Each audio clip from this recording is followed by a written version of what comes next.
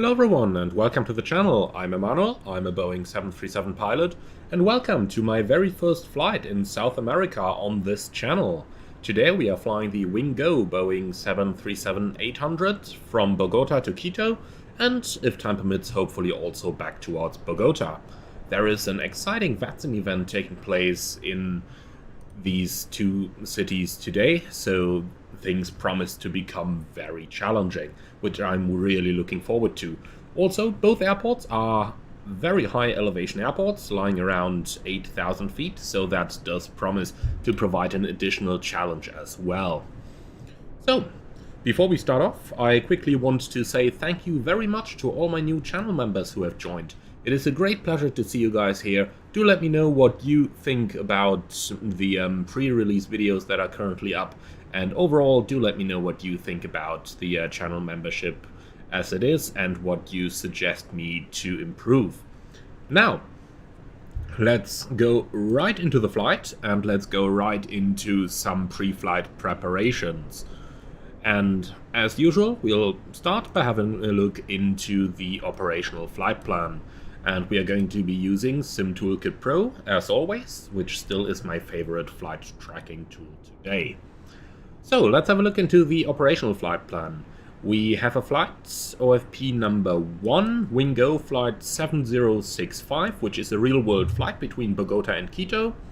The departure is planned in about half an hour, and we are planned at flight level 360, which is the optimum flight level according to SimBrief.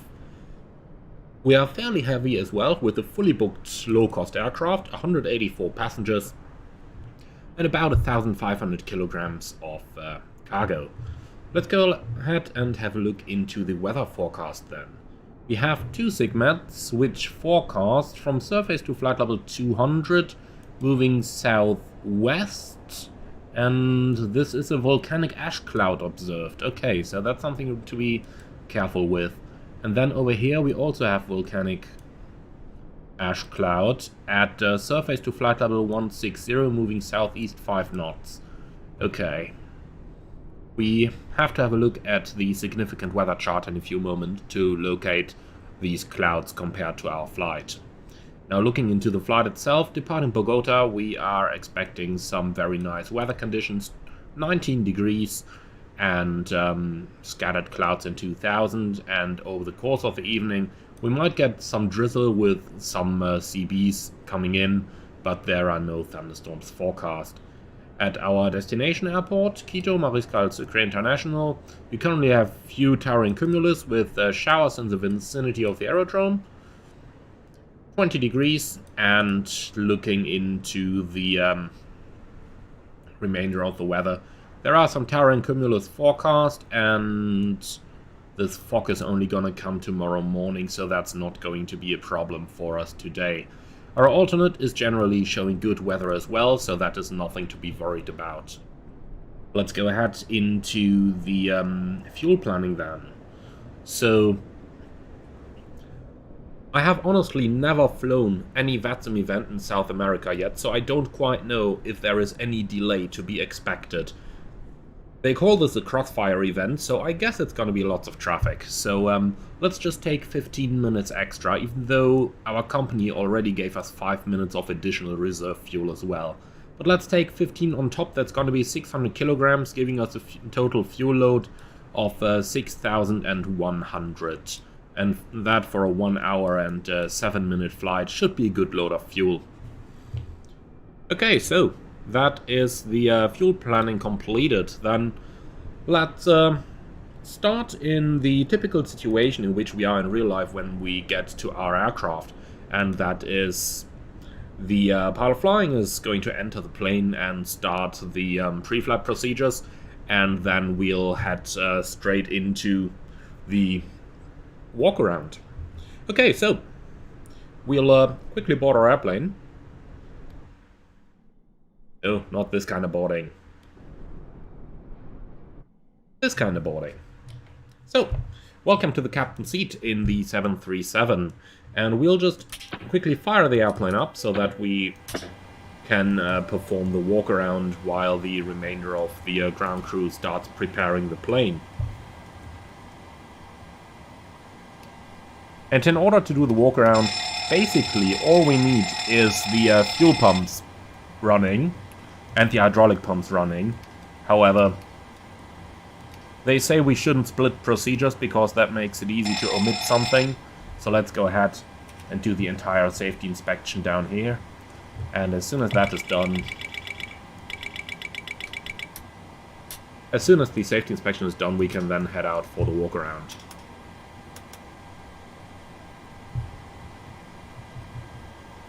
Okay, so area outside is clear. Let's put the pumps on. And that's it. So, PMDG ground services, you can order the fuel truck. We set 6,100. 184 passengers. And let's get some ground crew as well. 1,000 kilograms in the front hold, 500 in the aft hold. Okay. So, let's go right into the walk around then.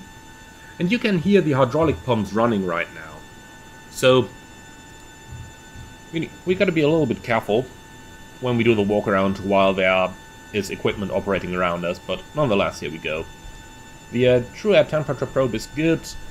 The Captain pitot probe and the Captain AOA sensor are looking good. Let's go into the wheel well. There is no damage to the steering mechanism, especially no damage to the cables over here. I once found a bird sticking right in here beyond the cables. That definitely needed to be removed. Also, there is no damage to the tires. Looking at the radome area, all looking good as well. And then coming to the other side, the first officer static probe and the standby pitot probe. And of course the first officer's AOA vane, looking good. No damage up here to the front. And looking at the nose gear doors and the nose wheel itself, no hydraulic fluids or anything leaking here. Very good. So then, the static ports, all of them looking good. Let's go down here. And the oxygen disc has to show green. If that thing doesn't show green, your plane is grounded. And let's quickly get around this equipment. So, no damage on the airframe. There is no bird sitting here beyond the ram air door. And the retractable landing light is looking good as well without any damage. Leading edge looks good. Landing light looks good. The thrust reverser pins that would be sticking out here if they were installed are not installed either. And then fan blades. Engine is windmilling a tiny bit when there are some gusts over here, it seems, so we'll keep a bit of a distance. Yeah, here we go. Now also look beyond the fan blades to see if there is any feathers or anything along that inner core of the engine. I did already find a bird there once, which really didn't belong there. Also the engine's TAT probe, looking good. Then looking below the engine, very important, make sure those hatches up here are closed, so that we don't see the cowling flying away like we did in a couple famous Airbus videos. The leading edge is looking good. Blitz scimitar winglet looking good as well. The fuel truck did not run into it. And the lights are working. We've got both pitot static probes installed. Okay. No damage to the trailing edge of the wing. And coming on to the right main gear. The gear pins are installed and sticking out fairly nicely. If these over here were flush with the metal here, that would be a sign that the brake would need to be replaced. Now, normally, if you have about a millimeter sticking out over here, that gives you another 7 days until the brakes are worn, so that's a sign for maintenance as well. Looking at the other side of the gear, no bird sticking up here, no braking fluid leaking, no hydraulic fluid leaking, very good. And I'm not even gonna go into here, thank you very much. Okay, so Aft cargo hold, looking good, no damages. Up here we can already see the elevator field probe on the first officer's side. And that is looking fine as well. APU door is off.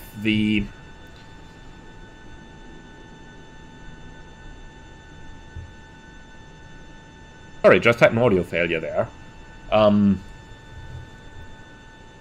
Everything is fine over here. And then we continue towards the tail skid. No scratches over there, and the green part on the top of the tail skid is still visible. And, yeah, sorry. I just noticed my audio quit for a second, so what I said in that time is that the outflow valve is open as well. Okay, APU exhaust looking good. And then on the other end side we have 3 static dischargers on both sides of the stabilizers. 4 on top of the vertical stabilizer. Going to the front, the captain's elevator field probe is looking good, and there is no damages over here, no water leaking out. And then we can go ahead and basically check on this side what we checked on the other side already. So I'm not going to comment too much on this side. Just a quick look. Also look into the back of the engine, see if there is anything lying in there that's not supposed to be there. I have found some baggage IDs and everything in there already, so it's unbelievable what kind of stuff you find at an airport where you would think like, hey, isn't this a sterile place? Okay, no thrust reverser pins. Let's look below the engine, no scratches, and the latches are in. Fan itself is looking good, no damages. Also nothing beyond the fan blades. Leading edge flap is good, the ram air door is good, and there is nothing in here. And then let's go all the way to the front. We have the static ports, and finally the air stair access door is closed as well. Okay, perfect, that's the walk around completed, so let's head right into our airplane. Welcome to the 737 cockpit. So, they have of course not started loading or boarding yet. No surprise, but let's get them going now. And you may start refueling as well, please, thank you. Enter IRS position, okay then. Before we do that, let's quickly do the standard checks. Light test, make sure that all the lights are properly illuminated. Do note the pack lights are failed, both of them. That is definitely not supposed to be, but that is a known bug with the PMDG 737 at the moment. Apart from that, however, looks like all the lights are working. Test the oxygen mask. Make sure that the needle doesn't drop more than 100 psi while we are carrying out the test for 5 continuous seconds. And that looks good to me. The align lights are flashing up here because the IRS has basically finished the alignment process. However, it still needs us to insert the current position. So let's go ahead and do that. Enter IRS position, it says the same down here as well.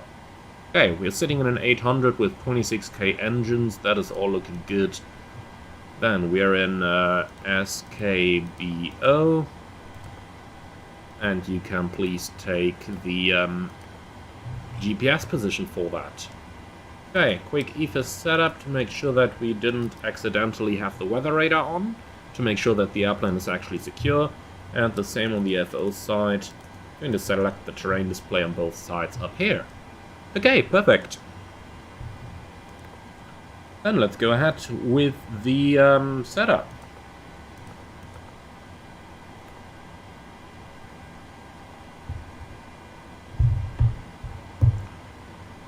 So, we are going to fly from Bogota to Quito. And let's see if we can finally find flight number as well. I did search one before. And here it is. Romeo Papa Bravo 7065. That's going to be hard to remember for me. Never used that call sign before. Okay, SimBrief planned us from runway 32 right. I'll initially just put in whatever SimBrief said here, so if we might have to correct that later on, then that's the case. Okay, Quito runway 36 they say. Let's see what we have there. Several different ILS approaches. Let's see if it works anywhere similar to what it does in Europe, then we just select the Zulu and we entered Quito VOR, so let's just take that transition. Activate, thank you, cost index 6, reserve fuel 2059.4, and we are gonna climb to flight level 360, which is the optimum level according to SimBrief. Average wind 308 at 15.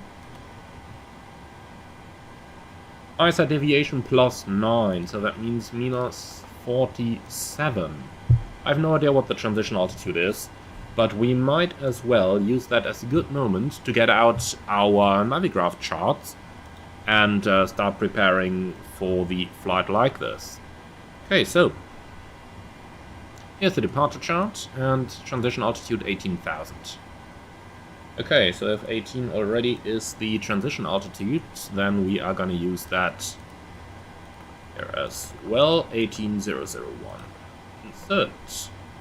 Okay, currently 19 degrees. This is a habit from my airline, because we have the non-aspirated pitot probes, and thus we need to enter the temperature manually. That's just how it is in my airline. So my apologies for that little habit there. Okay, next up we do need our...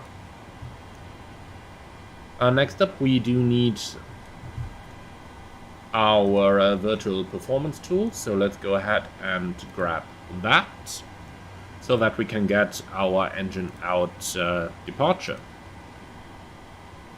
And here we have it. So we're going from SKBO, runway 32... That doesn't quite... Still says 31 in here. Okay, let's see. Select engine failure procedure. Check comments, check comments. Okay. Don't have the comments here right now, so let's just go with the first one. So, at 10.3 miles from Bogota, right turn, max 175, intercept proceed on radial 229 outbound Zulu India Papa. Check comments. Okay. Well then, let's use that. So, Bravo Oscar Golf /10.3, and then we need Zulu India Papa, and they said proceed on the radial 229 inbound, so 229 inbound, we'll just enter 229.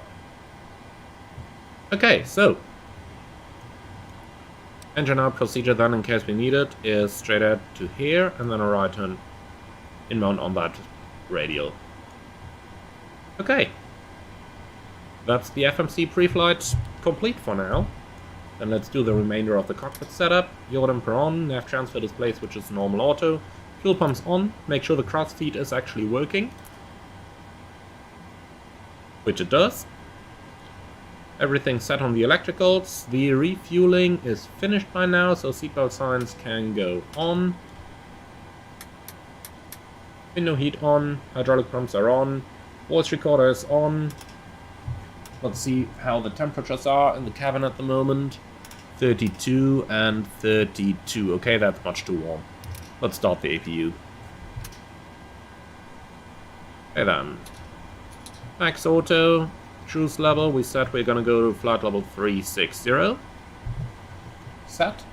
And now comes the big moment. Destination, landing altitude elevation, 7,900. Okay, so let's start turning. And here we go.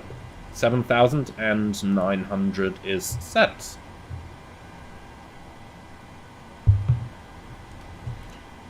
Okay, we do have maintenance here, since this is the home base of Wingo Airlines, so right ignition is in use.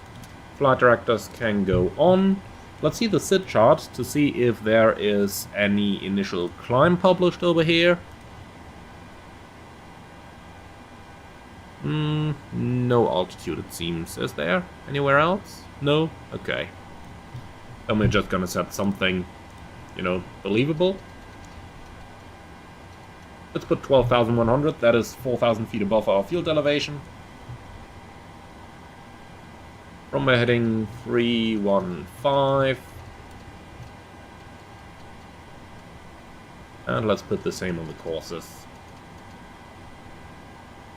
It's an hour of departure anyway, so that's it. Okay. Auto brakes armed, fuel flow is reset.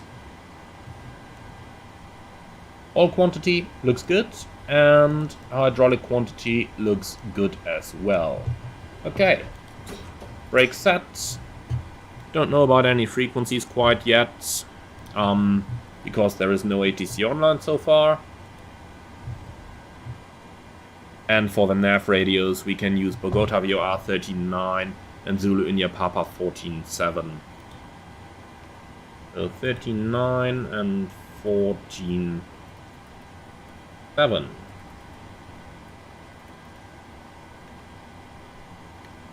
Audio control panel, we want to listen to VHF Radio 1, flight interphone, and we want to have that stuff on the speaker.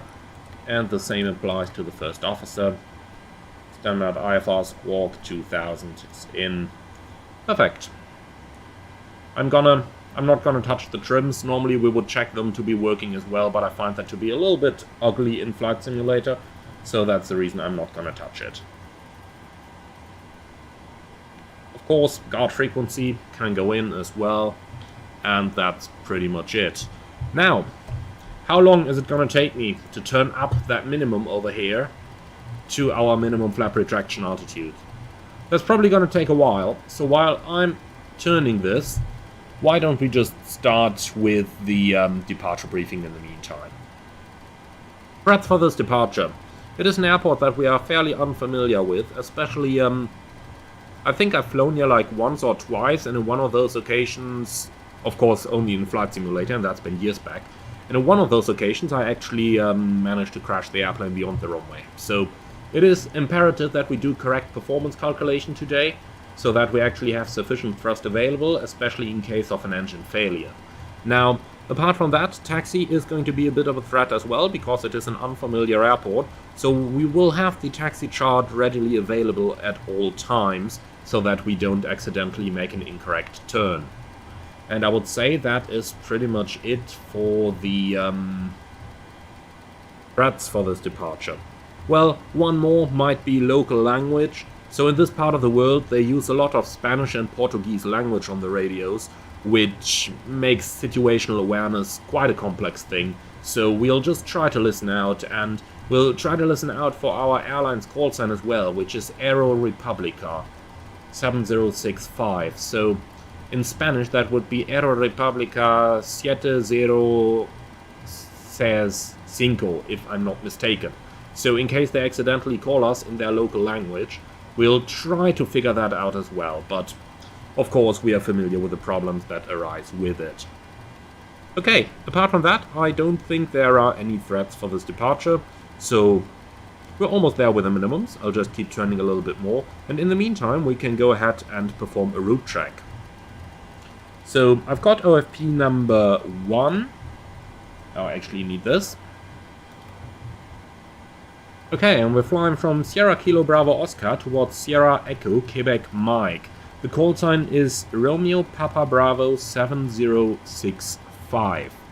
And that is in. Okay, so for the routing, we are proceeding via the Vapom to Romeo departure towards Orega, direct Bocan, Uniform Papa 778 Quebec India Tango.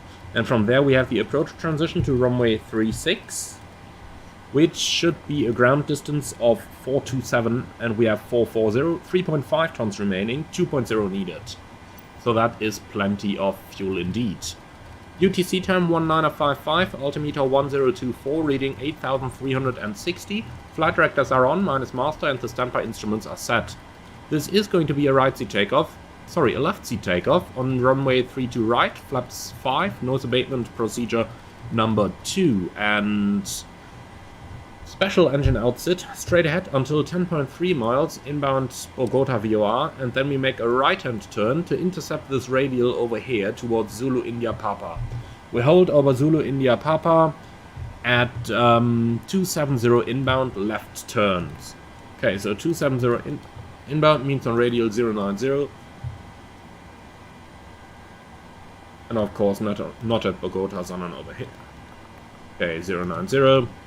Okay, left-hand turn. So basically like this, and then to the right, intercept this radial, hold over here, so parallel entry, and then left turns like this. Okay, we can live with that. Above 80 knots, I will only reject the takeoff of fire warning, engine failure, predictive wind shear warning, aircraft unable or unsafe to fly. If I call stop, I will simultaneously close the thrust levers, disengage the auto throttle, apply maximum manual braking, or verify operation on the RTO auto brakes. I will apply maximum reverse thrusts, and when the aircraft comes to stop, I set the parking brake. If you call stop, I will note the brakes on speed and call speed brakes up or speed brakes not up and thrust reverse normal or abnormal indications. I will call 100 knots, 80 knots, 60 knots and the runway distance remaining. I verify your actions and call in emissions. I will call auto brake disarm and select flaps 40 when the parking brake has been set and advise ATC of the reject. We then identify the failure and carry out any drills as appropriate. If we decide to evacuate the aircraft, we read and do the evacuation checklist. Time permitting, we'll pull the CVR circuit breaker. You grab the lid, then we get out. If the call before V1 is keep going, there will be no actions below 400 feet except to cancel any warnings and raise the landing gear with a positive rate. At 400 feet, verify heading select and carry out the memory items. At the MFRA, we will buck up and retract the flaps on schedule. Flaps up no light, select level change, max continued thrust, engage the automatics, non-normal checklist, normal checklist, PIOC, NITS, PA, and then we decide on the further course of action. So now things are going to become a little bit more interesting once again. We are parking on stand number 49, which is up here. So pushback is going to be to either of these engine starts points, I assume. And then taxi with a right-hand turn onto either Bravo or Alpha. Probably Alpha. Yep, definitely Alpha. And then Alpha all the way for full-length runway 32 right takeoff. Our departure is located up here. On a chart 10-3 Echo, effective 29th of December 2022, and it's the Vapom to Romeo. Okay, so let's see, in the FMC, we have runway 32 right, Vapor to Romeo, Orega transition. So, transition altitude 18,000 versus 18,001, and for the routing, we proceed straight ahead to the departure enter runway, and then Bravo Oscar 503 above 9,600 feet. Try to see something. Here it is. Okay, departure enter runway 503 above 9,600. Then it is a left turn 267, 3 miles and another 6.4 miles, so 9.4 miles to Bravo Oscar 549er at 12,000. So that's going to be our initial climb, and that's pre-selected already. And then we continue to Bravo Oscar 505, between 12 and 14,000. We have that up here. And then 225, 24 miles, Bravo Oscar 527, at flight level 200. And from there on, right turn 251, 24.5 miles, inbound to Vapom, and that's again at flight level 200. And then on 241, 33.7 miles towards Orega, and that one is above level 200, which is actually not in the FMC here. See, that's why we're doing this stuff. Okay, above flight level 200, and that's in as well. Do you have any questions, comments, or suggestions on the briefing? Probably not. Okay, let's take that parking stand chart as well, and then we should hopefully be prepared. Okay, so,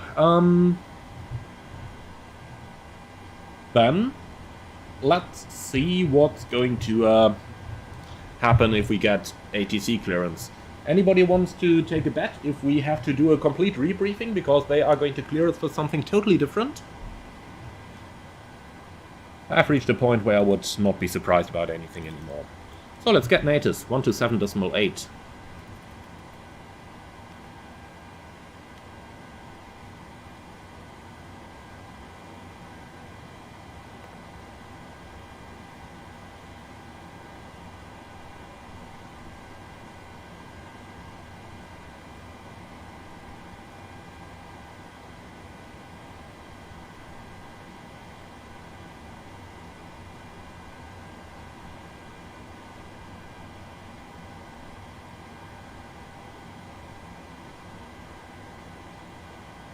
Oh boy, there we have it.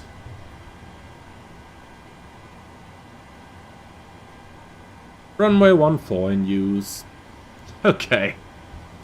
So we actually gotta redo this. Didn't I tell you something like this would happen? Let's try that again. Vapor to Romeo towards Orega. Insert that. And here we go. So, I told you we'd have to rebrief, right?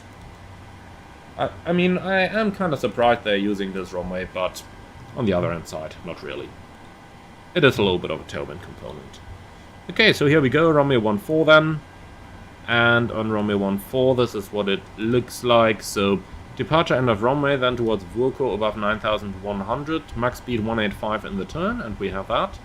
Then turn right towards Soacha VOR between 12 and 17,000.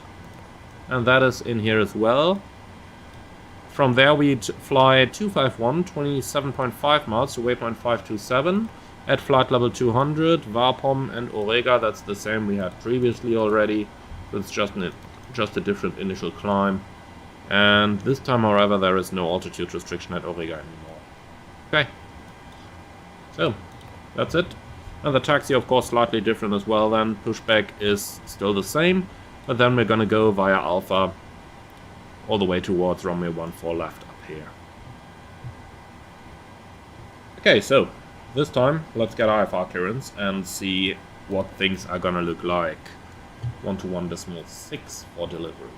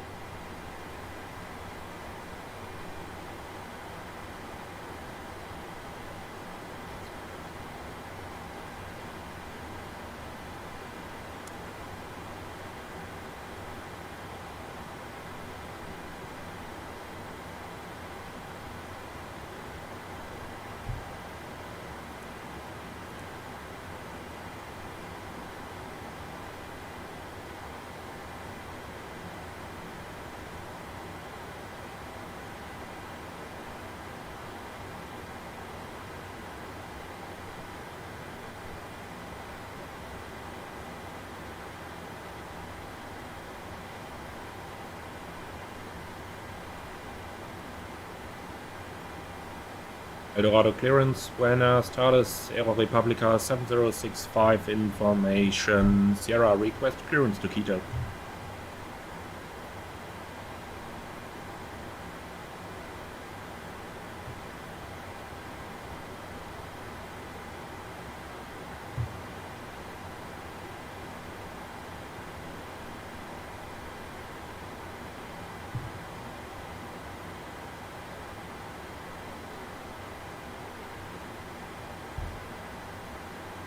Republica 7065, cleared Quito, Varpom to Romeo, Orega transition, flight level 360, squawk 1364, initial climb 13,000.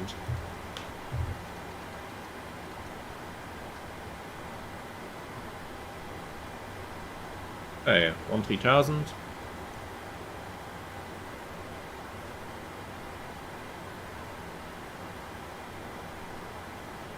I told you he talked Spanish to us. Republica says 0 set 5. Sorry, my Spanish is not the best. For pushback 1218. Okay, that is about all Spanish I speak. From here on, we are only going to talk English to them. Okay, squawk 1364, climbing to 13,000. And of course he did not tell us the runway, so we'll just assume it's going to be 14 left. 14 left, Vapor to Romeo, Orega transition.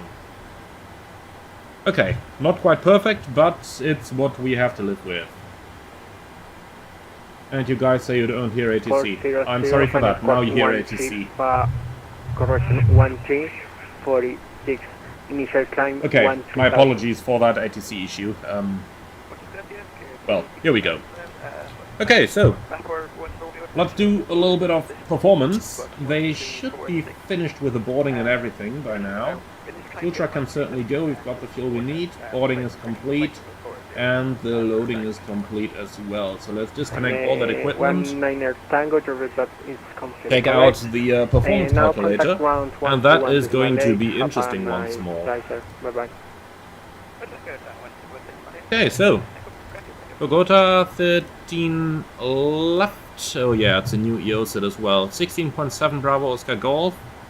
Right turn max 175. Intercept proceed radial 090 inbound Sierra Oscar Alpha. Okay, let's do that. So 16.7 miles outbound Bravo Oscar Golf. And then we need Sierra Oscar Alpha on radio 090 inbound, so 090, and then hold at 296 outbound. No, sorry, actually at Sierra Oscar Alpha, turn on 296 outbound to Alpha Bravo Lima. Okay, 296, and then Alpha Bravo Lima we can't even enter, so we'll just put that at the end of the legs page. Sierra Oscar Alpha. And then towards Alpha Bravo. Claim 09er, good afternoon, sir. Can you confirm Okay, the hold, gate that next, Alpha Bravo Lima. And then we are gonna put 080 inbound right turns. So 080 right hand turns, that is in. And we have nothing very important in the comments. The only thing we need to check for is the MSA in that sector, so that we don't actually fly all the way up to you name it. So let's see, looking at that departure chart, is Alpha Bravo Lima anywhere here? No, but 13.1 is the MSA. Okay, so we're gonna climb to 14,000. Okay. So the new engine out procedure then, straight ahead to here, then a right turn on 090 inbound, 296 outbound, and looking at this Alpha Bravo Lima is where we are going to enter the holding. Okay. So with that, that stuff is done, so let's go ahead and Claim 09er, Bogota departure. do that performance as I said. Well, now So 13 left, let's take Alpha 5 intersection, wind 050. Transition. At 6, temperature is 20, QNH 1022, op max 5, auto off. No takeoff allowed. Oopsie. Okay, let's take the full length. What do we get? 60.9 is... okay. Let's do optimum. 61.8.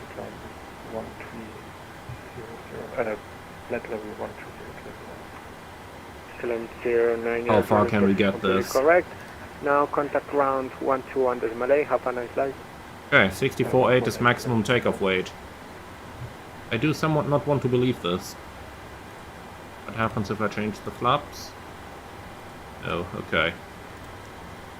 Well, okay, so 64.8 is maximum. Are we on the correct aircraft type? And then 800W... let's actually see. Select new aircraft. We want a short-field airplane. And we have steel brakes under EASA rules.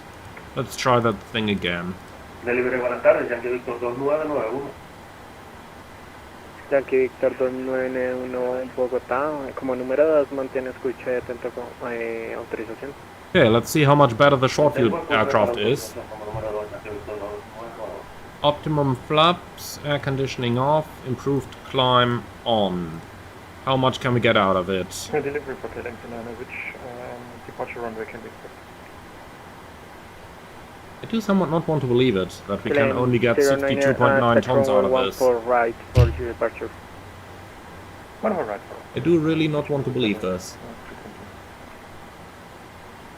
República 70. Because this would mean we couldn't even do this flight. Let's see, rating, we're on optimum already, and it does calculate a full 26k. Optimum flaps, air conditioning off, anti-ice off, improved climb on. That is literally the best we can do from this airplane. 130, capitán. And sorry Inach, Navigraph is removed. Okay. Can we get anything better? No, that is the best runway already. Okay. That is interesting. But why do I get a worse max takeoff weight in the short field aircraft than I would in the standard aircraft? That doesn't make any sense. There's got to be something wrong with the virtual performance tool here. Because this is definitely... doesn't make sense to me. 706, colación completamente correcta y atento a Only confirmación 63 tons. de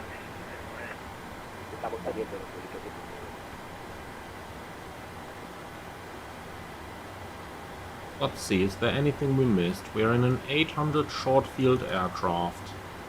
Bogota 13, full, dry, 050 at 6, 20 degrees, 1022.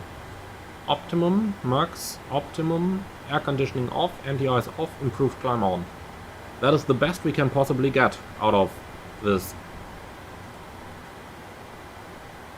Get 62.9. That just doesn't make any sense. Okay, if I'm honest with you, I don't quite trust this to be correct. You've got to be able to get more than 62.9 tons out of an airport like this. They are flying long distances with 737s from this place to the United States. So, I don't know what the tool is doing here.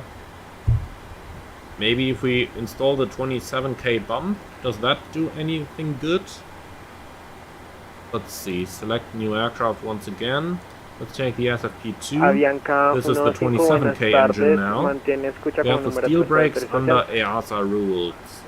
Let's try that once again. República 7026 Bogotá.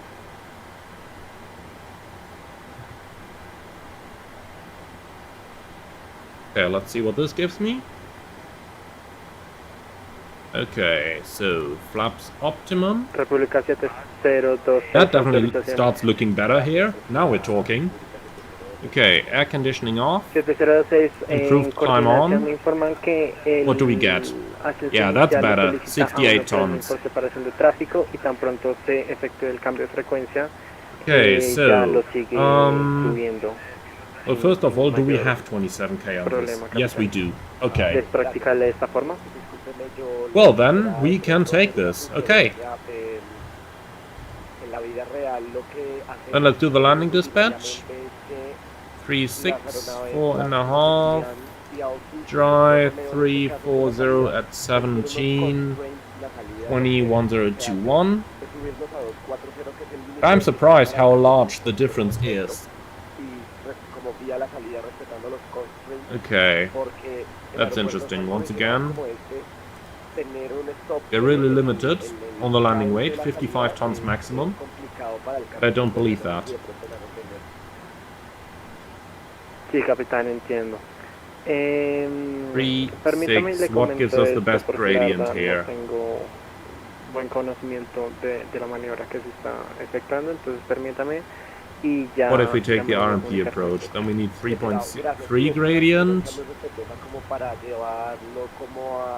Let's calculate this. Okay, that's better. 60.4. What does it look like using Club 40? Less, okay, expected. And what if we go air conditioning off? Okay. 61.3 is our limiting landing weight in Quito. Yankee And that is Victor using the 292, RMP approach, so we'll have to do a little bit of me fiddling with the confirma performance el there. estante en el que está. Okay, so 61.3. Let's see real quick what the expected landing weight is. 61.8. Okay, so we've got to burn a little bit extra fuel to get it down by 500 kilos. That's gonna make it interesting.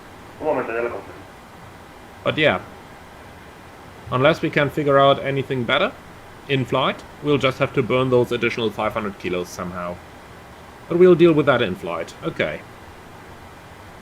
Weight and balance.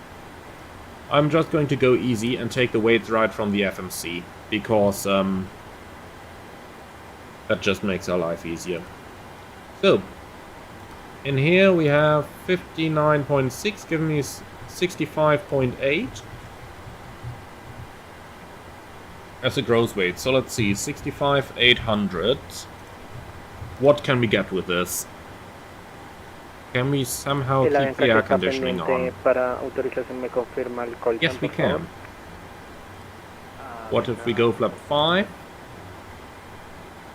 Yes, we can. Okay, so flaps 5, 27k takeoff. Let me show that to you. This is the calculations we have right now.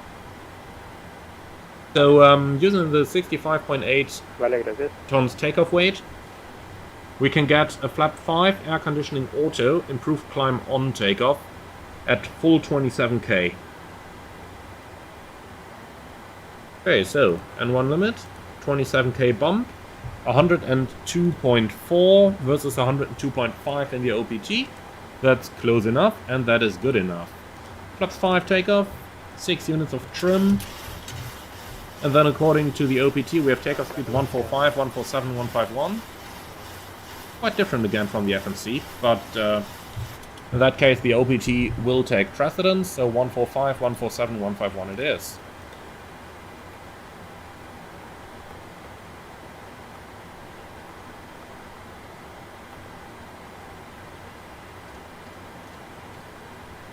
Okay.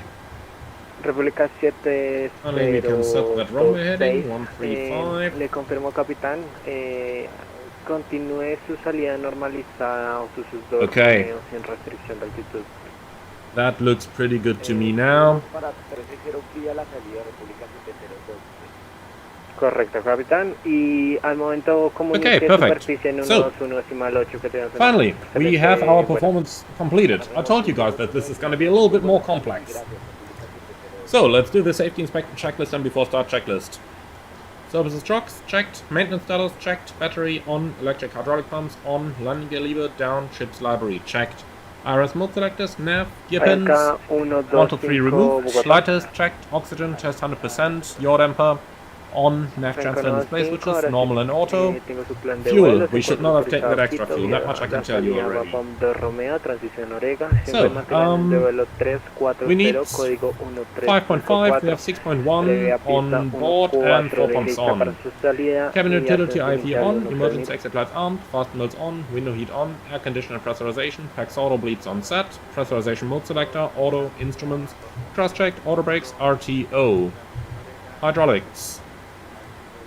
Normal, speed brakes, down, detent, park and brake, set, step and cutout switches, normal, radius, radar and transponder, set standby, rudder and aileron trims, 3 and 0, takeoff briefing, discussed, PA, let's consider that complete, FMC CDU, set, M1IS box, we have automatic, 27k full, speed 45, 47, 51 set, stop trim, 6 units set, performance weight balance, sign send, phones off, Correcto, capitán. Simplemente para mantener un doors to go. Okay, so APU is online. Let's start to get GSX to prepare for the push. Handling by Avianca is good enough for me. Ground power can go, chocks can go. Actually, what are they doing with the jetway? That's going perfect. Okay. Chocks can go, doors can go. And with that, we are ready for push. So, 1.1.8 they said for the push.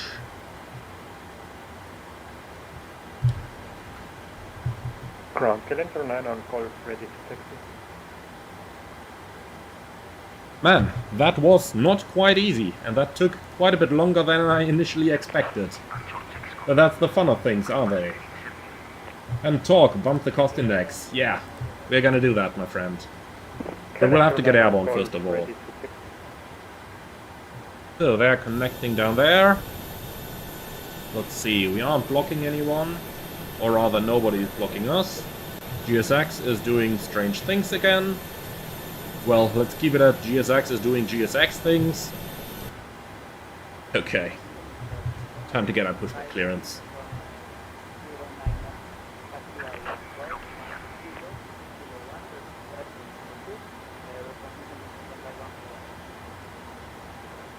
Call, Mike, Kilo for Kilo 2, calendar 9. Bogota ground, good evening. Republica 7065, request pushback and startup.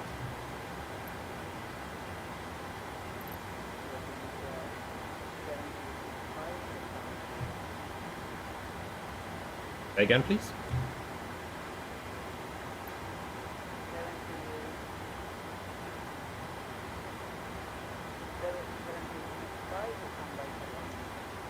Roger. Okay, stand by. Then we can quickly say hello to the passengers as well. Ladies and gentlemen, a very good evening from the flight deck. This is your captain speaking. My name is Emmanuel. In the name of Wingo Airline, I would like to welcome you on board our flight to Quito. Flight time today about an hour. We expect a smooth ride at 36,000 feet. We would like to thank you very much for being with us. Sit back, relax and enjoy the flight, and if there is anything we can do to make it more enjoyable, please do not hesitate to ask any of our cabin crew. The cabin crew is shortly going to point out the safety features on board this Boeing 737-800 aircraft. I would like to ask you to pay your full attention, as that is not just for your own safety, but also for the safety of the people sitting around you. Once again, thank you very much for your attention, and welcome aboard.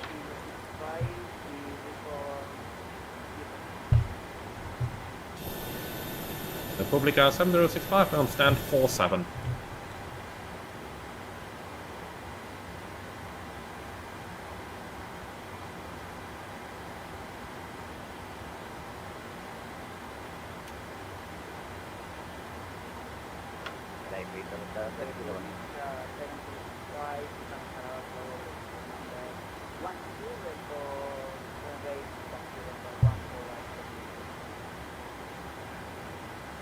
Republica 7065, I just confirmed we are prepared for Romeo 14 left. That is what delivery told us. Are you saying 14 right now?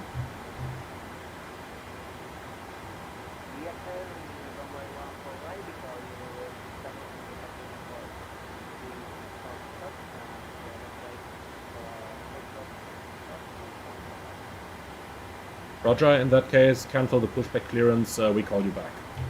Fuck's sake! So we gotta do that whole shitty performance and departure briefing for a fucking third time. This fucks me, really. 14 right. Takeoff speed's deleted. Yep. To Romeo, Orega, execute. Roger, we're Where going to is go that to stuff? 14 right via Echo Mike, Kilo 1, and we will Why call can't they back communicate for, correctly here? Man. Okay, go 120. So, we do this shit again.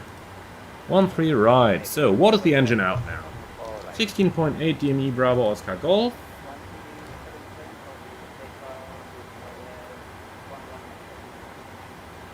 Okay, 16.8. Calendar 9 I'm approaching Kilo 2. Okay, so when crossing radio 076 Sierra Oscar Alpha, turn... No, that's at 16.8. Turn right, intercept and proceed radio 090 Sierra Oscar Alpha, then 296 inbound Alpha Bravo Lima. Okay. So 090, 296, and what we have at the end of the flight plan still applies. Okay. So that's that lovely stuff done. Then, dry runway 050 at 6.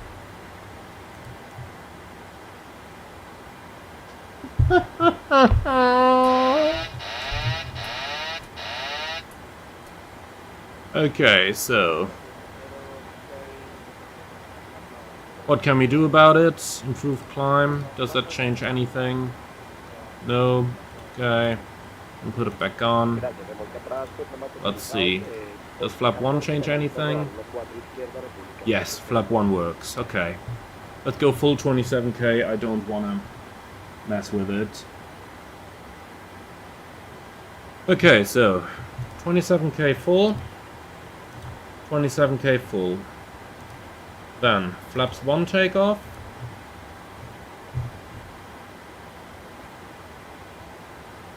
And the takeoff speeds are going to be 151, 155, 158.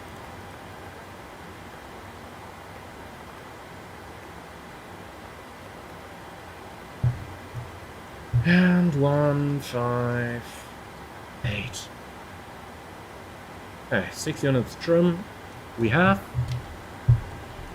Okay, so that stuff is done. MFRA 9360.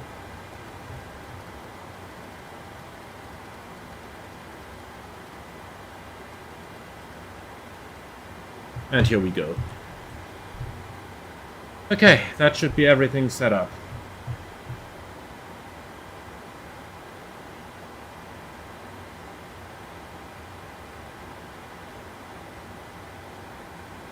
Okay, I think we have it now. The public car 7065 request push and start for runway 14 right.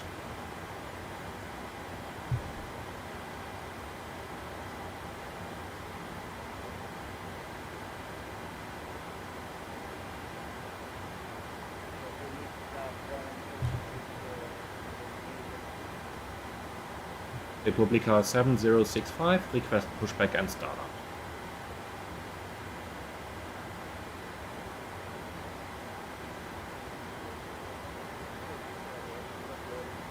No, no Spanish. Pushback.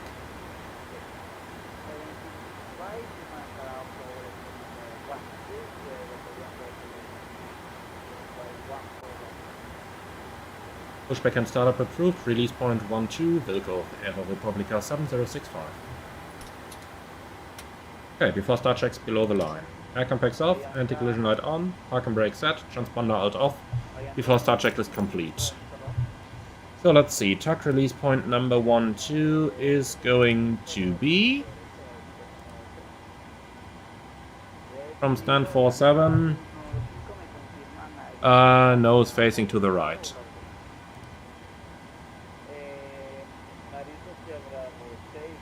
Okay, continue pushback, nose right. Brakes released.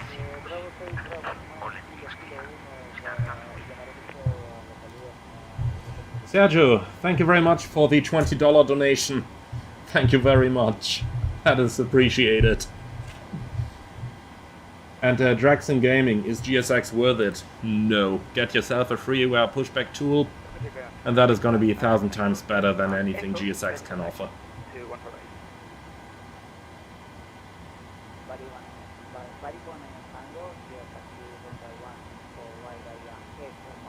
Okay, we are moving. Finally. Just took us an hour to get here.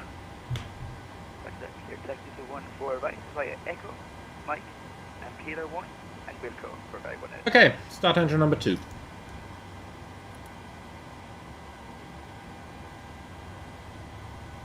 And 2. Oil pressure.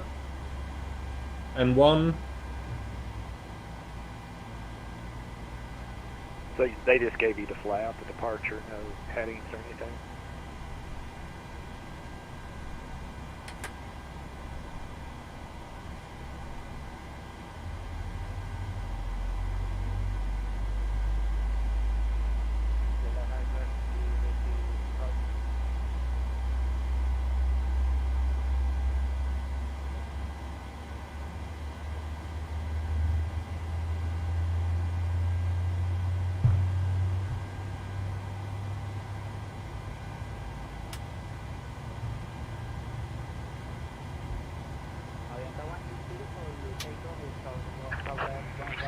Got a cutout.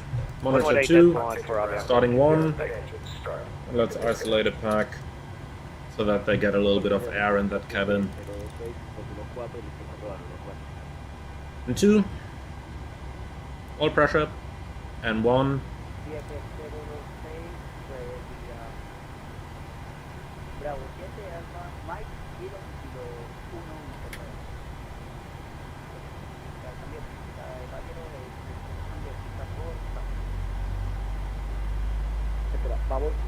Vamos a la pista 1, hasta la pista 1-4 derecha para virar por la izquierda. Afirmativo, ya que por tráfico la salida haría Creo que es al contrario, porque mi viraje es izquierda hacia el norte, cruzaría la trayectoria de la pista 1-4 izquierda, tal vez, ¿no? Data, cut out, monitor 1. 2, 4, 6, 3, number 1 stable. Okay, clear disconnect, clear signal on the left side with a pin, and have a good day.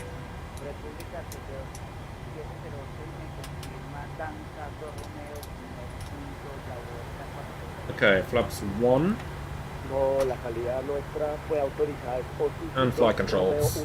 Full up, full down, neutral, full left, full right, neutral, rudders, left, right, neutral.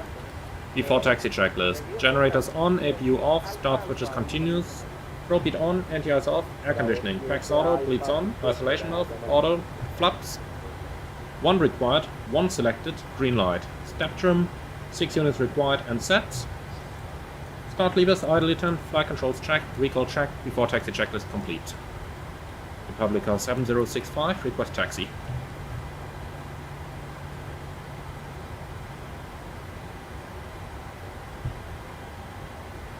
Come on, you can do it. Please.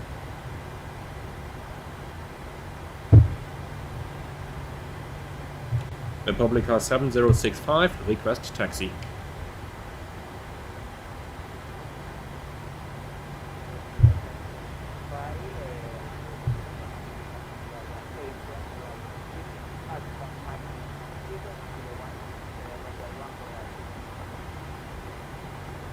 Republica 7065, taxi via the apron, Bravo 6, Alpha Mike, Kilo, Kilo 1, holding point 14 right. Okay, let's see what that is gonna look like. So, we're gonna go via the apron towards Bravo 6, that is up here. Then... wait a moment, Bravo 6 doesn't connect into Alpha. How does that make sense? We go via the apron. Bravo 6. Well, that doesn't connect to Alpha. Other than that, Alpha, Mike, Kilo, Kilo 1. Okay. Republica 7065, confirm you want us to go via Bravo 6 onto Alpha?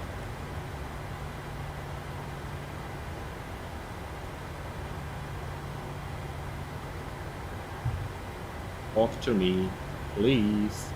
Talk to me.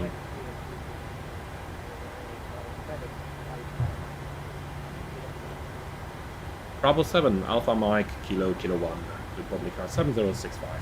Gracias. Okay, so, we got it. Brakes released, config.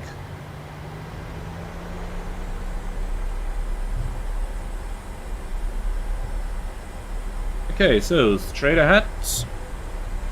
We're at tack release point 12, so we continue to the second to the right.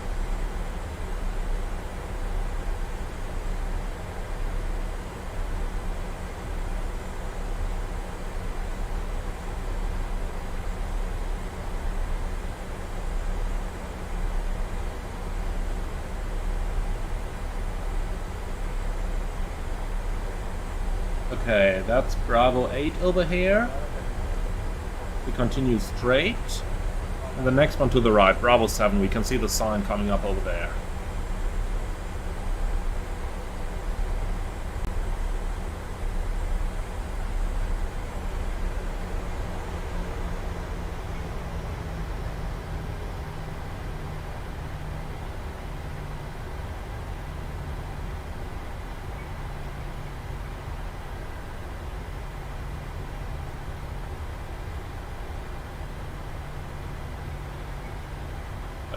Clear on the right.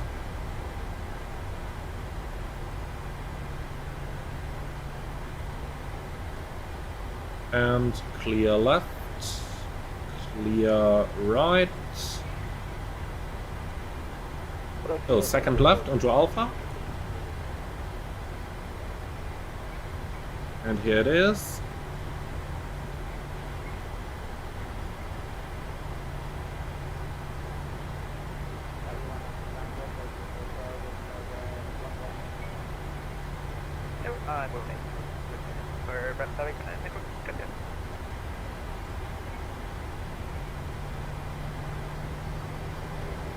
Okay, and then we go the third to the left onto Mike. So we are over here, then via Alpha, 1, 2, 3 to the left onto Mike.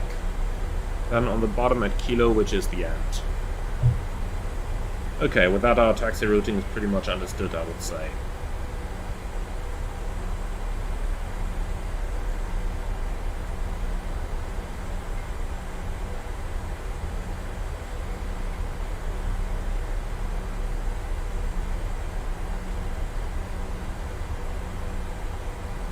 Okay, fine. We are on the way, finally.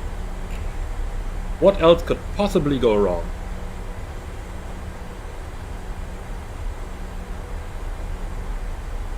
So, of those 3 taxiways, we take the last to the left.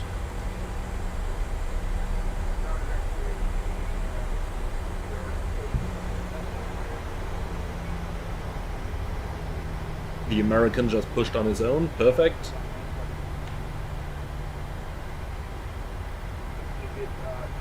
Okay, that's Mike left.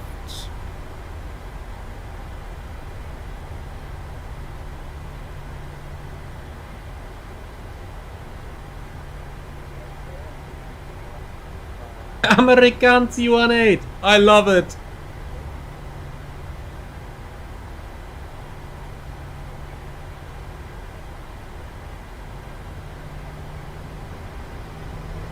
Okay, so straight to the end, let's go ahead with the before takeoff checklist down to the line.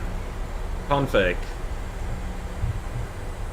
Checked. Flaps 1, green light. Step trim 6 units, set. Takeoff briefing. Left to takeoff, runway 14 right, flaps 1, noise abatement departure 2, and the speeds are going to be 151, 155, 158, set.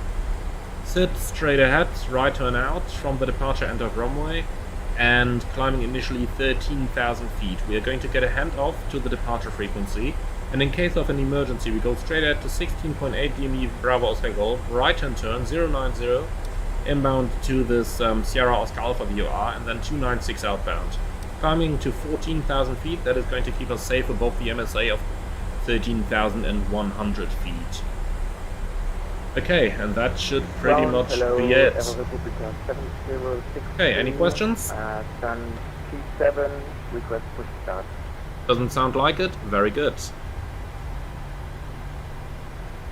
And look at where that guy is flying already. That much about takeoff performance. He's had like 2 kilometers of runway left there.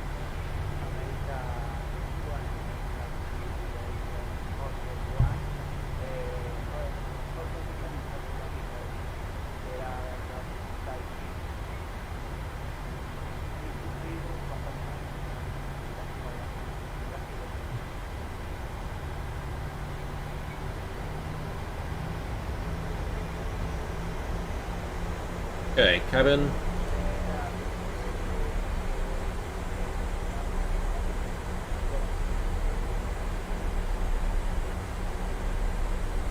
Yeah, Aero Republica 7063, request push start done 27. Okay, caution there, similar call sign. 7063 and we are 7065.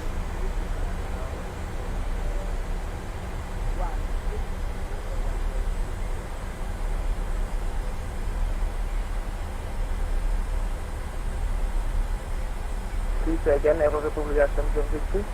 And he doesn't get it either.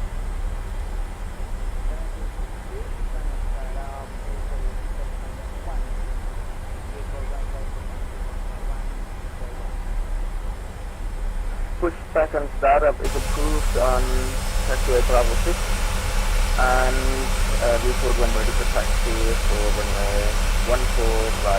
That will be less than 30.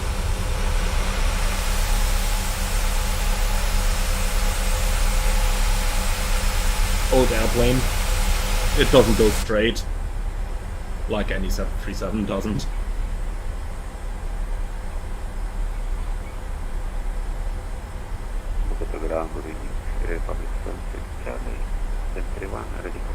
Okay.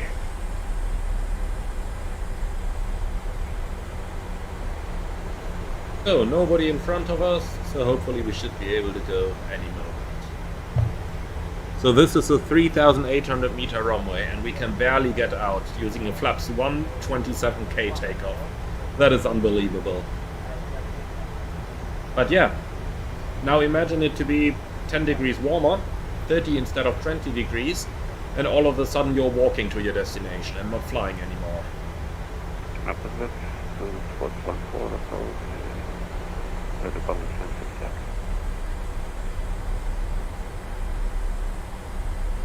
Bogota, hello, KLM 8 Juliet Tango, stand to request mission first. It must be interesting to fly a long-haul airplane into here. I imagine, or I remember a case of, I believe it was in Air France, Airbus A340 that overran the runway over here on takeoff because they just had insufficient performance available.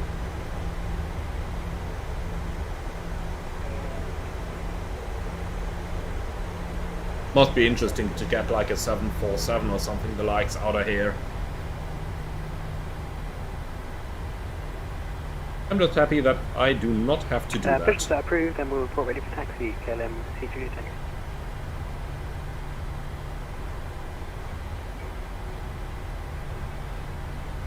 Republica 7065, ready for departure.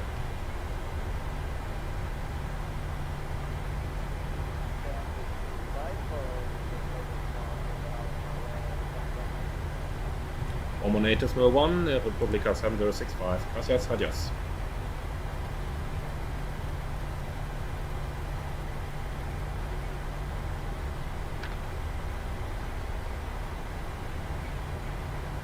I know why they call this airport El Dorado. El Dorado Tower, Buenos Tardes, Cerro Republica 7065, ready for departure.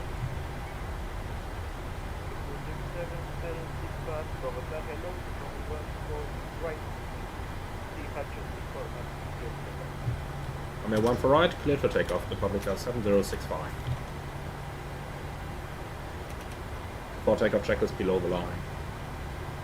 MCP, set, transponder, TARA, strobe lights on, landing lights on, before takeoff checklist complete.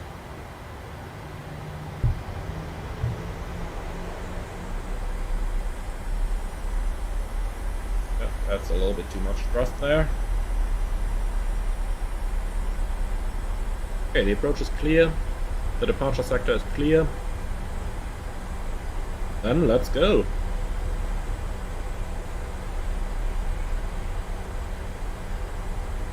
We are performance limited already, then we definitely want to take the full run. Okay, timing.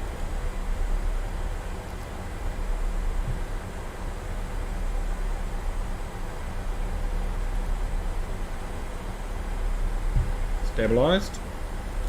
Set takeoff thrust.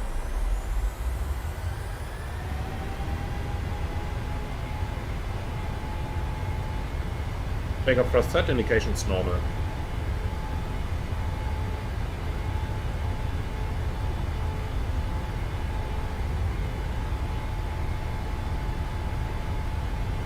Eighty knots.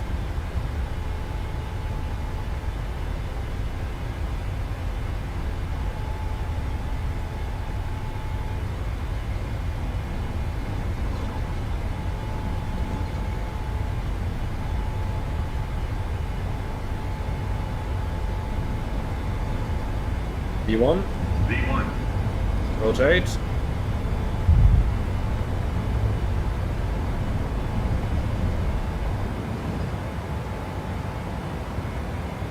Gear up. Positive rate.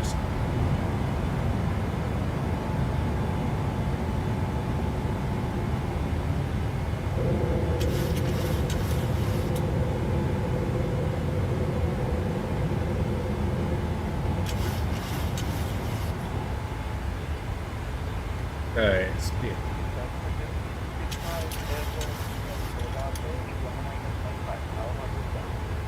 I'm on 9.5, Republic car 7065. Bye bye.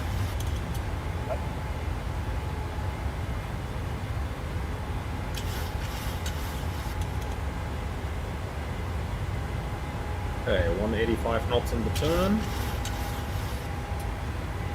Bogota approach, good evening. Republic car 7065, passing 10,500, climbing 13,000. Republica 065, radar contact crossing 11,000 feet. Continue climbing to flight level 240. Present position direct Orega, Oscar Romeo Echo Golf Alpha waypoint. Republic car 7065, climb flight level 240, direct Orega. Okay, set. 240 check. Orega. Execute. 706, Not available. Control 128, Back up. buen vuelo Ricardo. Bogotá Control 128 decimal 6, gracias. Flaps up. Speed check, flips up. 73. Building 19 or Tango, contact Bogotá Center, Come on, Dave. 128 decimal 6.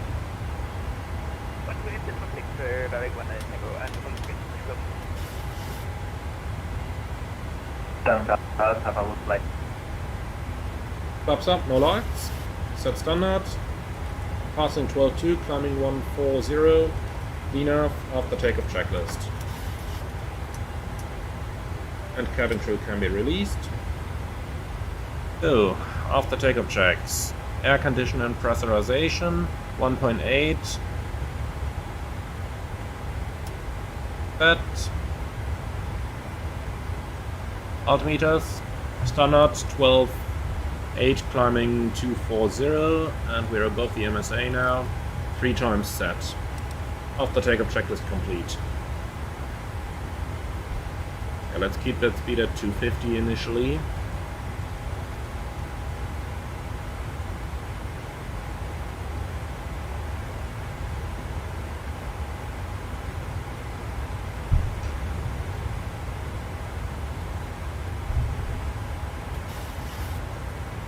So that was quite an interesting departure. However, we will have to call maintenance. And the reason for that is, I looked at the ground speed during liftoff, and the ground speed was 195 knots. The tire speed limit in the 737-800 is 185. So we exceeded the tire speed limit. Which is interesting, because technically speaking, we should not have been allowed the takeoff by the performance tool if it was clear that our rotation speed would be higher than the tire speed limit. So there definitely was something wrong with the performance tool for this takeoff calculation. However, exceeding that limit definitely means we have to call the engineering on the arrival. Now, I know that in certain parts of the world, certain airlines would just fly it back to their home base and then call engineering. But, well, I don't want to claim, like, I don't want to say an airline is doing that I have no idea about. So, we'll just keep it at that.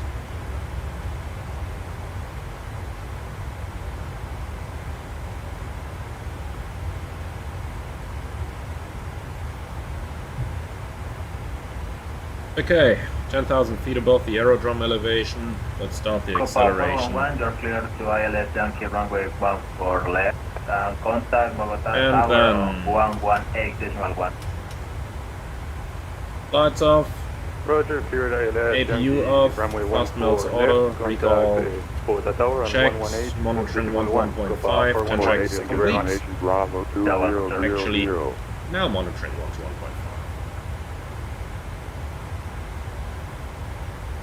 So, next thing to check is gonna be the landing weight.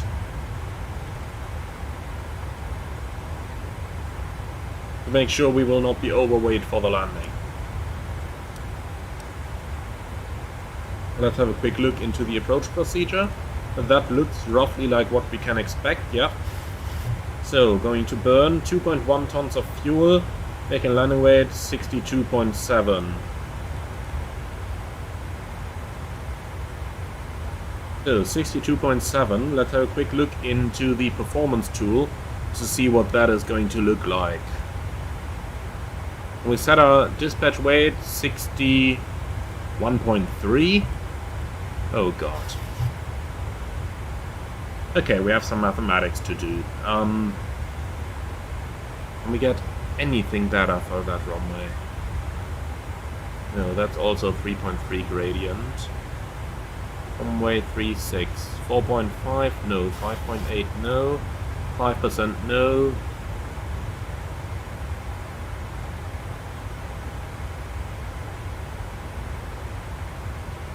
Well, if we take the circling approach, then we can get a 2.5% gradient.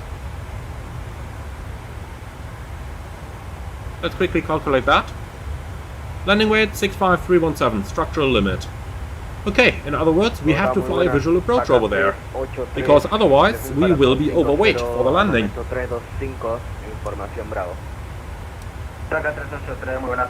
Okay, well, we are gonna come up with something. But that certainly promises to get a very interesting arrival.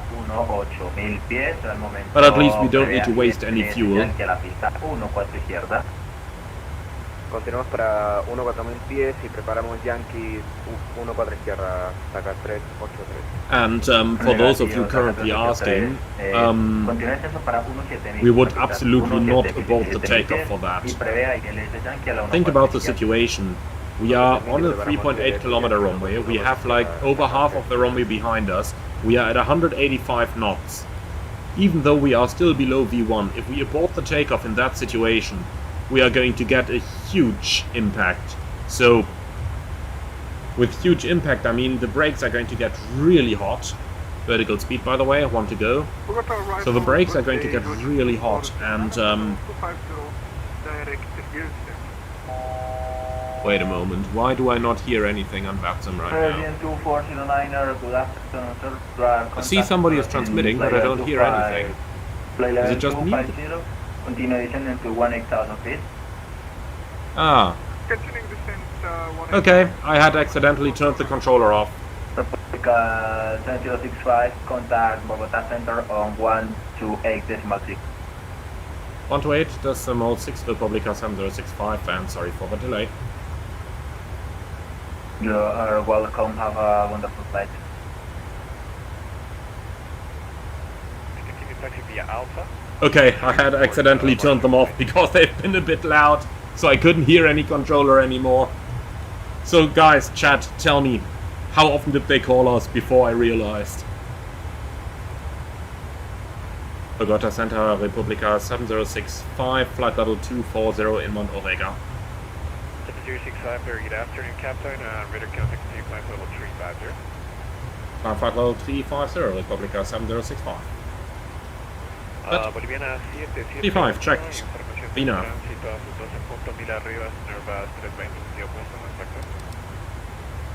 Copia del tráfico en Boliviana 788.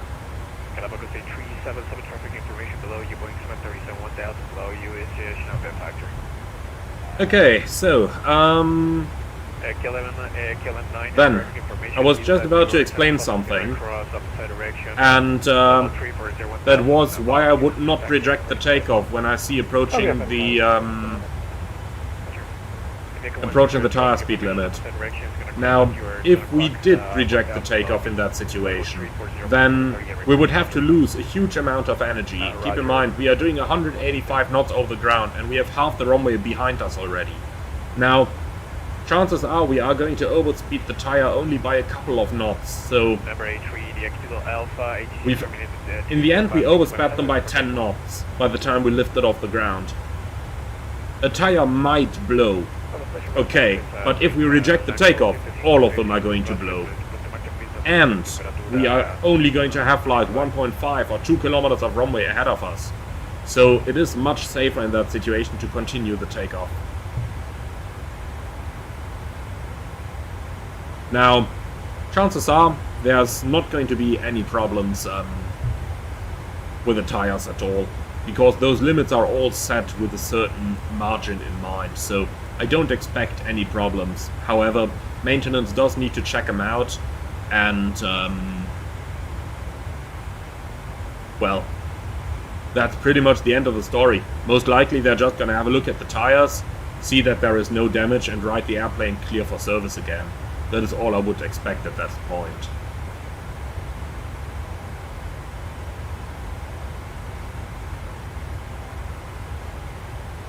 Okay, so let's see, how long is it actually to the top of descent? 259 miles, 55 to go, so about a 200-mile cruise. That is a pretty good length, so that we can actually prepare for the approach. Now, what is important now is that we check the weather as soon as possible, so that we can make sure that we are actually in VMC. Because if we are not, then we need to find an instrument approach. Because, as I told you, we need to do a visual approach, or at least a visual missed approach. Now, that does not prevent us from simply flying an instrument approach. However, in case of a missed approach, we will not be able to follow the missed approach gradient in case of an engine failure. So the entire idea about the approach that we are about to do in Quito is that in case we have an engine failure, we can fly a visual traffic pattern. Because only then we can land at the weight that we are going to have on the landing. If, for whatever reasons, we don't have visual conditions over there, then we need to meet that minimum climb gradient for the missed approach. And as we saw for the instrument approaches on a first look, that can give us significant limits on the landing performance. Now, let's quickly talk about the landing performance and exactly where the problem is that we are currently facing. Now, the legal requirements for being allowed to conduct an approach are that in case an engine fails on the approach phase and we execute a go-around, we need to achieve a certain minimum climb gradient. The default gradient, IFR, is 2.5%, so that it is, well, 2.5% is roughly something like 1 degree or so. Now, in Quito, due to the mountains around the airport, if we execute an instrument approach, we need a higher climb gradient, and that is always with an engine failed. So, as long as both engines are running, it is no problem to achieve those gradients. But if an engine fails, that is where the problems come up. And that is the reason why we are going to be limited on the landing weight if we need to follow a steeper missed approach climb gradient. Now, hopefully, we will not be limited, but we'll have to see about it. We'll do the mathematics when we're in cruise, and we'll also check the remainder of the charts then, so that we can verify that we actually do not have any better approach available for us. But from what I saw in the performance tools so far, the missed approach climb gradients that we had are approximately in the region of 4.5%, and that gave us landing weights of only 55 tons. And we are looking for something where we can land with about 62 tons.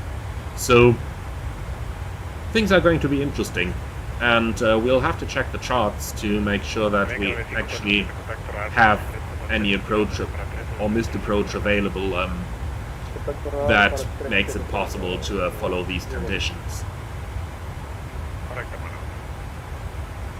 Bogotá, Central Williams, 788, ¿me confirma Okay. la pista llegada para nuestro amigo? So, we talked a lot about the missed approach, we talked a lot about the departure, we did not really talk a lot about our aircraft, so even though we ran the checklists, let's quickly do a complete scan of the panel to make sure that everything is actually where it is supposed to be. That is looking quite good to me.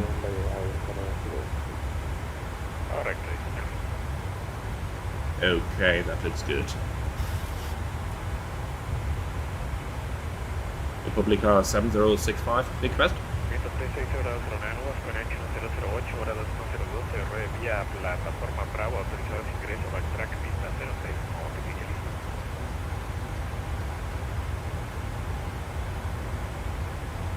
No idea what that meant. Out there. Probably car 7065, request. 65, go ahead. 7065, do we need an odd level or an even flight level on this route? If you'd like to, 350 is going to be your final, but I can give you 370. In that case, request 370, 7065. Roger, continue climb level 370, no factor.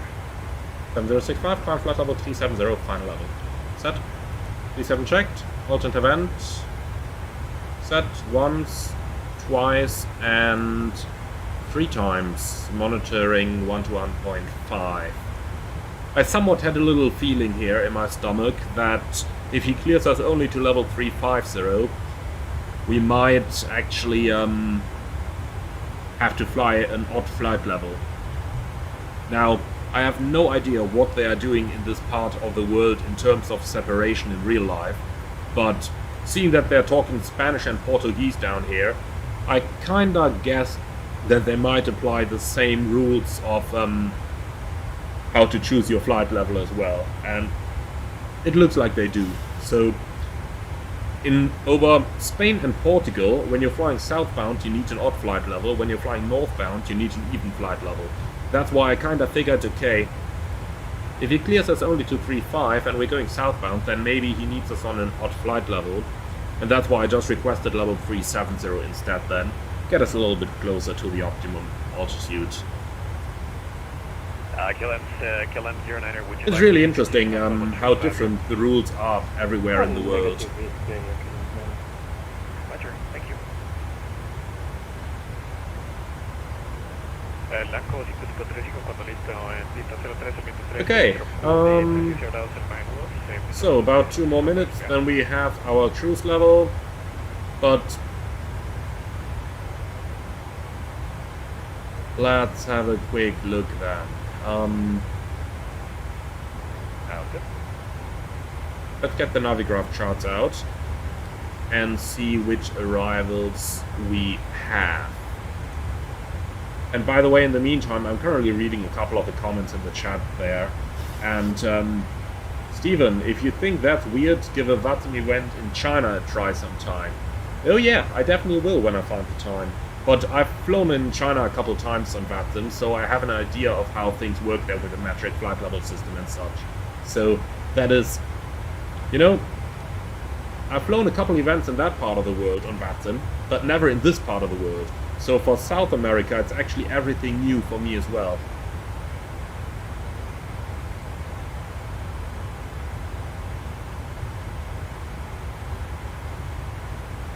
And William, hello, nice to see you here, and greetings to Hong Kong. And happy Chinese New Year. I totally forgot, with your calendar it's New Year today, isn't it?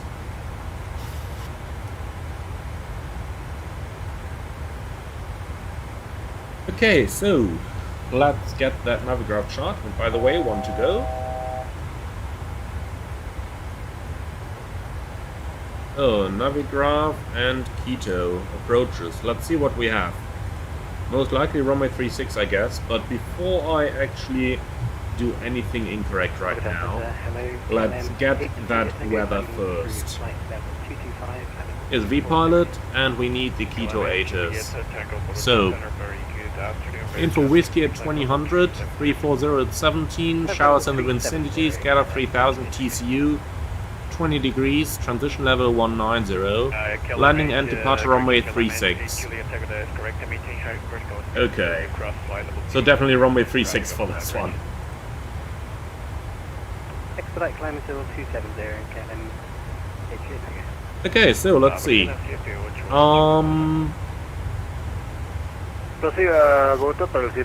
the straight-in ILS approach, we have a missed approach climb gradient. This is what we're looking for right now. 4.5% or 4%. That is too high, we can't do that. And we are leaving, or we are reaching 370 right now in some lovely turbulence. As always. Come on, plane, can you maintain that level or can you not? Let's give it MCT. And here we go. That looks better to me.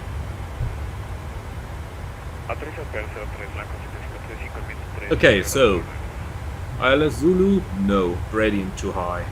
ILS Yankee, same problem, gradient too high. X-ray, same thing, gradient even higher. ILS Whiskey, still gradient too high, so the ILS approaches are out. RMPAR. Oh, we cannot do that.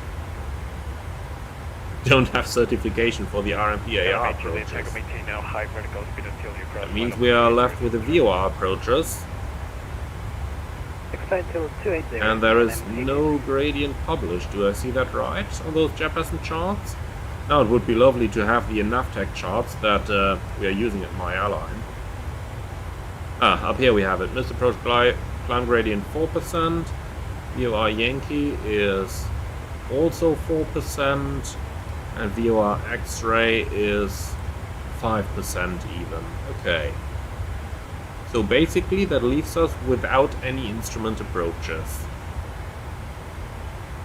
Looking at the weather, showers in the vicinity, but scattered 3000 TCU.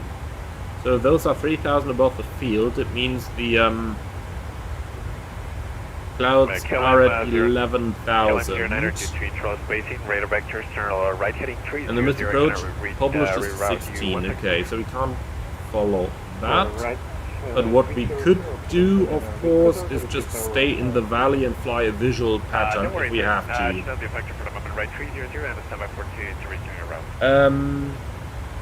Well, we'll get to it. Quickly from the chat, William, I have a buffet alert in the FMC. What is that? Well, buffet alert means you're getting to the low speed buffet, so increase your thrust to maximum to get out of that.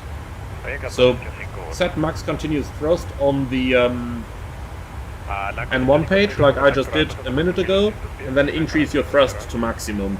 And if that can't increase your speed, then start an immediate descent, William. The buffet alert really is a warning that you are flying much too slow and that you are very short of activating the stick shaker. That's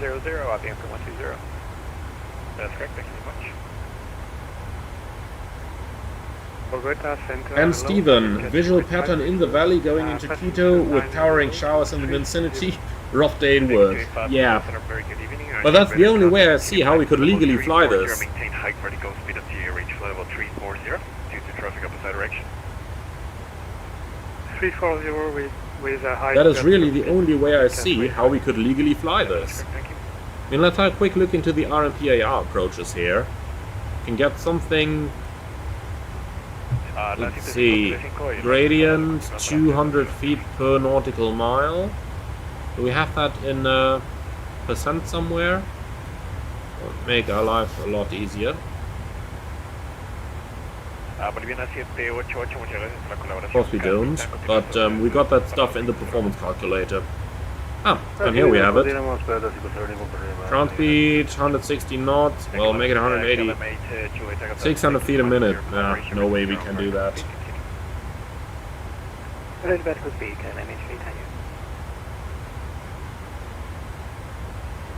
Okay, well, that means that we literally have to do it with the visual. Okay, so for the missed approach, we need to coordinate a visual traffic pattern with air traffic control. Otherwise, we cannot land. To 340 or 360? For the moment, 340 is the higher. 340. And looking in the chat, Matthias, can you please show the trim you have right now in cruise? Hey, here you go. Like 8.5, no, sorry, 7.5 units of trim. Okay, Polica 7876 Charlie, correction, you're on radar count and continue climb till about 380.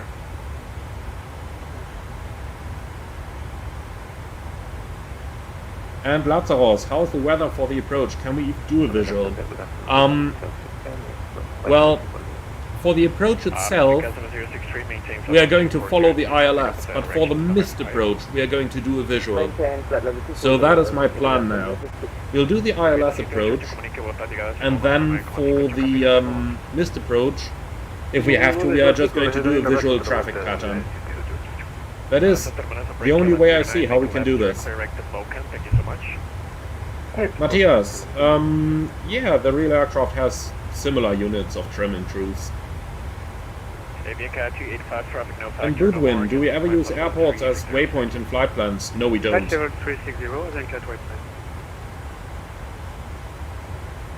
Okay, so to be entirely sure that I didn't mess anything up, let's quickly go into the performance calculator once more and calculate that. So, Quito, runway 36, and we need a 2.5% missed approach gradient. That only gives me the circling down here. Apart from that, the RMPs need a 3.3%, and we can't do them since they are RMP-AR. Republica 063 traffic is And at your the left 3 miles, no factor. ILS is 5.5%, 4%. Continue climb flight Okay, so we can't do any of these anyway.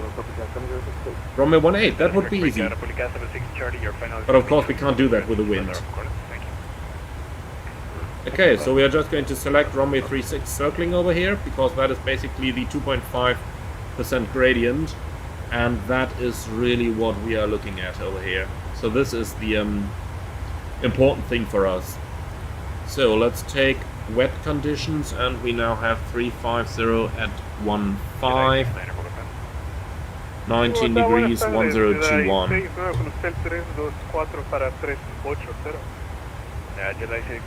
Okay, calculate that, structure limit, and what if we take the air conditioning on? A little bit reduced due to the missed approach climb gradient. That is the limiting factor here, which is kinda expected. So yeah, that is the only thing that I see how we can bring this airplane into Quito. Now, I really start to wonder if this is a limitation of the real airplane, because there are a lot of 737s going in and out of Quito, no? I would be surprised if that is only possible in VMC. However, that seems what it seems to be. Now, it would be very interesting if we had the navigation data for South America on the real-world Boeing OPT so that we could calculate something like this.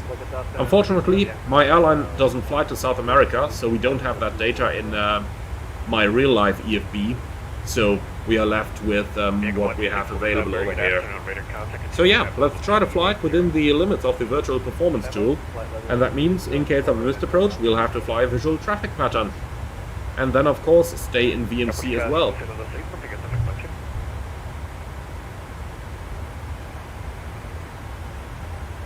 And looking at the navigation display up here, we are 120 nautical miles from the top of descent.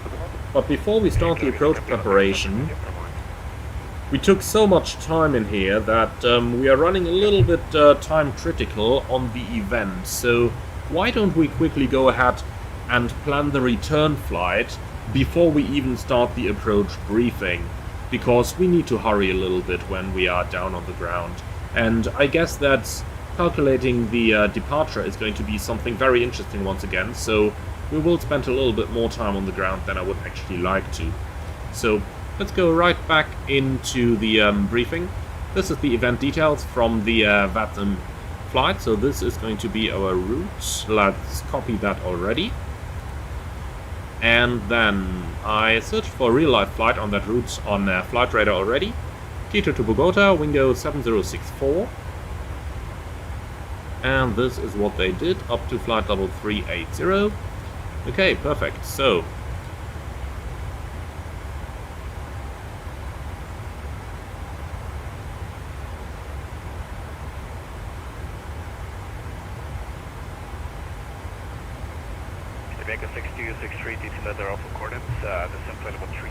okay, as aircraft, I am just going to use my lovely 800 and the registration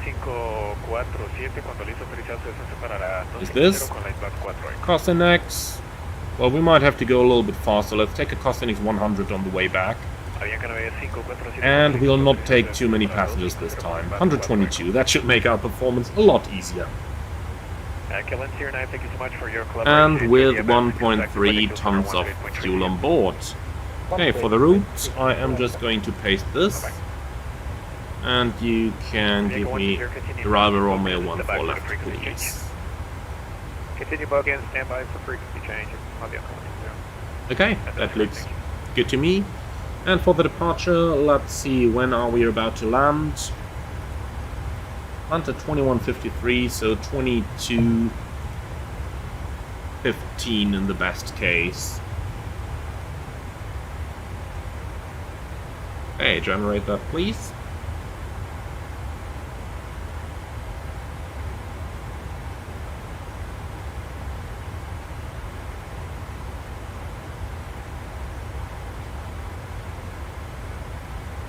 Okay, so our 7th flight time, flight level 320 is optimum for this, which gives us an arrival time 23:37, and the event lasts till 2300. Okay, so we might not make it back in time. Well, we're going to try, maybe they stay online for a little bit longer. We'll see about it. In any case, let's increase our speed. Have a great flight. Enjoy the event. 28.3. Thanks a lot for the. Cost index 100, please. It was a pleasure. Buenas tardes. Buenas tardes. New arrival time 51. So we may be able to depart by 05, but that is still too late to make the arrival time of the event. But we are going to give it a try, and we'll see what happens. Hi, Jedi 69, our traffic information is at your 11 o'clock, 1000 about flight level 390, Boeing 736, no factory. Roger, Jedi 69er will wave as they pass. That is for the return flight, of course. For the flight over, I'm not worried. We are definitely going to make this. 11 o'clock, 1000 below you, flight level 30, about 310 heavy. Report traffic inside our TCOS schedule with turbulence. We have Okay then, time to start our arrival preparation for Quito. We see you out the window, Jedi 6. So, into the charts once again, and let's start like this. Don't need any of those Bogota charts anymore. But what we do need... Do we need any of those ANA feeder routes? No, that's runway 18 only. So all we need is going to be the ILS Zulu approach, runway 36.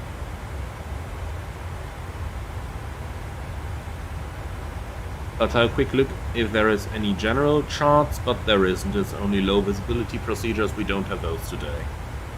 Okay, so ILS runway 36. Final approach course 002.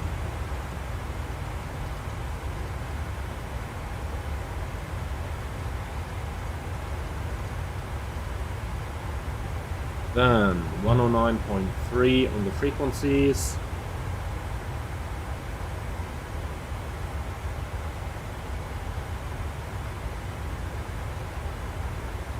And then we need Sur VOR and Koran Chota VOR. 15.3.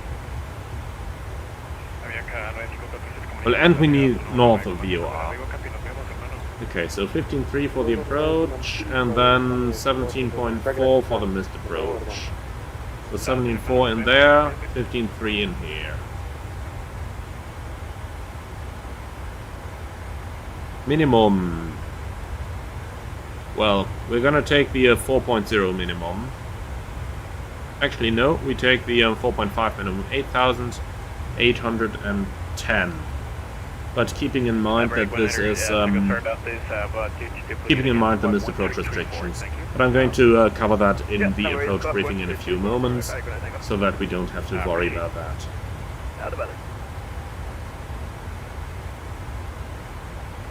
Avianca 285, expected your dots for Echo arrival.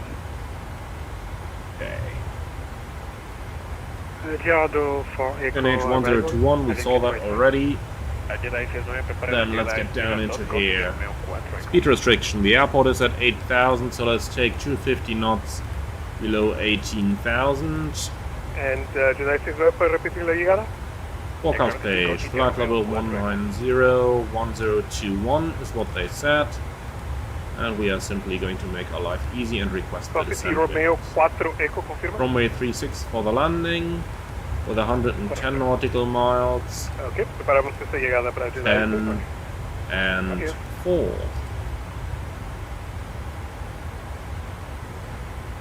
Forecast uplink ready. Load that, please. So, what kind of speed restrictions do we have? Avianca 9484. Let's see this entire thing.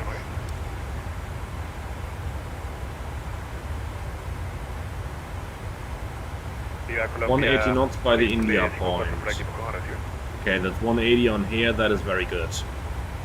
We can work with that. ¿Cómo recibe?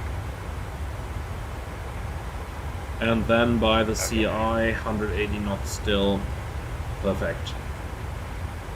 Okay, we can work on that. Minimum is set, missed approach then, 18,000.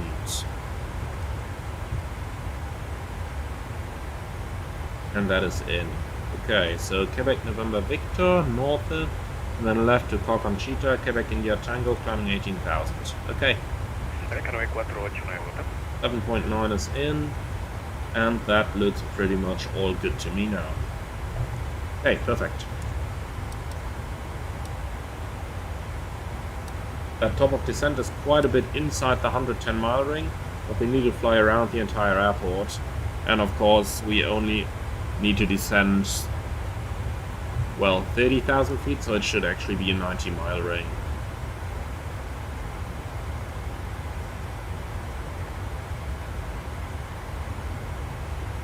Okay, that looks better to me. Alright. So, are you guys ready for the approach briefing? Threats for the arrival. Missed approach. So, in case of missed approach, and in case of an engine failure during that missed approach, we have to take a visual traffic pattern. Because we will be unable to make that missed approach gradient. Now, as long as no engine fails, we can take the standard missed approach, because on dual engine we will be able to make that gradient. So here's the deal. In case we get an engine failure on the arrival, we are immediately going to deploy Mayday. No pan-pan, it is going to be a Mayday. And then we will be doing that traffic pattern. In case we don't get an engine failure, we are going to continue on the missed approach as published. That should pretty much cover us for this approach. Now,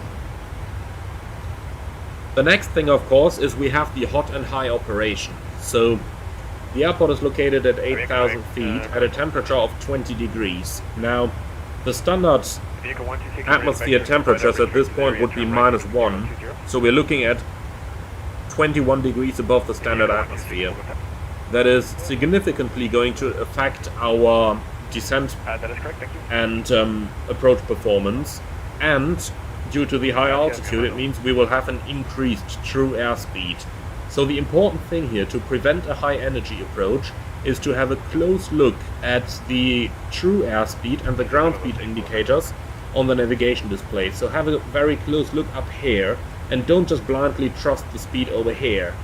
Only because we have a slow speed indicated on the indicated airspeed, it does not mean that we must necessarily fly a slow speed on the ground speed. And that is the important thing that we will be looking to on this approach.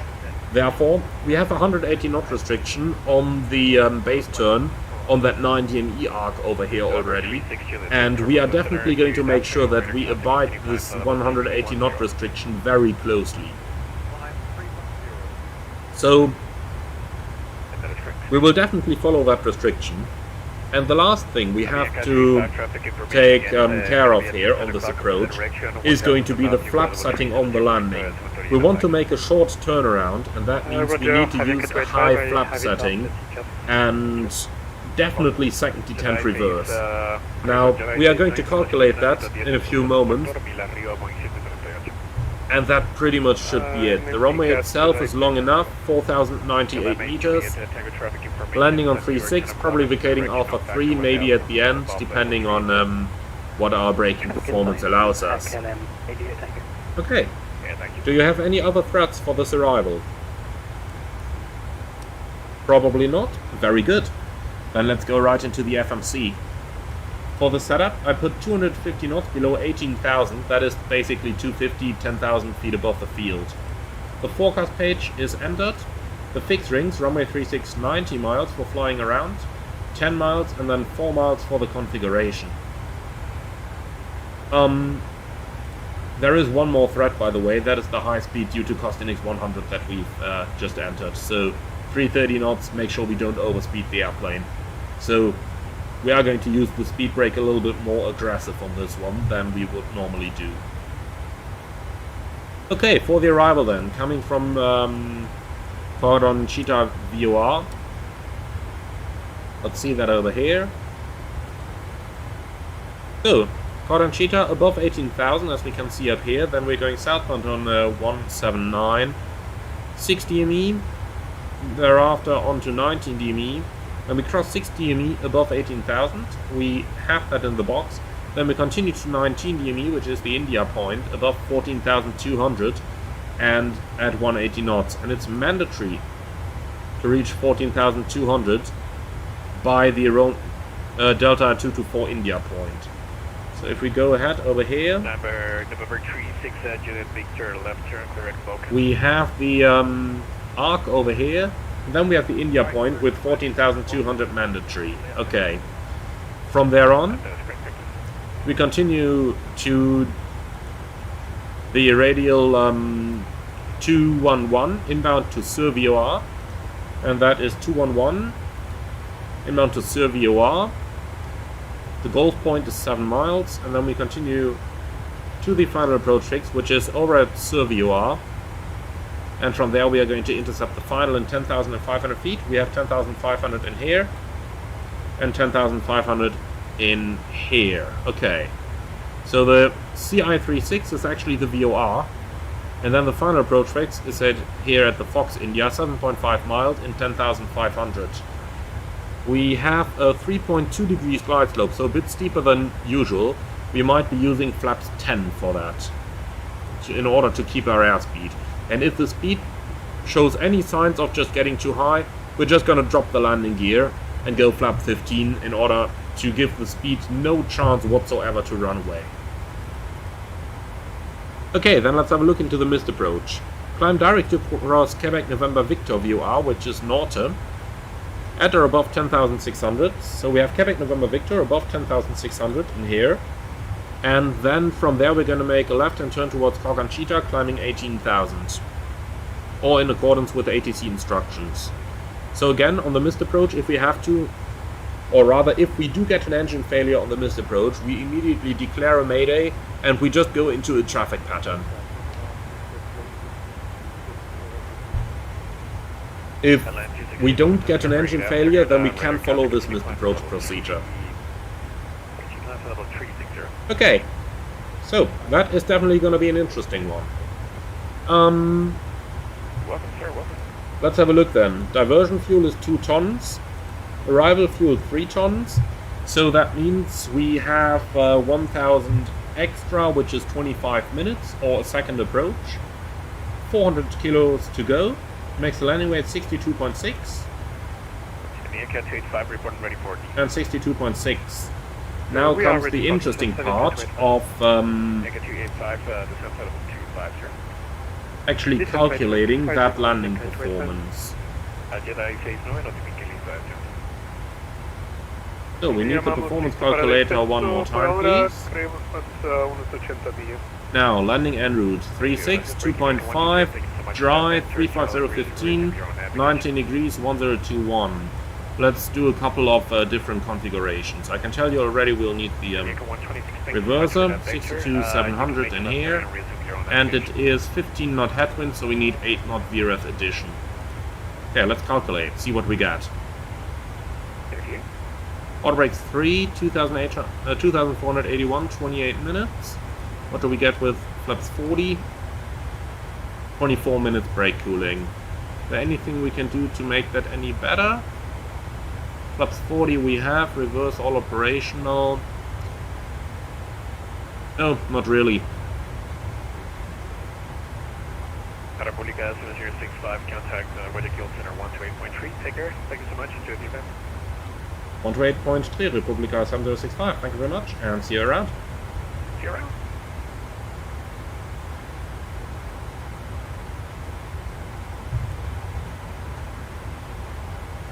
Good evening, Republica 7065, flight level 370 in Mount Bocan.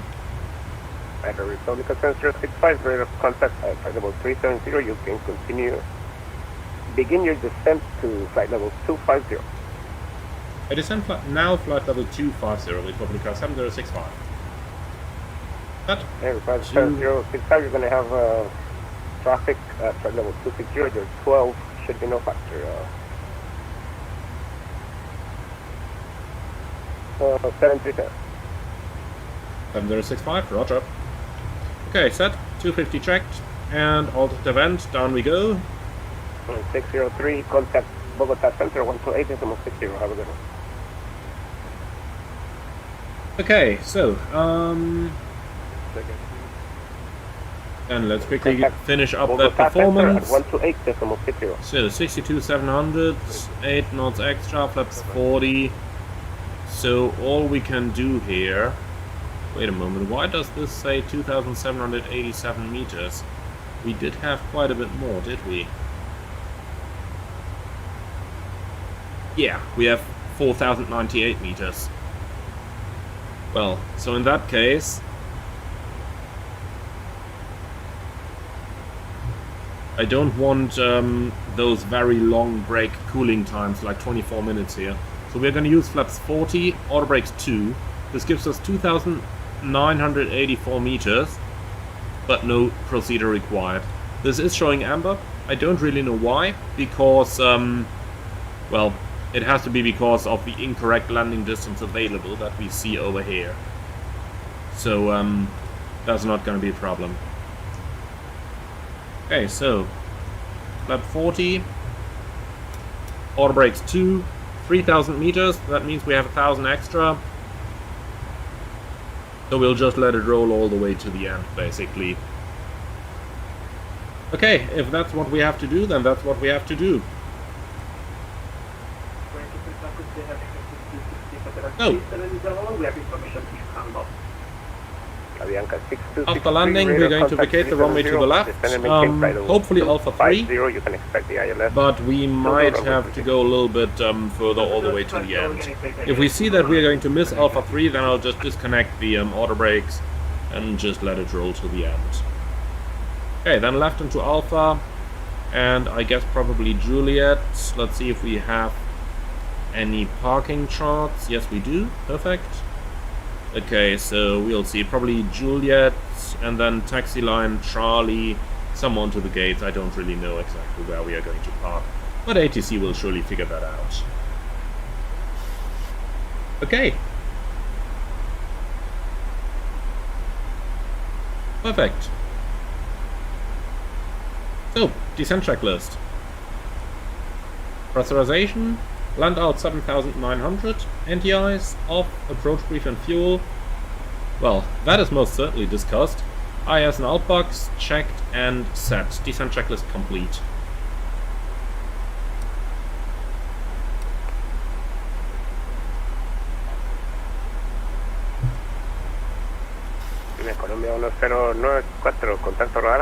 And I see a question in the chat there from Adrian. Hello, when do you typically disable autopilot and autothrottle on approach? Well, I typically do it somewhere around about flight level 100. Sometimes even earlier. I sometimes fly all the way from flight level 240. Of course it depends on how busy it is and on the weather conditions as well. If we have bad visibility, you keep the autopilot in for longer. If it is busy, if there's lots of traffic, then, or if the workload is generally high, then of course we keep the autopilot in longer. But if conditions permit, I usually disconnect somewhere around flight level 100.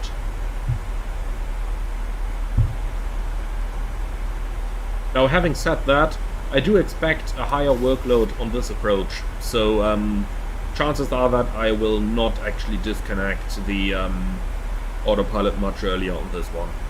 But I will probably use it all the way until we are established on final at about 1,000 feet or so. Okay, 3 to go, vertical speed. Turn the speed back a little bit. Republica 7065, request further descent.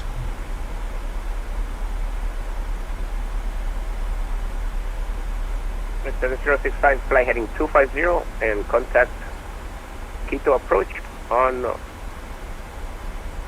121.20. Heading 250 and 121.2, Republica 7065. Bye bye.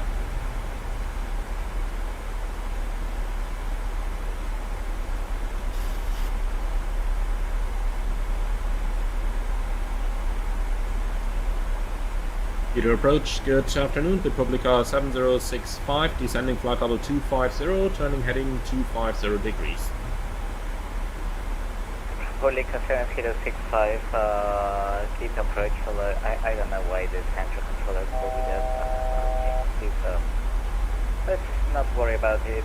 Republica 7065, flight direct to the Quebec India Tango what expected the ILS will approach runway 36, continue descent to 18,000 feet, QNH 1021. Republica 7065, no problem at all, direct Quebec India Tango, descent 18,000 feet, QNH 1021, expect ILS Zulu runway 36. Okay, so set, 18,000 checked. Set altimeter 1021, passing 25,600, descending 18,000, no flex, and standby instrument set. You are flying the ILS will approach, just start your way. Okay, so let's catch that path again. Quito approach, Avianca 120. Approaching a couple of clouds, but it's plus 10 degrees already. Avianca 120, roger, flight runway heading 218,000. Runway heading and 18,000, Avianca 120.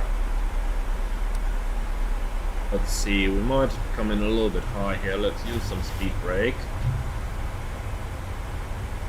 And get the passengers seated.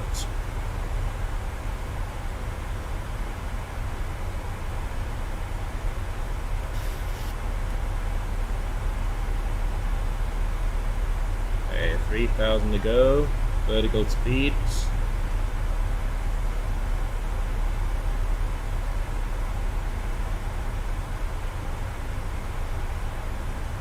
You got to stay a little bit careful here with the rates of descent because, well, have a look at this. We are at 20,000 feet right now, but this mountain is at 15,000 as well. Okay. 2,000 to go. Avianca 623, expect the ILS to approach runway 36.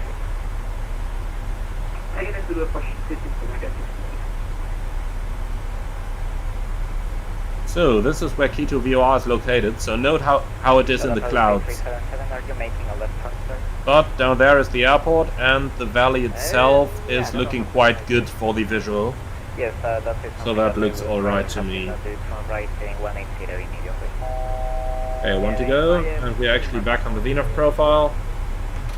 Speed brake back in. It's not a problem. Do you have pictures on board? Okay, he said expect the approach. He did not clear us for the approach yet. So let's just quickly verify that we can actually continue on the approach itself. Well, I'm just going to turn on it right now because it didn't say anything about holding, but let's just verify it as soon as he stops talking with the current aircraft.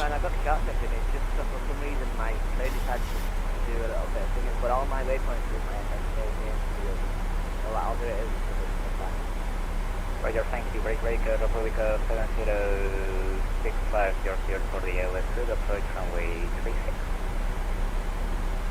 Republica 7065, cleared ILS Zulu 36.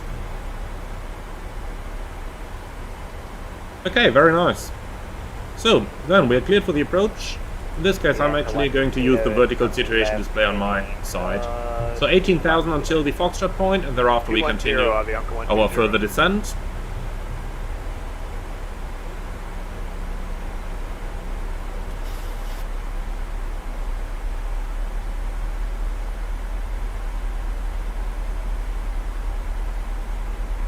And 1 mile to go. Let's set the next altitude, 14.2. Sorry, 19er Tango, contact Quito Tower, 118. In, alternate vent, retard, and down we go. So temperature is +10, we don't need any anti-ice. And let's do the 10 checks. Fuel balanced at 4 pumps, the lights are going on. Angle of bank 25, air cannon press 3.8, maintaining, set, fast modes on, recall checked, 1.5, deselected, 10 checks complete. Okay, we should be quite a bit slower by now, so let's use the speed brake again. That is what I meant with the speed running away so easily. Republica 7065, reduces speed to 180 knots. Republica 7065, reducing 180 knots. That is what we are doing anyway.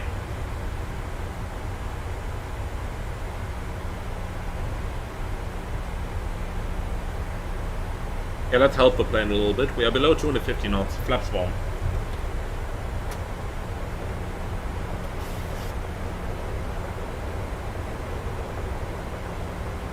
So here's the big trouble that we are facing. Look at this, we have 230 knots indicated, but our true airspeed is still 300 knots, and we're about to start our base turn at 300 knots. So that is a huge speed that we are flying here. And of course there's traffic ahead as well, which is probably going 180 already. So that's the reason why I'm rather aggressively using the speed brake to get the speed down right now. And let's use flap 5 as well, just to be sure we have enough drag. So speed checked. Avianca 120, clear tail left to left to economic 36. Okay, and then speed and event 180.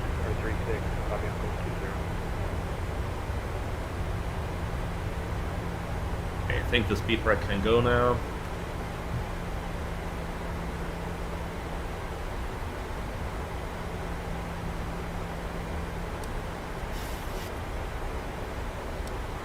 Okay, this looks good to me. Next up, 14,200 at the India point, and this looks like a perfect descent profile to me.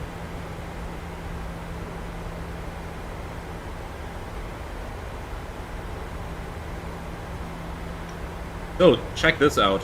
180 knots indicated, but the true airspeed is still 230 knots. That is exactly the big problem with high altitude operation here.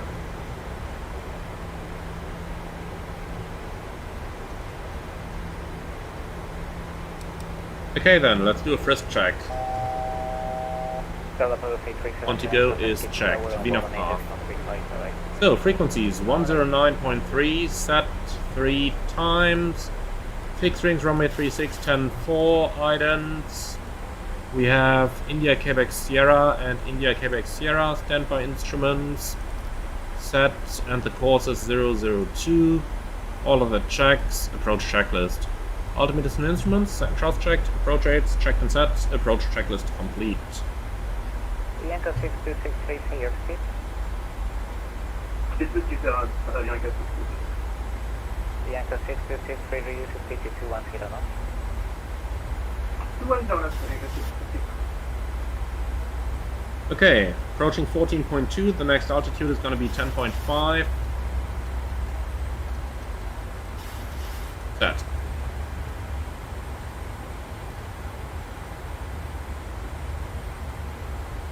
As far as I can see, there is nobody behind us. So let's just reduce the speed a little bit more and go back to the flap 5 speed already.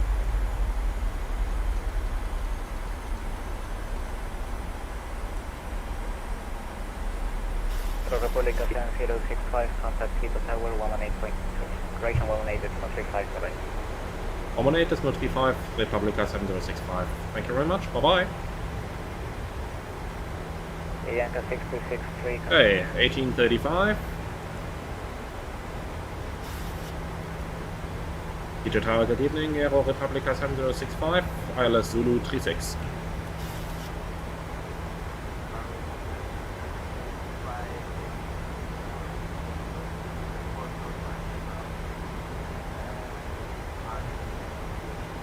Continue approach Air Republica 7065. Will go. Okay, report short final is what he said. Report short final is what we are about to do. Okay, so the speed is down at the flap 5 speed, 170 knots indicated, but the true airspeed is still 210 knots.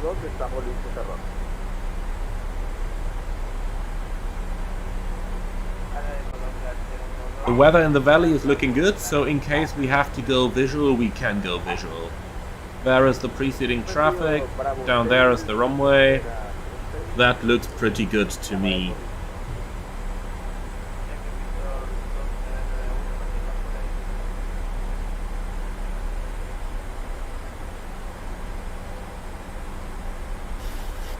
Ya sí, Víctor 2991. Punta de espera, pista 36. Mantengo la escucha. By the way, if I may for a very short while go to the external view. This is looking fantastic here, isn't it? Beautiful terrain. Absolutely beautiful. And there are the showers in the vicinity. They are luckily nowhere near the airport, and especially not in the missed approach area. Okay, still doing 200 knots true airspeed at 10 miles, but that is alright. Localizer alive, we're cleared for the approach. Approach mode armed. Warlock captured. Runway heading 002, glide stop captured. Missed approach altitude 18,000 feet set.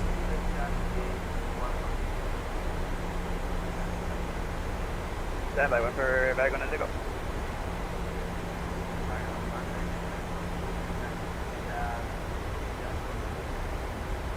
Okay, 200 knots, 9 miles out, let's go gear down flat 15. Now it's all about energy management.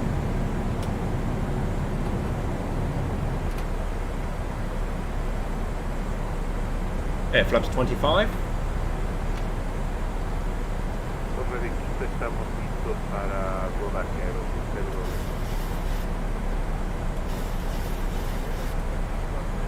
7 miles, 180 knots over ground, that is alright. Flaps 40. Let's take 3 knots on top, so 146 is going to be the final approach speed.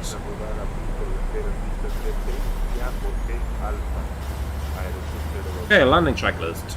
Start switches continues, recall checked, speed brake armed green light, landing gear down 3 green, auto brakes 2 set, flaps 40, 40 green light, holding at the landing lights.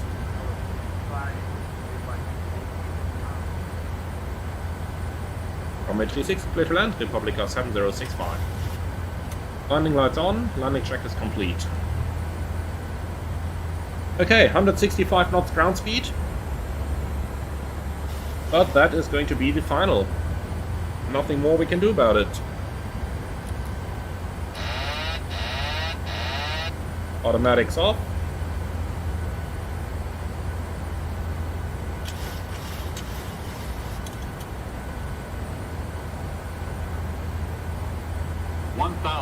Checked.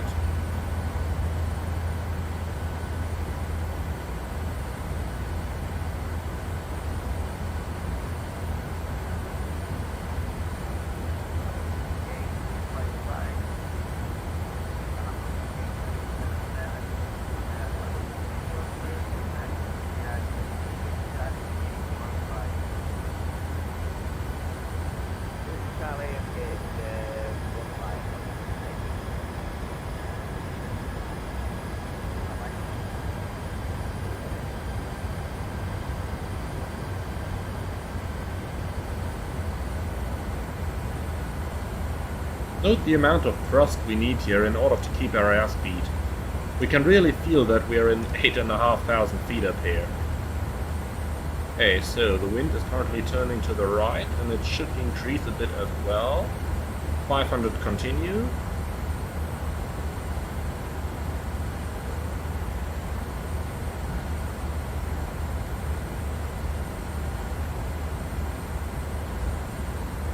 Approaching minimums. Correct. Minimums. Continue.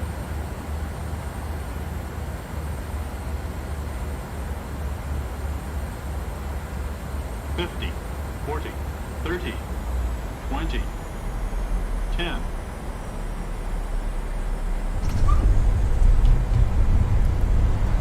Speed brake up, thrust reverse normal. 80%.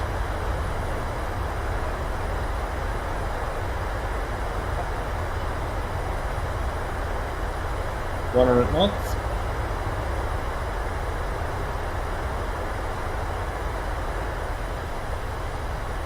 $80 knots. Al paso del tránsito. No tengo pista 3 aquí. 60 knots. Manual brakes. Auto brake disarm. Did you notice how long it took to decelerate this airplane? Quito Tower, And how much reverse we put into on this? finals road. And master caution, engine, reverser light. Okay. So that pretty much grounds us anyway now.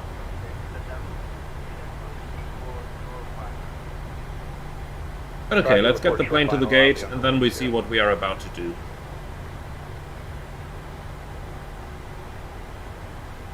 Okay, we are clear on the right.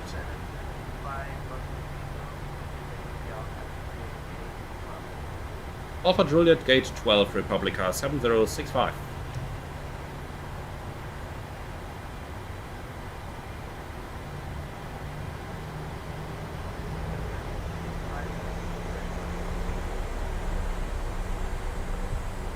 Okay, Aero Republica 7065, say again.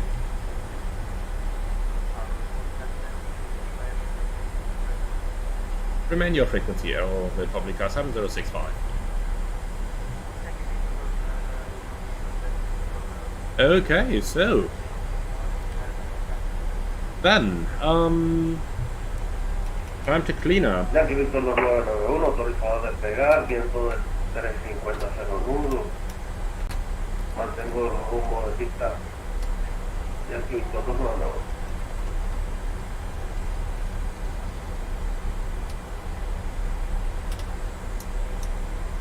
Torre, habla de Colombia 012, alcanzando frontera 32. Okay, we're not going to do single engine taxi here. Definitely not.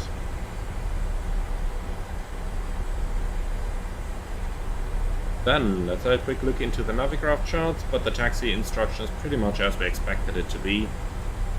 On Alpha, right on Juliet, and then stand number 12.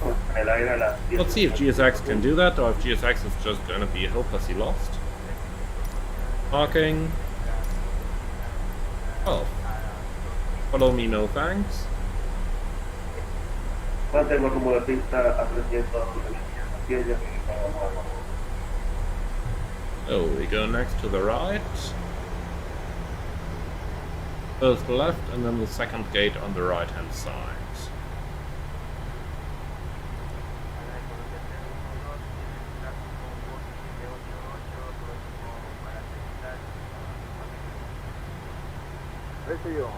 Start the APU.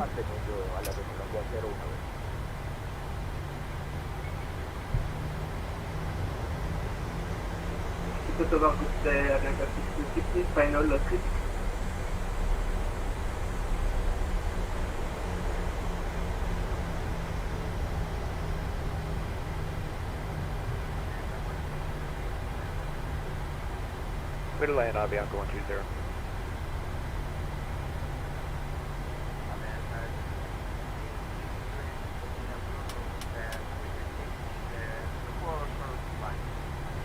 Okay, this gate over there is ours.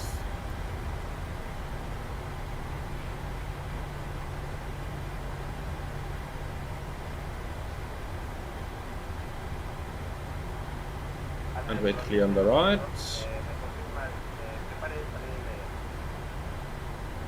Afirmativo. Mantenga el tramo a favor del viento izquierdo, pista 3. Mantengo el tramo izquierdo a favor de pista. Ya que Víctor 2991, por de viento.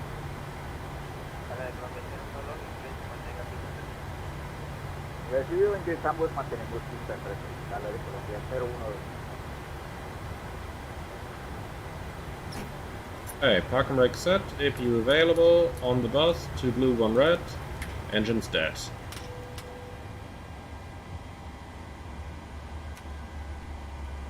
Avianca 120, clear of 36. Avianca 120, welcome to Quito, Heading through doors to manual and cross check. Gate 14, that works great. Avianca 120. Engine 1 and 2 below 20%, transit shutdown checklist. Electrical on APU, fasten belts off, probe bleed auto, anti-ice off, voice recorder on, air complex auto, engine bleeds on, APU bleed off, exterior lights set, start switches off, auto brake off, speed brake down to 10, flaps up no lights, park and brake set, start levers cut off, weather radar off, transponder 2000 standby, CBR circuit breaker in, cockpit door unlocked, shutdown checklist complete. Okay, we're at the gate, now we can also leave that frequency. Okay, so let's get the turnaround to go and see what we can or cannot do in the end. Shocks are in, brakes are out. Most important point here, let's get those brakes to cool. Fuel truck is requested, boarding through jetway is okay. And we take a 0 passenger target, and we need those ground handlers to get rid of all those passengers and the cargo. Okay, ground power is here. Oh, wrong side, APU off, thank you. Okay, so that is sector number 1 done. So we have to hurry a little bit now if we still want to make it back to Bogota. We're not going to make it on time for the event because that ends in an hour, but nonetheless, I do intend to fly back as quickly as possible, and that means that we'll just have to expedite things a little bit. Let's have a quick look into Sim Toolkit Pro, however. I cannot hide from my landing rates, so checking this out, pretty straight flight, I would say, and looking into the more detailed landing report. Let's view that. Here we go. Touchdown slightly beyond the aiming point, but we saw that on the landing already. Tiny bit to the left of the center line. 340 feet a minute, so definitely a positive landing. And at 161 knots of ground speed. So, yep, not the best landing, but I would say, based on the conditions of flight that we had, this is definitely an acceptable outcome of the landing. Alright then, time to go right back into the flight planning page and to prepare for the return flight. So, load that latest SimBrief plan, please. Gonna use my standard aircraft here, November 738 Bravo Whiskey. And off we go. So, weather over in Bogota is going to be... oh, thunderstorms at the moment. These were definitely not forecast. And these definitely aren't forecast. But okay, if they have thunderstorms already, then... let's have a quick look into the forecast conditions, so that we actually know if there is, or not if there is, but what the limit on the landing performance is going to be.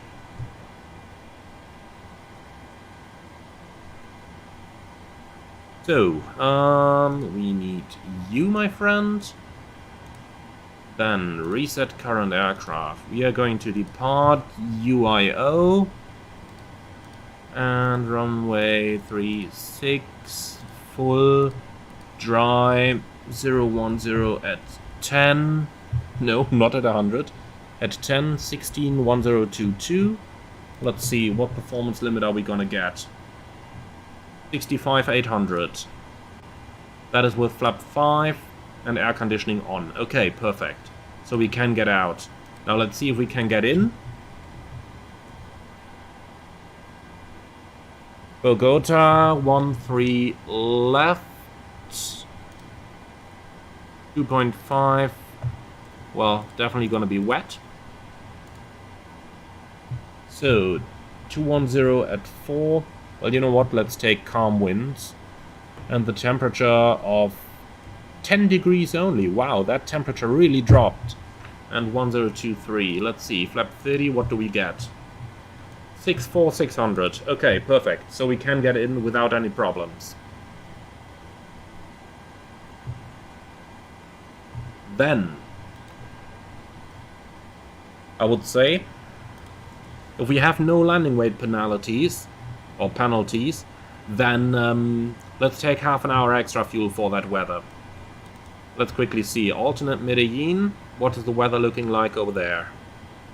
Good. Is good, stays good. That's what I love to hear. So half an hour extra means 1 ton.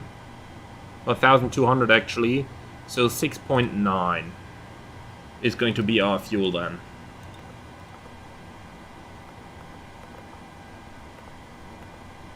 Okay. Can start the refueling. And with that we are pretty much set up. So let's go ahead and start programming the return flight. I do want to make this a little bit quicker, so I'll do it in a little bit less detail for you guys than what I did earlier. Because I prefer flying the most part of the flight with ATC over doing 100% accurate briefings and everything on the pre-flight.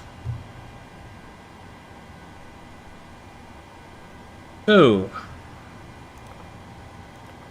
Romeo, come on, Romeo Papa Bravo 7064. And let's see if that call sign is even still available on that sim.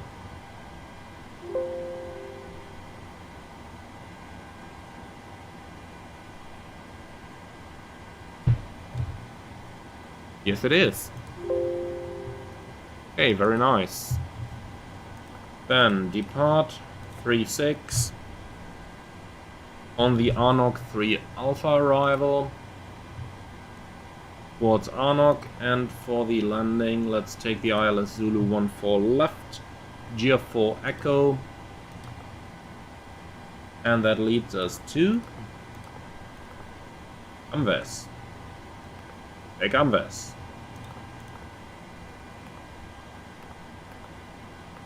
Cost index 100 and 2.2 tons of reserve fuel.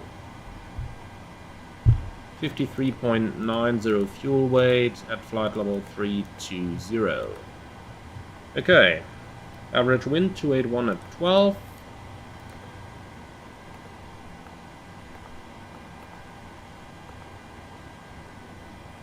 Top of climb deviation plus 12, that means minus 36, and 18001 should be correct for the transition altitude here. And finally 19 degrees. Down here, okay, so let's have a look into what that engine out departure is going to be.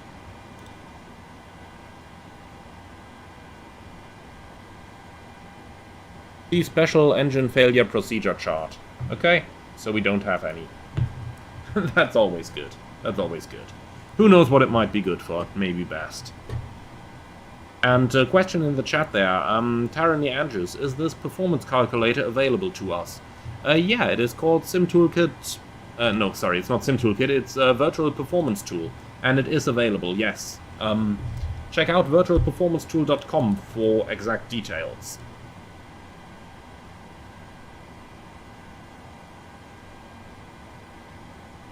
Okay, so the pumps are on. Why is the APU generator still showing online while the APU is off? Must have been a bug. Okay, still refueling. That's all looking good. Let's see for the altitude. 320. And Bogota is at an elevation of 8,400. Here we go. Don't have maintenance here. Are the reverser lights still on? No, they're out again. Okay, that's good. Then flight director on. Initial climb. I have no idea what ATC is going to give us there, but we will see about it. Looking into the charts, however, let's quickly grab the charts for the next flight. Import that, please. Thank you very much. Arnog 3 Alpha, initial climb. Okay. No restrictions there, but this is quite easy. Okay. We can do that. We'll see about what they are going to give us.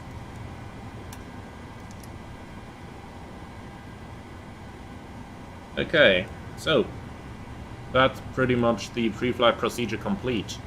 Then, let's do the quick version of the briefing. Threats for the departure, same as we briefed earlier on. And in case of an engine failure, we are just going to proceed straight ahead back into the valley, and we'll come back with a visual traffic pattern. That's just going to work best for us. MFRA probably going to be 1,000 feet above the field elevation. Let's set 8,840 for now.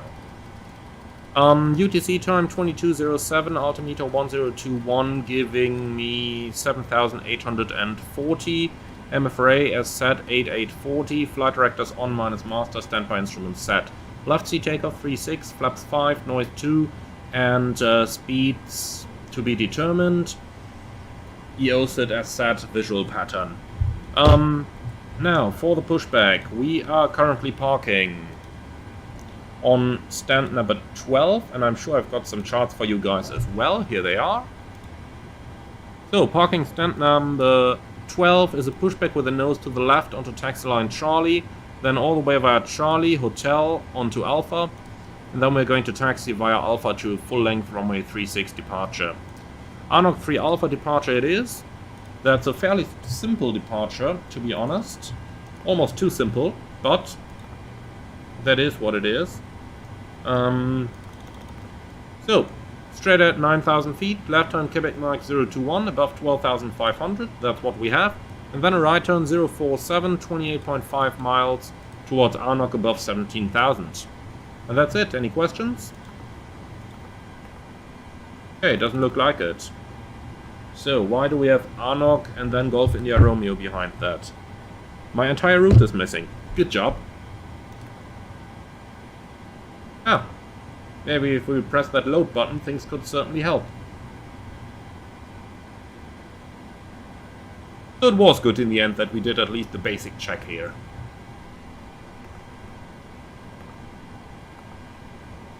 Let's see what the boarding is doing, by the way. All passengers off. So we wanted 120 for the way back. Start loading, please. Then 1,200 kilos in the front hold. Can start loading. You can go. And fuel truck is finished. You can go as well. Thank you very much. Okay. So, what do I have for the route now? Oh, lovely, it's all gone. Okay. Reselect 36, Arnog 3 Alpha. Arrival Zulu 14 left. Gear 4 Echo Ambas. Route, activate, execute. What does that look like now? Much better. Okay. And the distance 475, 3.9. With a minimum diversion fuel of 2.2. Okay, I'm happy with that. So do you have any questions about the briefing? Probably not. Then let's get our IFR clearance. 8 is on 118.9.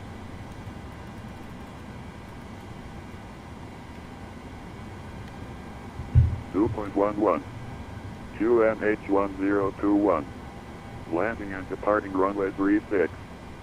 Transition level 190. Command error in phoneme. Advise on initial contact.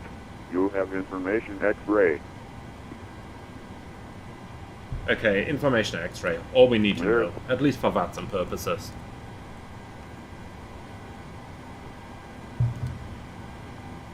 Quito Tower, good evening. Air Republica 7064, information X-ray, request clearance to Bogota.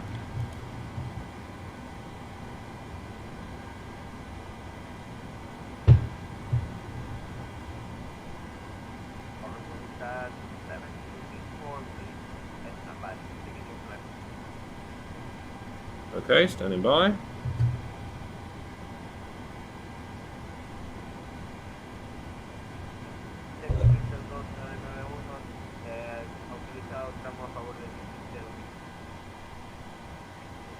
Yankee Victor 2991, autorizado tramo a favor del viento, pista 36.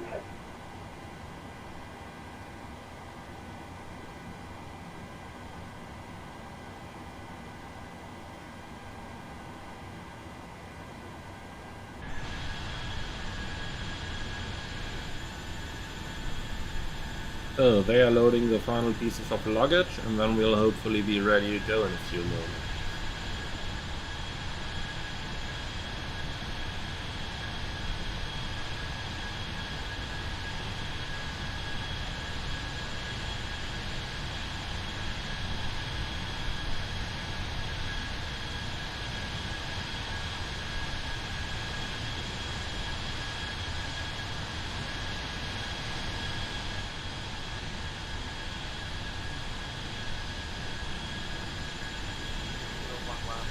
Iceland Air, over here. Now that's gotta be one heck of a flight back to Iceland. Walker 3011, IFR to Kilo, India Alpha Hotel, ready to copy.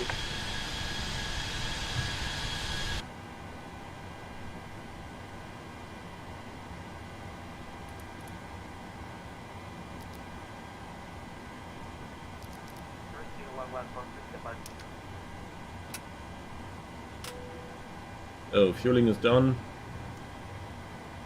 Fast melts on.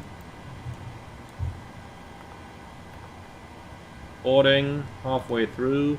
Loading is done, they can go. So, what are we waiting for now? Republica 7063 on Alpha.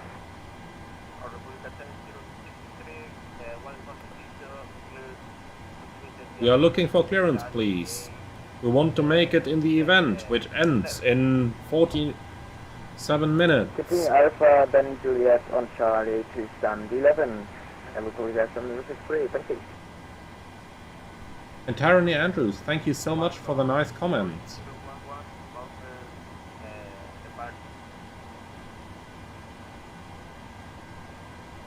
Call departure, Walker 3011.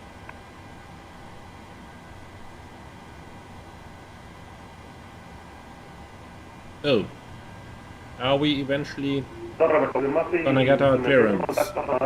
Identificando 1203, Yankee Victor 2991.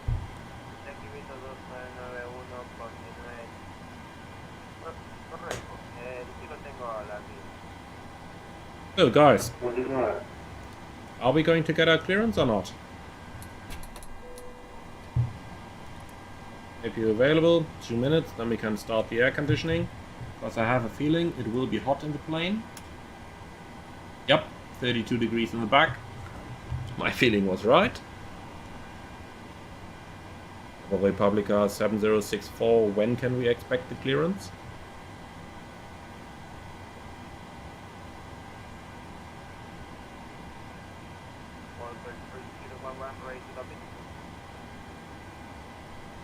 That is not us. Why is the Walker getting clearance before us now? He called after us.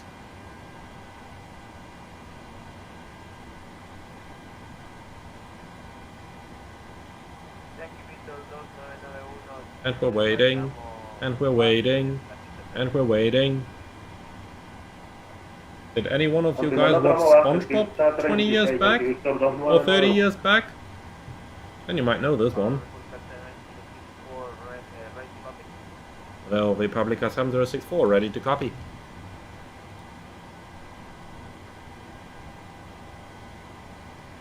Okay, you can start giving the clearance now.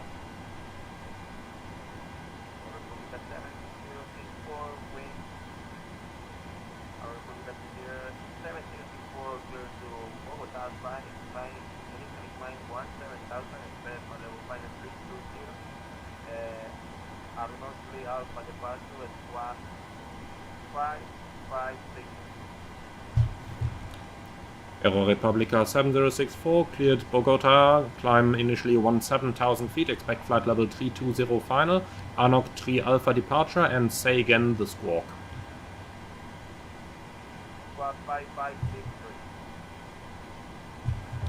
Squawk 5563, Aero Republica 7064.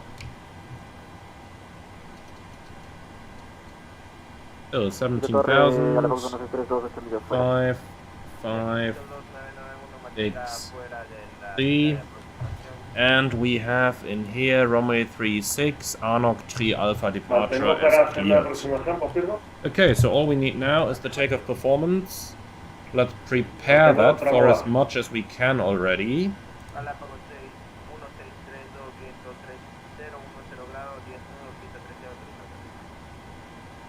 So here we go, takeoff dispatch, that is pretty much all filled out. So all we need is the final weights and then we can go immediately. How is the boarding going? All on board, very nice. So you can release GSX please. Prepare for pushback and departure.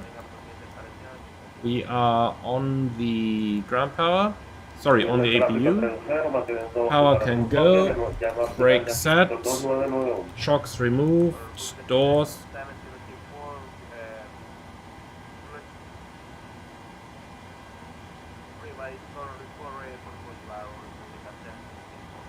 .7064 will go. Okay, so performance-wise then, we have 53.8 versus 53.9, giving me 60.8. So, 60800, calculate. 24K, 46 degrees. Well, I'm not too happy with that, let's go full 24K. That's just going to keep us a little bit safer. So this is what we have. Okay, so 24K, flaps 5 takeoff with a trim of 6 units.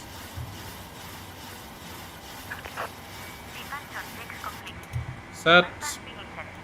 And then for the takeoff speeds, 134, 142, 146. Let's see, 134, 142, and 146. Okay. That. Perfect. And that is all we need. Okay.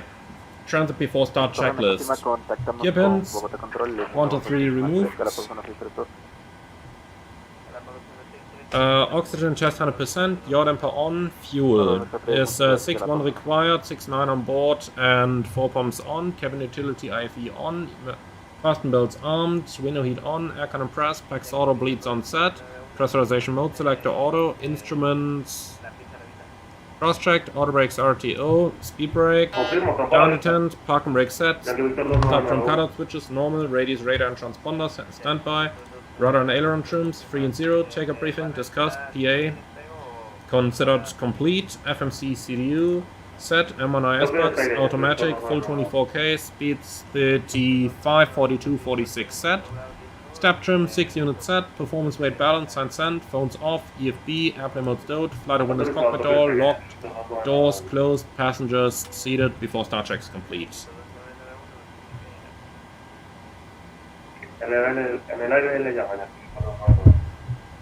Republica 7064, request push and start, stand 1-2.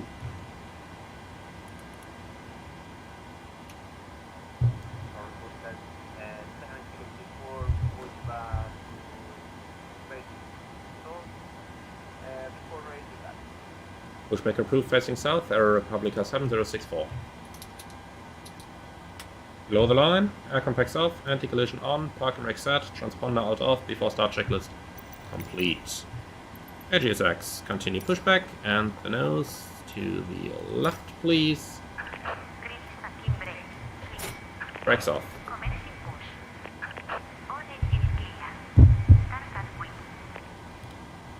Okay, I have to say this was quite a bit easier than what we did previously in Bogota.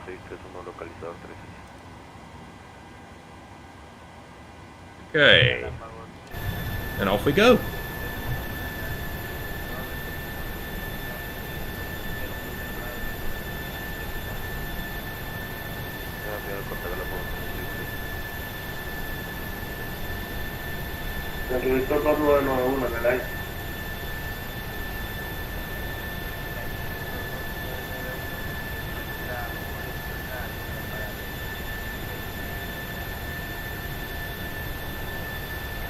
Okay, we are clear of the apron area. Start engine number 2.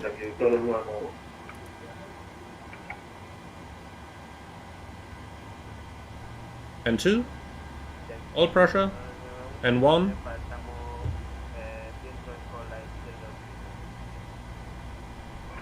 Siento por tramo izquierdo, 536, aquí Víctor 299.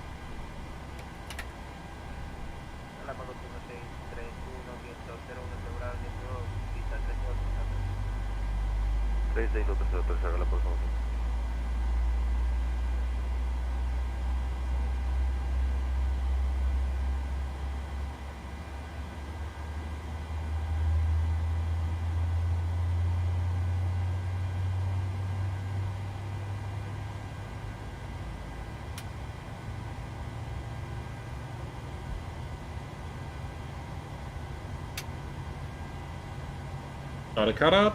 Monitor 2, starting 1.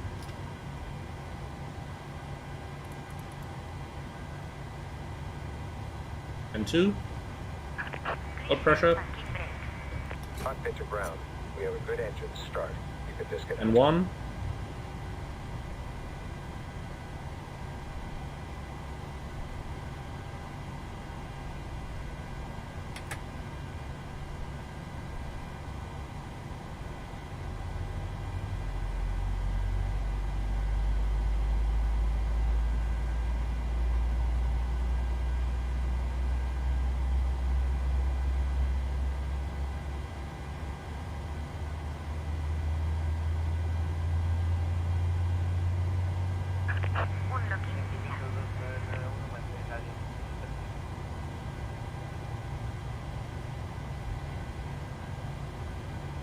Mantengo 12.500. Start a cutout. Monitor 1. Number 1 stable. Aquí Víctor 299, para el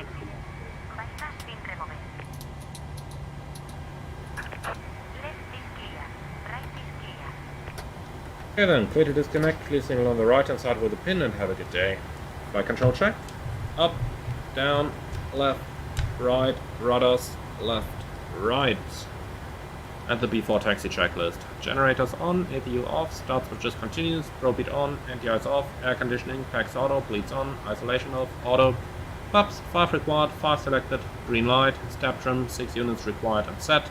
Start levers idle detent, flight controls checked, recall checked. B4 taxi checklist complete. And here is the clear signal. Thank you very much for that.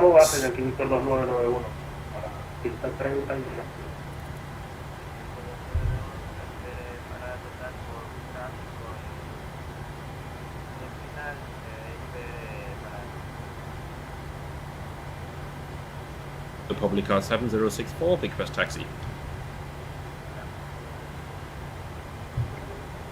Mantengo tramo base correcto, y aquí Víctor 2991.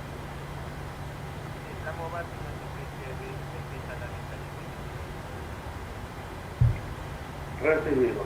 Mantengo tramo base y quita la vista allá. Y aquí Víctor 2991.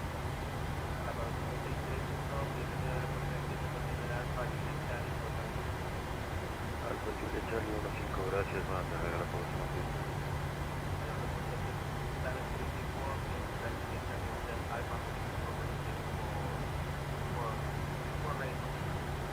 Charlie Hotel Alpha, holding point 36, Wilco Aero Republica 7064. Okay, lights are on, the taxi routing is pretty much as previously expected. So we are going to go via Charlie, Hotel, and then southbound on Alpha. Good. Brakes off, config, checked, off we go. Clear on the left, clear on the right.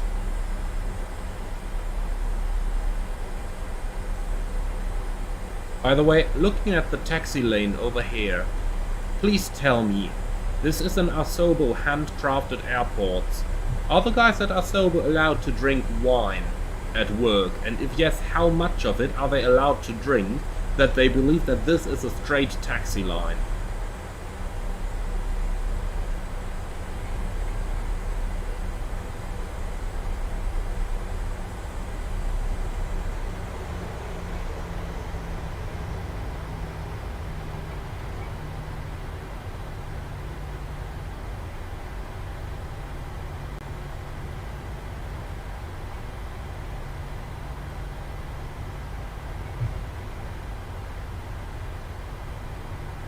Okay, clear on the left-hand side.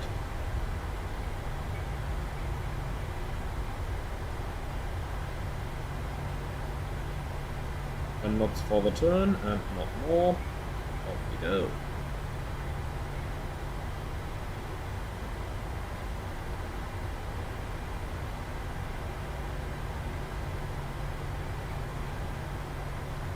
And clear left, clear right. And as we said earlier on, we are going to take the second taxiway to the right.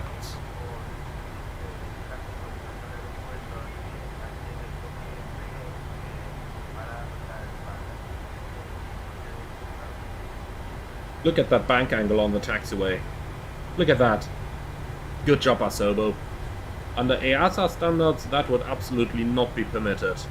Now, I don't know how close they take it with EASA standards here in South America, but nonetheless. You guys get where this is going, yeah?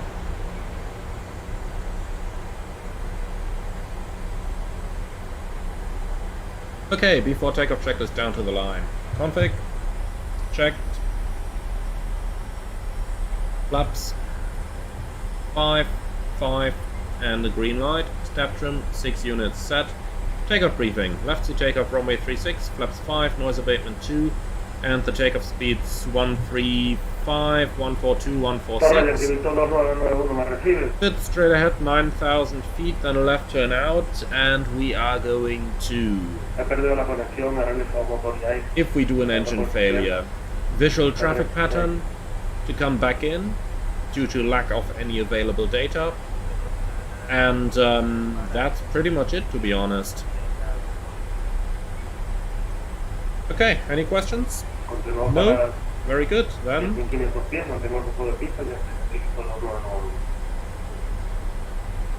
Cabin is secure. Before takeoff, checklist complete down to the line.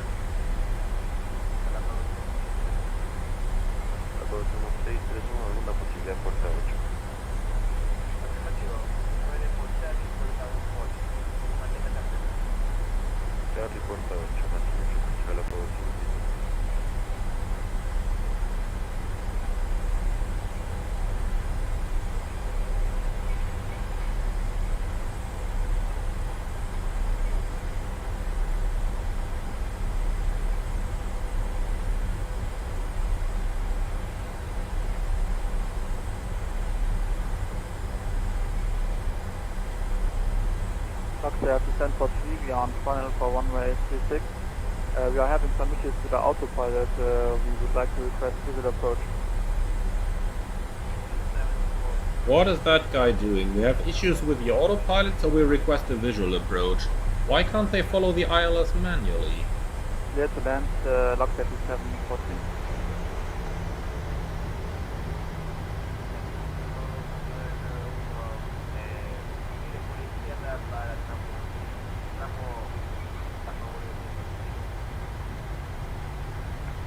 Mirando por la izquierda, Yankee Victor 291 para tramo a favor del viento, pista Pendular.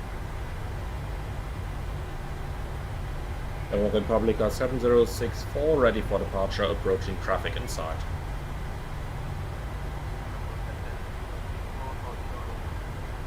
Ultra 36, Republica 7064. Too bad, I kind of tried by telling him we have the traffic in sight just to get his approval to line up behind. But well, then we're going to hold short of the runway.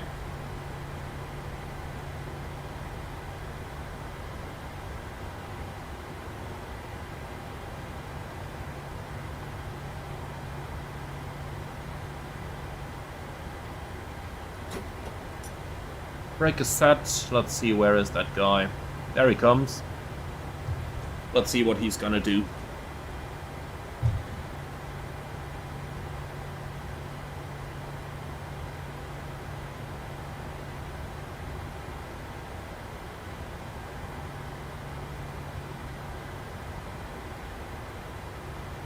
And there he comes.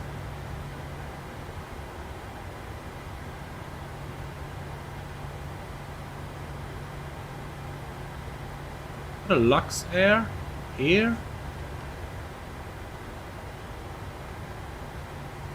Coming in a bit long, just like we did, and he's down. Nice.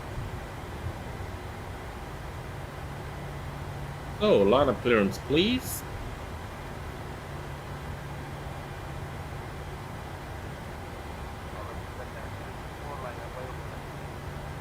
Republica 7064, line up await, runway 33. One more config check. Okay, confirm readback. Line up await, runway 36.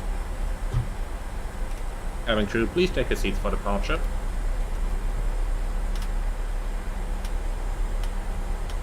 Or takeoff checklist below the line. MCP set, transponder, Tara, strobe lights on, landing lights to go.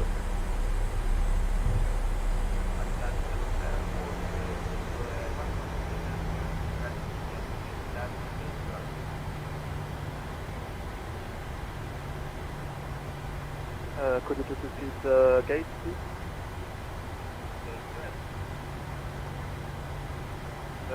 Taxi via Julio, Charlie, Julio. gate 12, locked there to 10.3.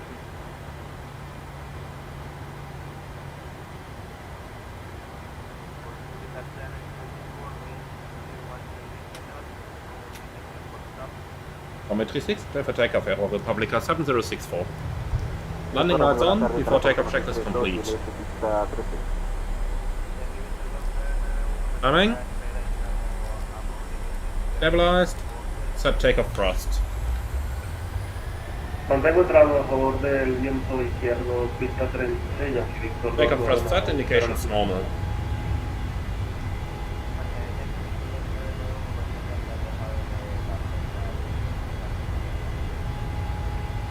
knots. Recibido, alejado a las ya que esto no.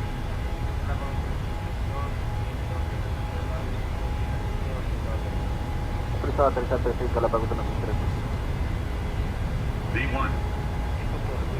Rotate.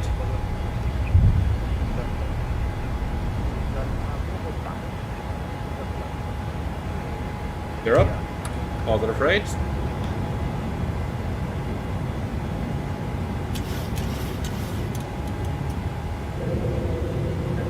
Now.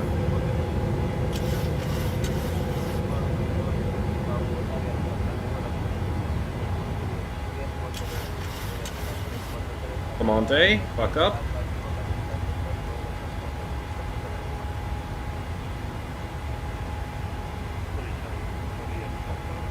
Flaps 1. Speed check, flaps 1.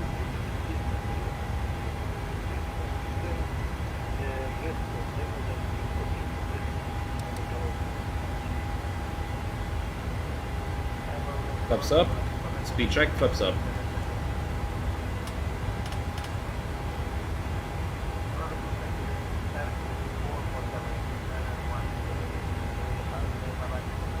On 28.3 Aero Republica 7064. Thank you very much. Bye bye.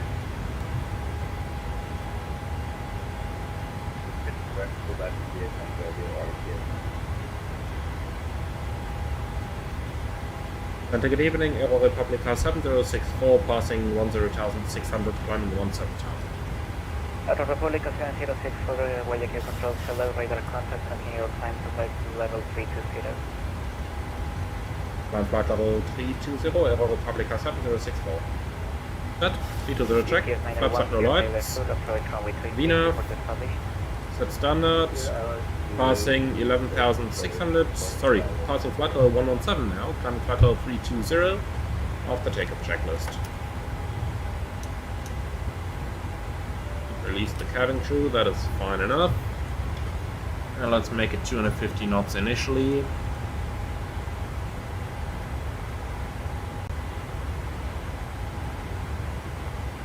Uh, 250 knots.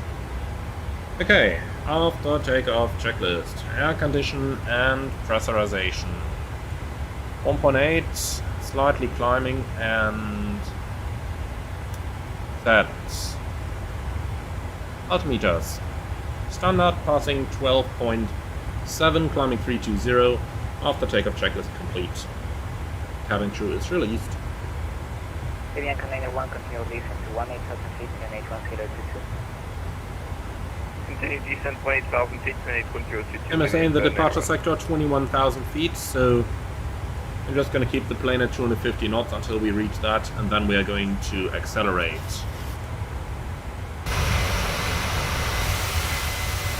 Look at that terrain. It's amazing, isn't it?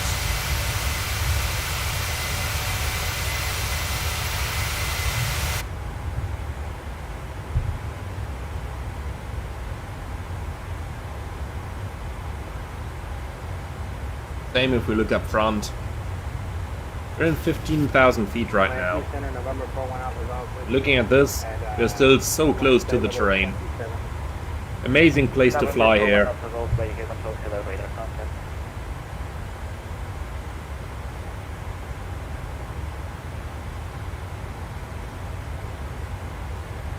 Aeroflot 194 turn left, heading 0. Aeroflot. Oh, nice. Been a while since I heard an Aeroflot.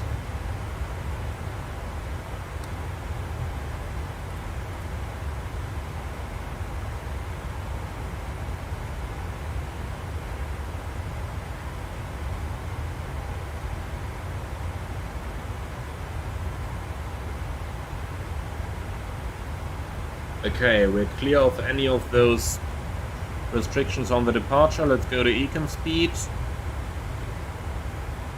And then make our way towards Bogota as quickly as we can. What is the arrival time going to be?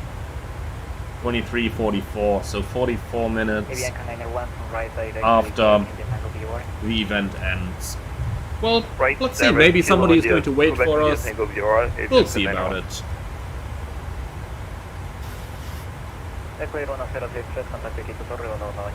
So, 11 degrees as we're about to enter the clouds, no anti-ice needed.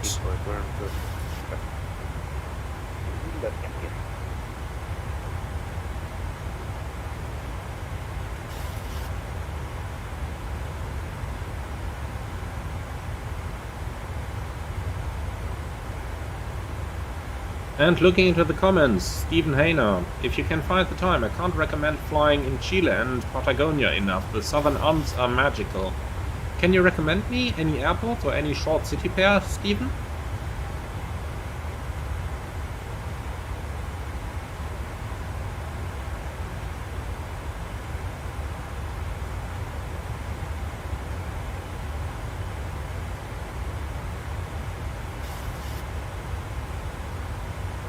Okay then. About getting clear of the clouds, let's carry out the 10 checks. The fuel is balanced with 4 pumps on, lights are going off, APU off, air condition and pressurization, 4.0 maintaining and set, fasten belts. Let's wait until we clear those clouds. Recall checked, 1 to 1.5, monitoring, 10 checks complete. Now, you may be wondering why I am not releasing the passengers yet, while on other occasions when we are flying through clouds I do. And the reason of that is actually the speed at which we are going. Doing 320 knots, the airplane is a lot more susceptible to turbulence from even minor disturbances, and the effects of those turbulence are just going to be much greater. Therefore, I'm keeping the passengers seated because when we have cumulus clouds like these going up to 20,000 feet and even a bit higher, there usually is a lot of energy within them, and that energy basically means turbulence, and I really want to avoid that. So we'll wait with the passenger signs until we are out of the clouds, and then we can release them when we reach our cruising level. Aeroflot 194, continue descent to 18,000 feet, NH1022. Okay, we're passing the MSA of 21,000 feet, so standby altimeter can go to standard as well now.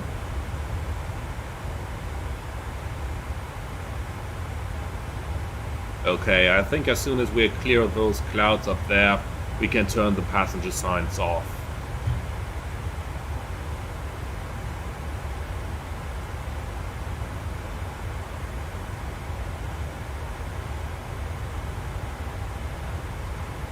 And looking into the comments. Search Sierra Alpha Whiskey Hotel. Ushuaia in Argentina. I hope I pronounced it halfway correctly. Okay, I'm going to give that a look. Now that I think about it, I believe I actually landed in Ushuaia. Man, I really hope I pronounced it correctly. When I did the world tour with the DC-6. So, maybe an airport that I've seen already. But I'm definitely going to give it a look. So, thank you very much for that recommendation, guys. Okay, so passing beam the last cloud. I don't expect any more turbulence now. Passengers are released.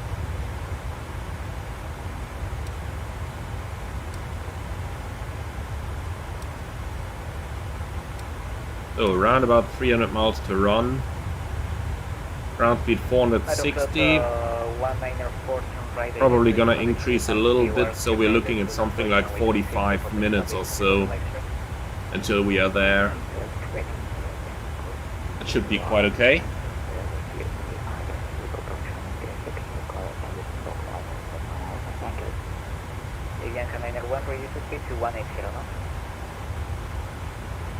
Speed 180 knots, Avianca net.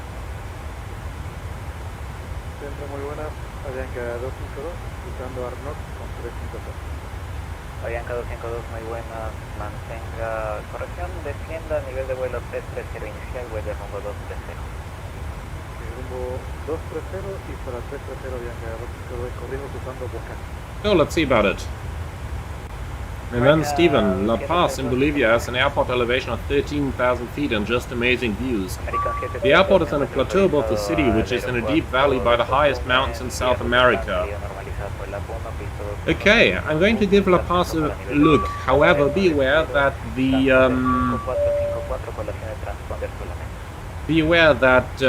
737 in the version PMDG Simulate is actually not certified to operate on airports that have landing elevations of higher than 10,000 feet. So La Paz, as nice as it sounds, is something that we could at least not do realistically in the PMDG 737. But nonetheless, we can of course always have a look into it. UPS 901, contact tower 118.357. Tower 18.5.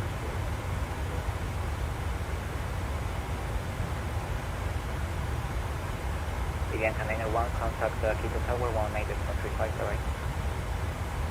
Tower 118.35, Avianca 901, good evening.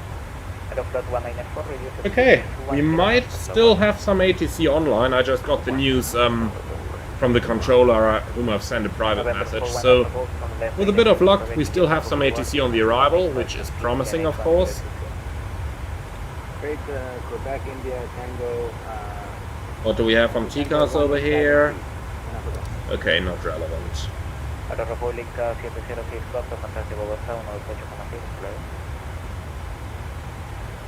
That might have been Ferrazzo.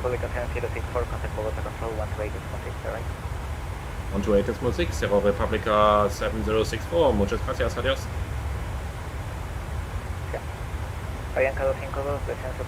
Okay, 128.6.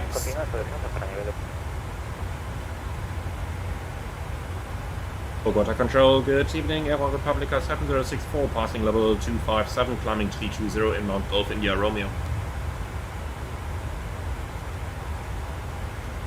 Tengo idea Bravo Delta Whiskey, comunique Bogotá, llegada a zona 19,5, bueno arriba, hasta la vuelta.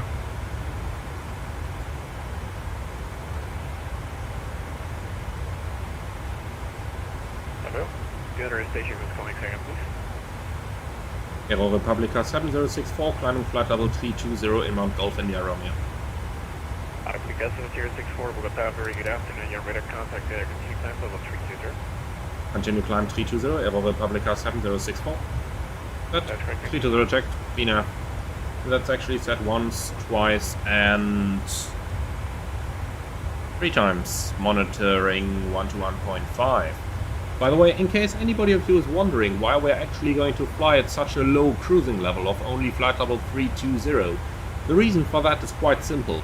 We are flying at cost index 100, and at cost index 100, our basic aim of the flight is to fly as quickly as possible. And around flight level 320, you are going to get the highest true airspeed compared to the Mach number that you will be doing. Therefore, at 320, we are of course burning additional fuel, but we are just going to fly the fastest forward speed possible. You can see it up here. We have a true airspeed of 488 knots right now, so almost 490 knots.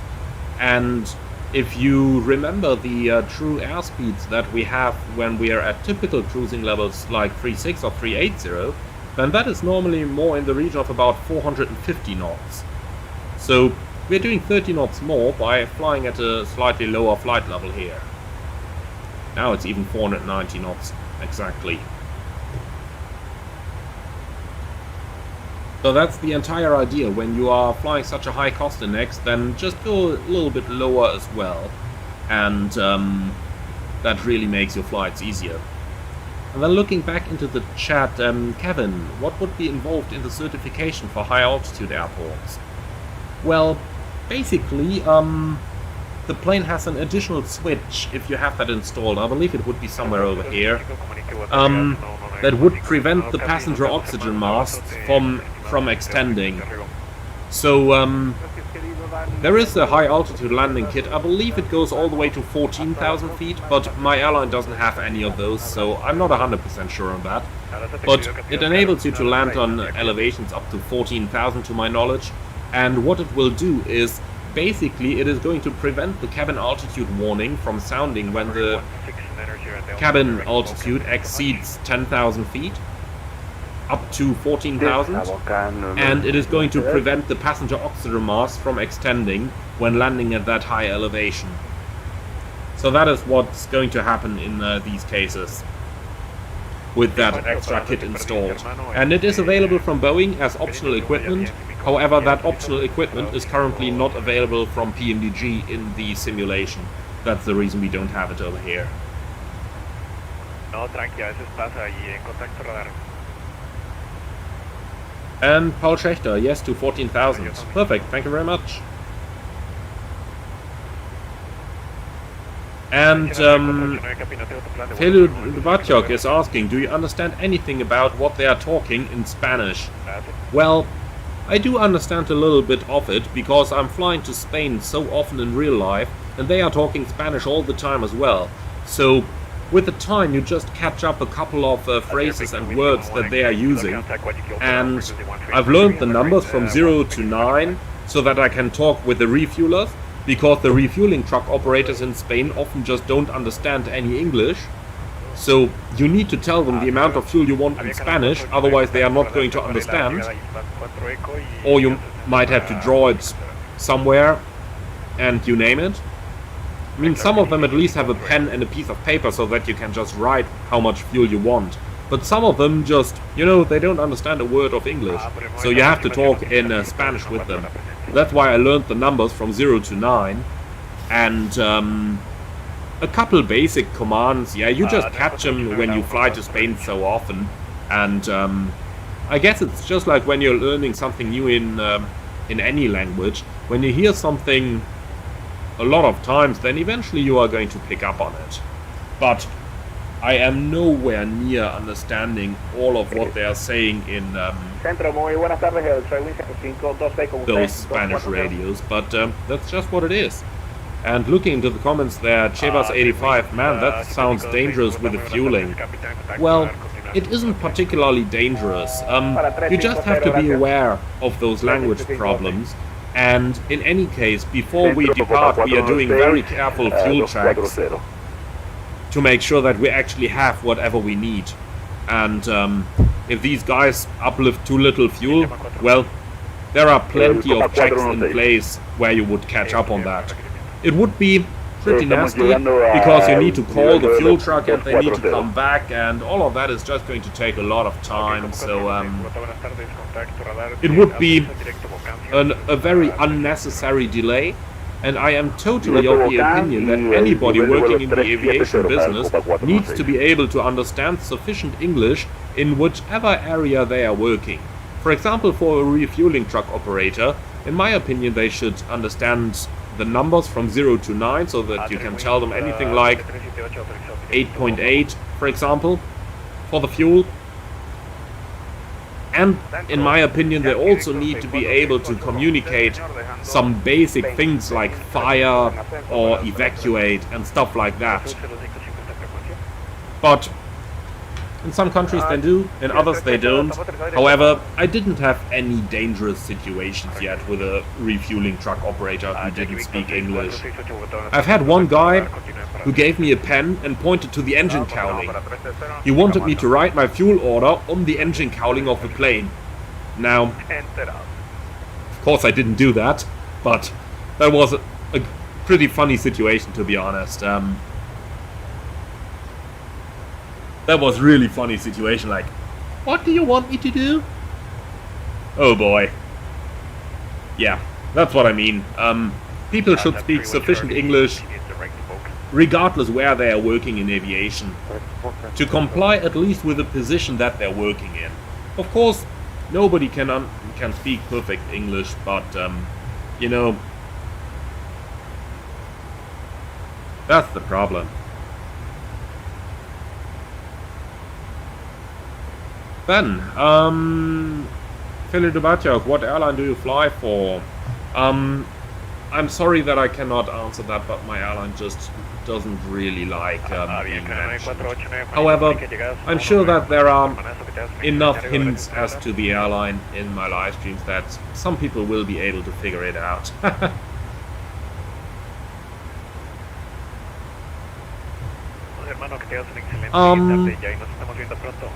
Then, Juan, what is your favorite visual approach that you have flown, either by scenery or challenge? Okay, that is a good question. We don't fly too many visual approaches in my airline, so the choice is actually not great. But I would say Gran Canaria or Fuerteventura.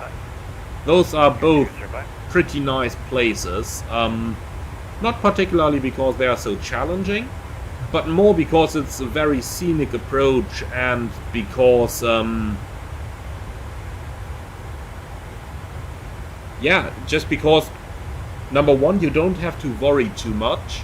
Like, there is hardly any cities around those airports, so you can just turn yourself onto a nice 5-mile final, and that's it.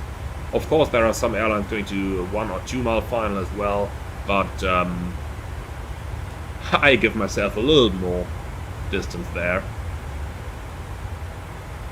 And apart from that, other lovely approaches include Palermo. You can do a really nice visual onto runway 25 there. You just have to be really careful not to trigger the GPWS when you're heading to a 4-mile final towards those mountains.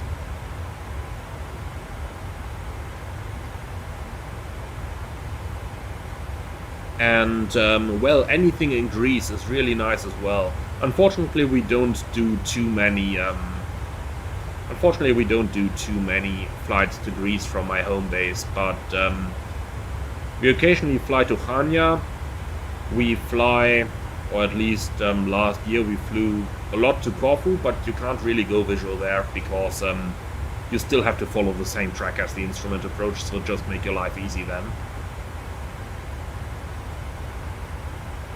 Then, Guapo, do you also fly to Tenerife South?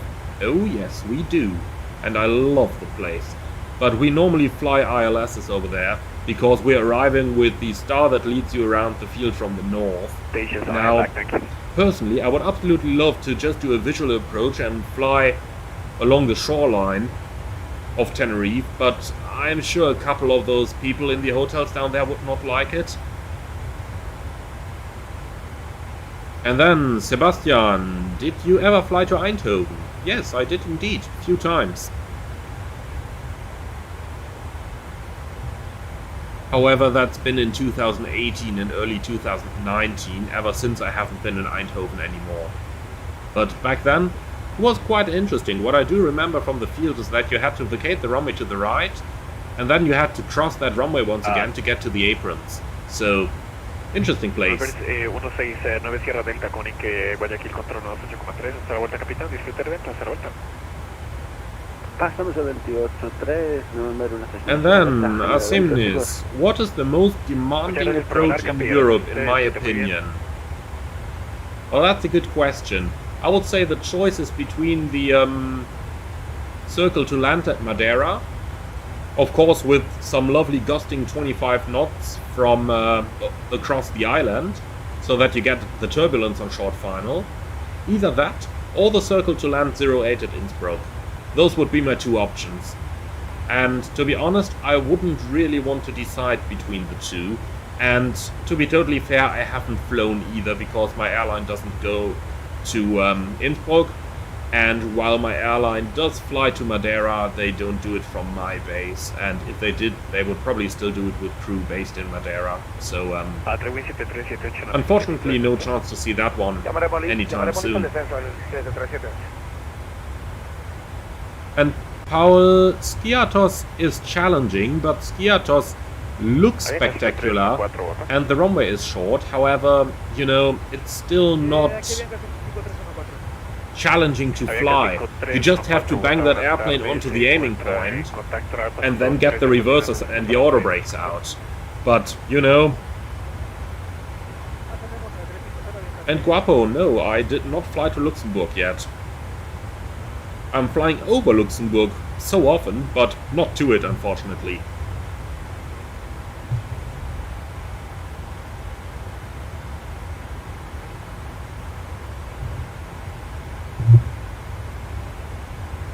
Okay, so...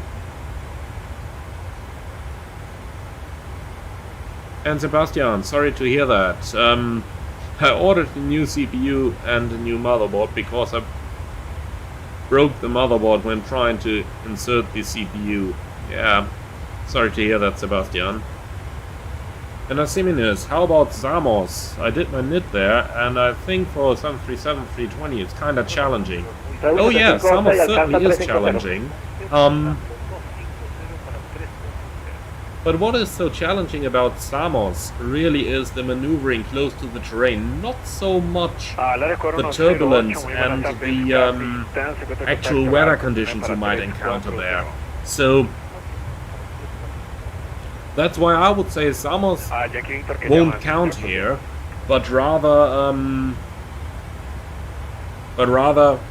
Innsbruck and Madeira, because in both of them you are maneuvering close to terrain as well, but you also have the factor of the weather on it. Samos still is challenging to fly though.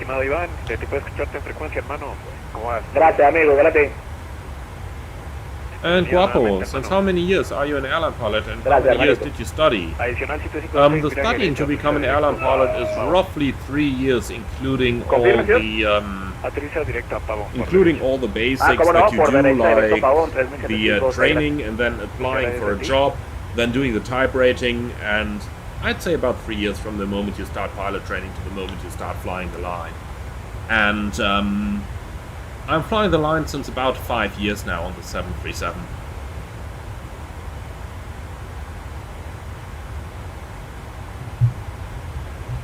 Alright, so we are slowly getting closer to our destination. We have about 120 miles to run till our top of descent. So how about we have a quick look into the approach charts to see if Bogota got any, well, let's call it any surprises left for us. Not that we didn't have any surprises there yet today, but hey, let's have a quick look into the charts to see what we are facing on the arrival. So, stars, and oh boy, they have these lovely names of the arrivals. So let's have a look into the F and see what we're actually going to do. We've planned the Golf India Romeo 4 Echo arrival. So that's probably gonna be on here. And that is a lovely point merge. Oh boy, how I love those.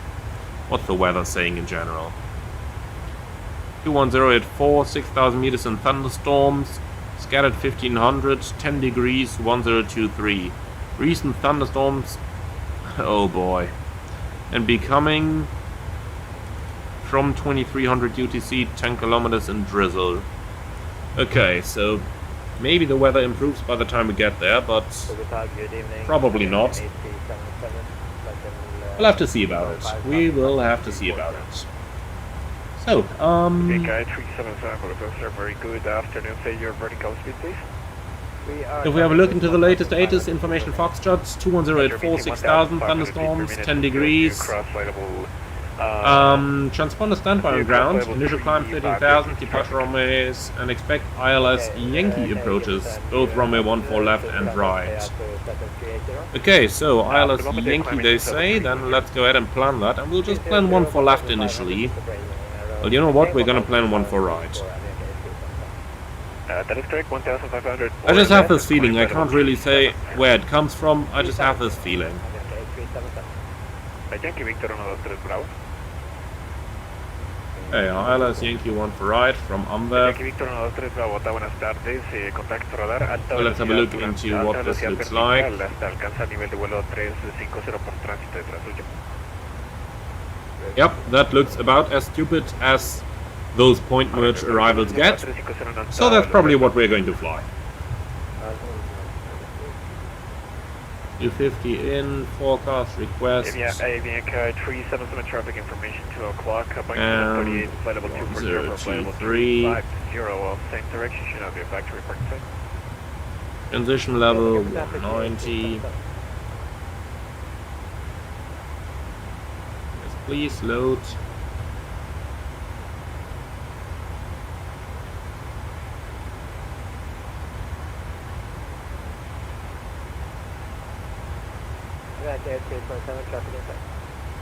Take a tree for the zone, thank you so much. Well, you know what, with the thunderstorms around, let's make it a 5-mile ring. We might just about want to slow the airplane down a little bit earlier. Safe is safe after all. The 250 knots, 17,000 is what we're gonna fly the entire point merge in. And that thing leaves us 25 miles to run. So that should be good. 250 knots, 25 miles, this is roughly 10,000 feet above the field. Yep. Sounds good to me.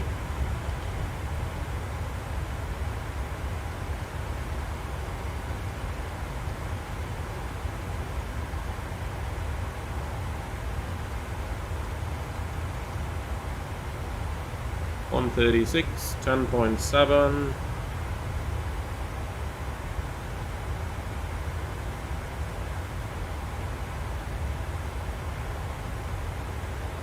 In case I missed approach, it's all RNAV, so we don't have to worry about that. But nonetheless, just for the sake of it, I'm going to put Bogota VOR on the standbys. You never know what it might be good for in the end.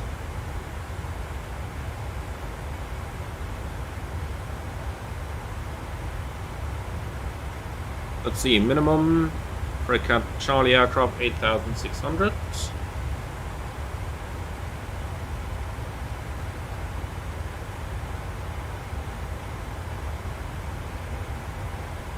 And elevation 8358, so 8350 should be good.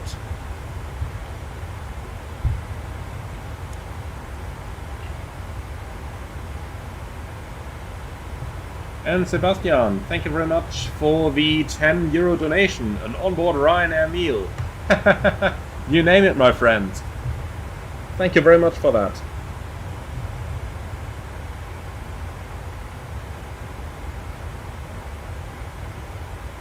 And for the courses, 136 or 135? Well, 135 according to the chart, and you are right, I put an incorrect course in here. Thank you very much, well noticed, chat.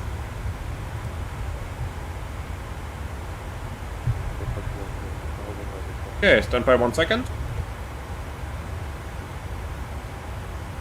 Top 3-1.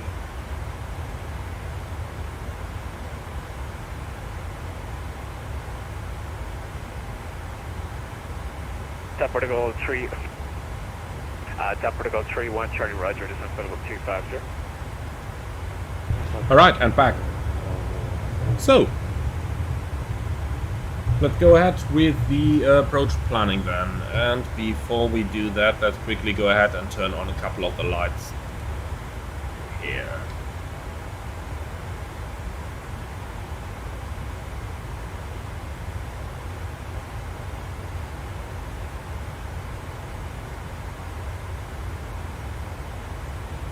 Yankee Victor 123, pero regresa a una velocidad vertical, tránsito en el factor, muchas gracias.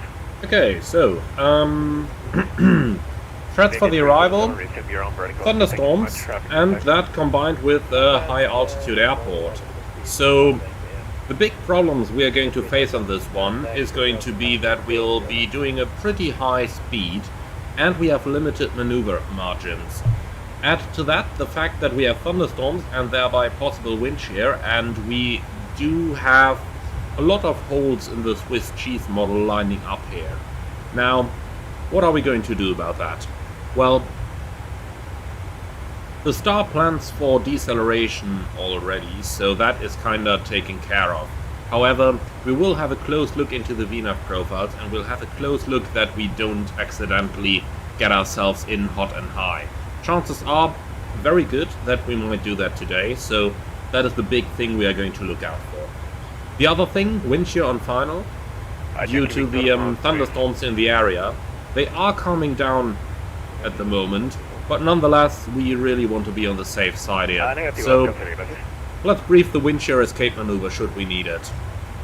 If we hear the two-tone siren, or if we hear any of the predictive wind shear warnings, we are going to treat all of them as real. The two-tone siren is an actual wind shear encounter, so the doo-doot wind shear. But any of the predictive wind shear warnings like go around, wind shear ahead, and all kind of stuff like that, we'll all treat it as real today. So if we have to go around, it's going to be press toga, firewall the thrust levers, make sure the speed brake is retracted, and do not change the configuration of the aircraft. Rotate to 15 degrees of pitch and do not change the aircraft configuration. Once we are at 15 degrees pitch, we can follow the flight director, which is going to provide positive guidance out of the wind shear. Whichever pilot notices that we're out of wind shear first is going to call it out, and then we're going to go over into the normal go-around procedure. Very important here, reduce the thrust so that we do not overspeed the flaps. And to do that I'm going to pull the thrust back to about 90%. And from there we are going to resume the normal go-around profile. Now, the last threat I have for this approach is that we are not so familiar with the airport, and we have already seen on our way out that they might do mistakes on the taxiways as well. So we'll have a close look at the airport chart, and if it is needed we are just going to stop at any moment. Finally, the last threat for the arrival is a last minute change of runway. They don't say on the ATIS which runway we can expect for the arrival, so we are going to plan for runway 14 right, but it might become 14 left on a short notice as well. And that's the threats that we are facing for this one. We are not going to rush the approach, so if we do get a runway change, then we are just going to take things slowly and do things as we see fit. And if that means we need extra track miles, then we might as well just ask for those extra track miles earlier rather than later. Okay, so 250 knots below 10,000, and let's actually change that into 250 knots below 17,000 to account for the high elevation. The forecast page is filled out, fixed rings around runway 14 right, 10 miles and 5 miles. For the arrival from Golf India Romeo, we are going to join our star, which is going to be the Golf India Romeo 4 Echo arrival. And we have this on a chart over here. Gira.vor down here, and for jet aircraft that is between flight level 210 and flight level 260, which we have on the side over here. From there we proceed to GABA, maximum 270 knots. And above flight level 210. From GABA to Irupu at 250 knots and at 17,000 feet, and that is basically where the point merge starts. So from there we are eventually going to go towards Amvers. Then let's have a look into the ILS Yankee runway 14 right. Frequency is 110.7, set active nav 1, active nav 2. Final approach course is 135. For the minimum, we go down 8,600 feet, which is selected on the primary flight display. Now, from Amvers, mandatory 13,000 feet. Amvers, 13,000 feet. And at 215 knots, So that is an at restriction. We need to be careful that we actually have that speed. We proceed towards Otman. And then Bravo Oscar 612, which is the final approach fix in 12,000 feet. We don't have a speed restriction. Actually, we do have a speed restriction at 612, which is 185 knots, and we have that. It's a 3-degree descent path down to a minimum of 8,600 feet, and in case of a missed approach, climb to 13,000 feet on the RNAV GNSS missed approach track to Ambes via Bravo Oscar 680, max 185 knots until finishing the turn. We have that in. Turn right, Bravo Oscar 682, maximum 215 knots, and then on via Bravo Oscar 684 towards Guvim, and then to Ambes, 13,000 feet and hold. Again, 215 knot restriction, but nonetheless, at the current weight, we will be able to clean the airplane up completely. So if we go around Toga, go around flap 15, set go around thrust, raise landing gear with a positive rate, 400 feet, verify LNAV, flaps 5.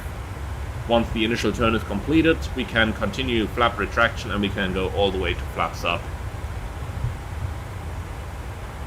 Now let's do a little bit of landing mathematics.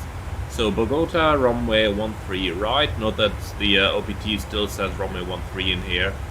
2.5, it is going to be a wet runway, wind 290 at 6. Temperature 12. What did I do wrong? Set 290 at 6. 12 degrees 1023. And it now says recent thunderstorms, so looks like the thunderstorms have finally passed. Let's see for the landing config, and let's quickly calculate the landing weight as well.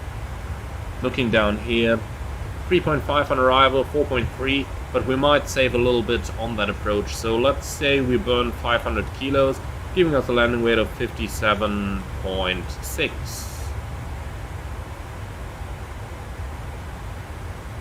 So 57.6, let's put that into the calculator. 57.6. Calculate that. Flap 30, 2,600, 47 minutes brake cooling. That is a little bit warm for my taste, so let's go reverse as all operational. That gives us 15 minutes of brake cooling, very good.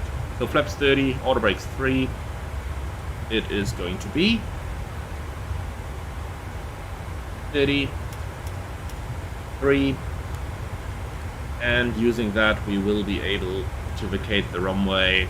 Republica 7064, ready to descend to level 250. Republica 7064, descent flight level 250. That 250 checked, alternate event, down we go. Okay, so 14 right, we'll be able to vacate at kilo 5. Then we'll get taxied from ATC. I don't know where they are going to park us. From what I saw on flight radar tracking the real flight, they parked somewhere up here in the north, but we'll see about what ATC is going to come up with. Do you have any questions about the approach briefing? No? Okay, very good. Then let's quickly prepare. So 1023 is going to be the QNH. We can dim this down, and that is set as well now. Okay. Altitude level 340 for Avianca 36, and can I request out of cockpit for about 2 minutes. Descent checklist, please. Pressurization. Landing altitude 8,350. Anti-ice off. Approach briefing fuel discussed. IS and alt box. Checked and set. Descent checklist complete. Alright. Prepared for the approach. Down on the descent. And so far so good. Looking into VATSIM, it seems like even all the controllers at Bogota are still online. So that would be very nice if they actually stayed for our arrival. And we are doing our very best to make that happening.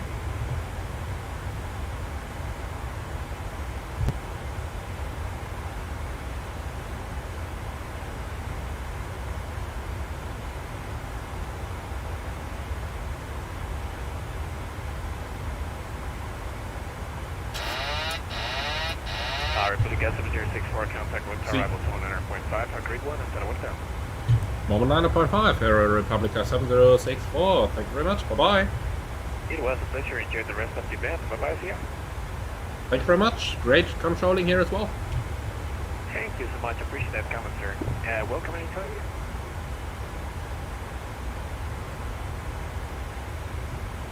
Okay, it's not 505, it's 50.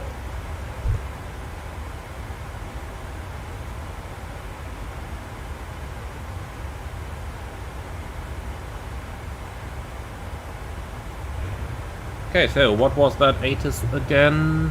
Foxtrot. Bogota arrival, good evening. Aero Republica 7064, descending flight level 250, amount Golf India Romeo, information Foxtrot. Republic 7064, good afternoon, Brad, contact crossing flight level 290, continue descent to 18,000 feet. Descent 18,000 feet, Aero Republica 7064, confirm QNH. The QNH right now 3022, QNH 1023. 1023, Aero Republica 7064. Okay, set 18,000 checked, set 1023. Passing 27.9, descending 18,000, no flags set by set.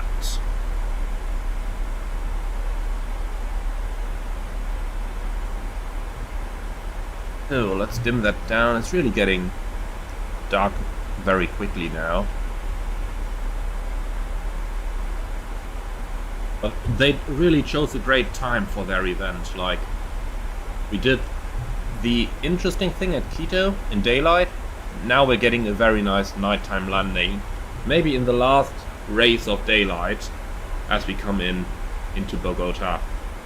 So very nice time for that event.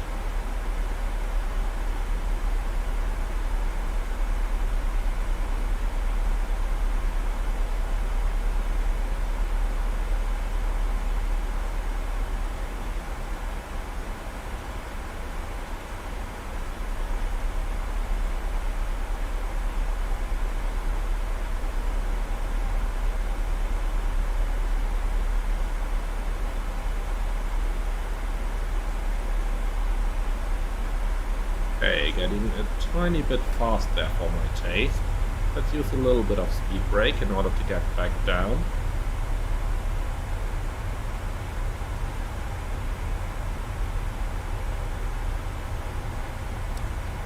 Traffic over there, but he won't play a role.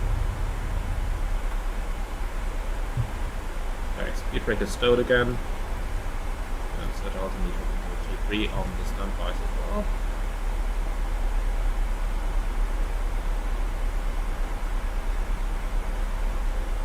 Oh, GABA 270 knot restriction, that's why we're slowing down so early.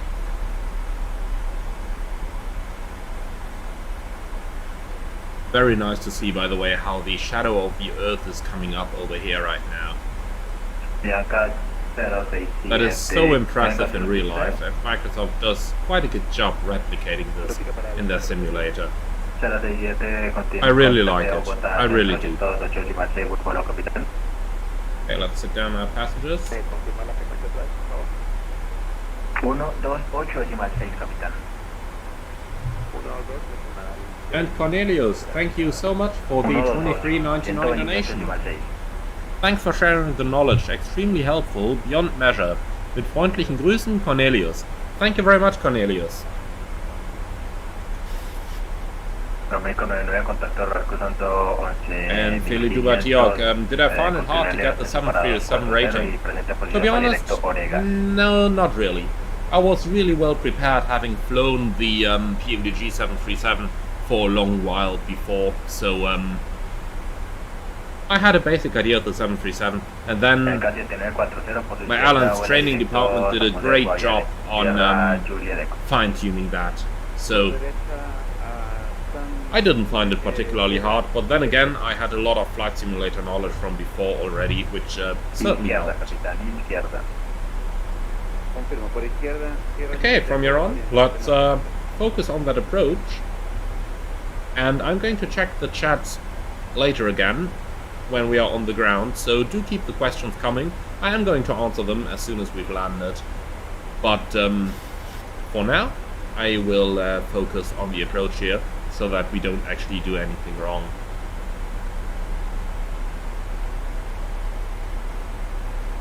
Okay, 2,000 to go here, but we're doing less than 2,000 feet a minute. That is very good.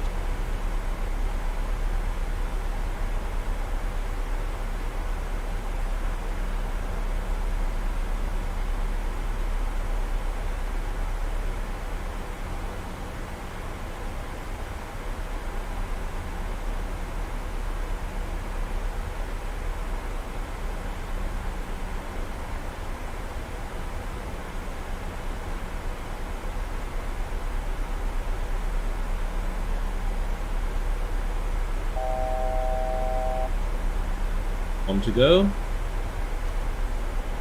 Vertical speed.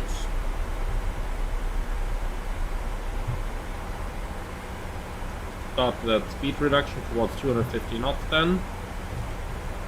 And put a bit of that background glide in.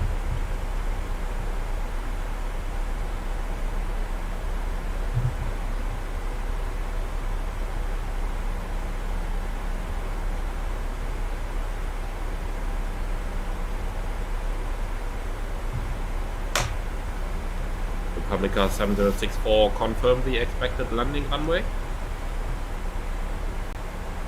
Republica 10064, expect ILS Yankee runway 14 left. ILS Yankee 14 left, Republica 7064. Okay, 14 left. Also 7064 for your right, presses after Irupu, India Romeo Papa Uniform, direct Ambes, Alpha Mike Victor, Echo Sierra. After Irupu, direct Ambes, expect ILS Yankee 14 left, Republica 7064. Okay, Irupu Ambes. Republica 7064, altimeter 3022, continue descending to 13,000 feet, call me installation localized. Republica 7064, altimeter 3022, descend, confirm 13,000 feet? Yes sir, 13,000. Send 13,000, call you established on the localizer, Republica 7064. Okay, the direct is in, but we need to change that runway. So let's see if we can make that on time. Yankee 14 left, Ambes. And I'll just wait until we are wings level before executing this. Let's give it a bit of speed brake as well to help it get down on track. Okay, execute that. And we have Ambes, Robert 14 left. Then let's have a quick look into the approach chart.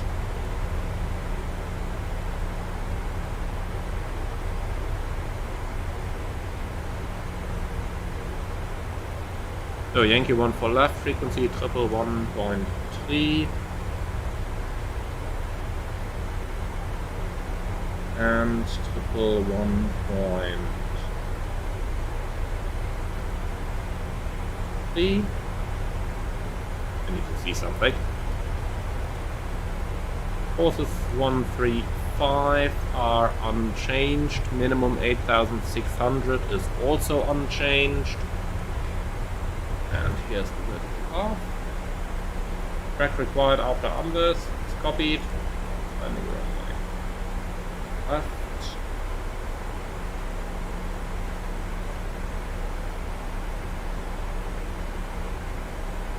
Okay, slash 10 miles. And if we have a look what the latest weather is. Okay, Naviggraph still shows thunderstorms, but we'll see. Let's just make it a 5-mile ring, and if it's good on final, then we can still do something else. Okay, so very quick rebriefing here on the most important points. Frequency is 111.3, active nav 1, nav 2. Rings runway 14 left, 10 miles, 5 miles. And final approach course is 135 unchanged, minimum 8,600 also unchanged. And starting at Ambes, mandatory to maintain 13,000 feet towards Bravo Oscar 613. And we have Ambes, Lobev and 613, all of them at 13,000. And from there we start the descent on a 3-degree glide path down to the runway, minimum 8,600, and in case of missed approach, via waypoint 690, max 185, left turn 692, 694 max, speed 215, and then on via 695, mandatory 12,000 Boldy. So 12,000 the initial missed approach altitude, thereafter Boldy and Ambers, and after 695 we continue the climb. Okay, any questions about the rebriefing? No? Very good.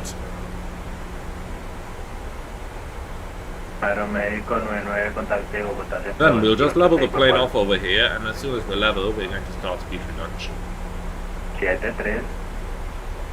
Actually, I might as well just put it back in the VNAV, and that's going to do the same.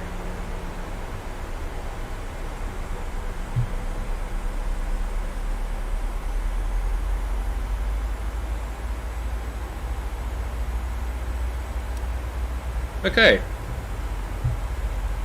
So then, first check. Frequencies: 111.3, set nav 1, nav 2, rings 1 for left 10.5, islands, India Echo Delta Romeo, set left, set right, standby instruments set, horses 135. Approach checklist please. Altimeters and instruments, cross-checked, approach aids checked and set, approach checklist complete. Okay, that's the field inside, and if we can see the field we can also change this to a 4-mile ring.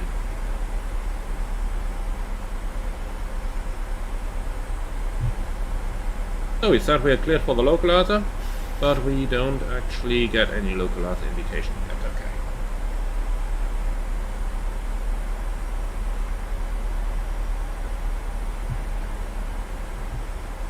Interesting, we do have the ident of the approach, but we don't get a localizer signal yet.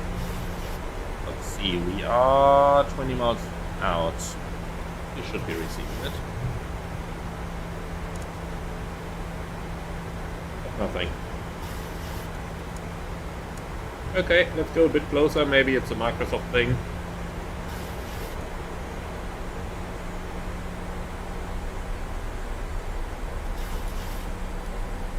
Speed is good where it is. But here too, be aware, we are showing 190 currently indicated, but that is a true airspeed of 240 knots. So the high elevation really comes into play. Okay, and there we have localizer signal. Follow captured. Runway heading 135 set. Republica 7064 established localizer runway 14 left.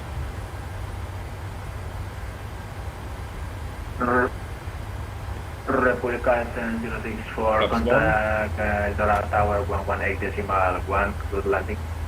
118.1, Republica 7064, thank you very much and good evening. Thanks a lot, you're welcome, sir.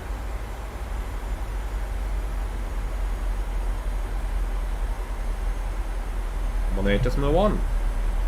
Okay, where is the glide slope? There is the glide slope. That came late. Approach armed. Glide slope capture. 12,000 feet set. That's 5. And let's use the speed brake. Otherwise the speed is gonna run away. Eldorado Tower, buenas noches. Republica 7064, ILS Yankee 14 left.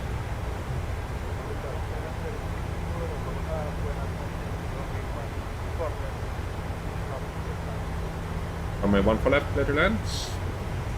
Republica 7064. Okay, clear to land.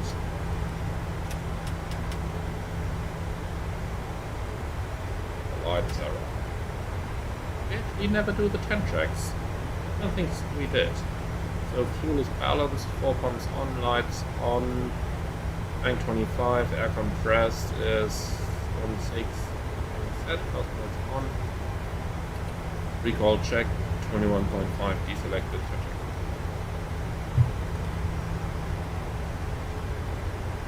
Okay, so 10 miles out. 170 knots indicated, but still doing 200 knots over the ground. That is the reason why I pulled the speed brake, to get the speed under control. Because with that ground speed we would otherwise be doing a vertical speed that would be so high that our speed would immediately start increasing and eventually we would not be able to get it under control anymore. That's the reason why I went for the speed brake so aggressively on this one.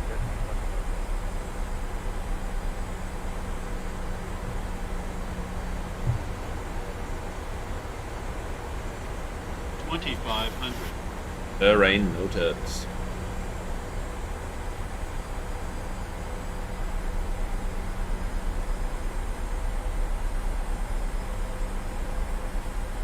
What an amazing view.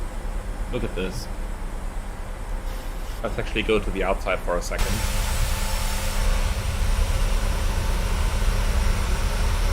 That's quite amazing, isn't it? Okay, back inside. 190 knots over ground, 6 miles out. Time to start configuring. Gear down, flaps 15.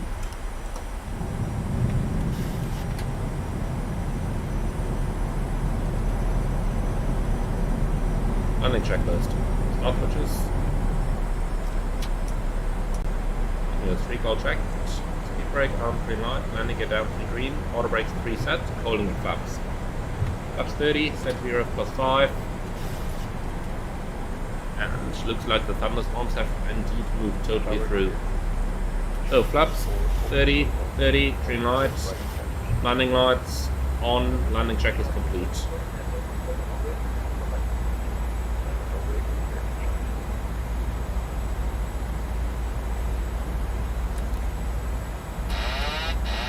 Annual flight.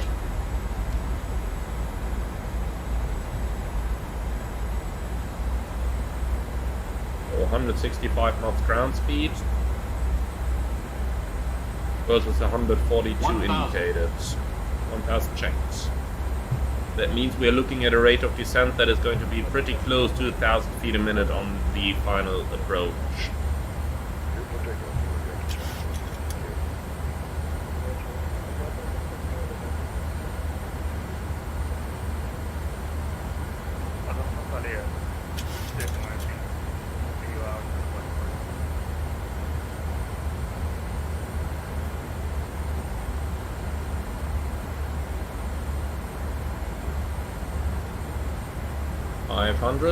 Continue.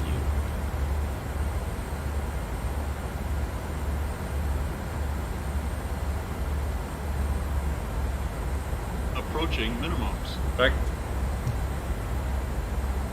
Minimums. Continue.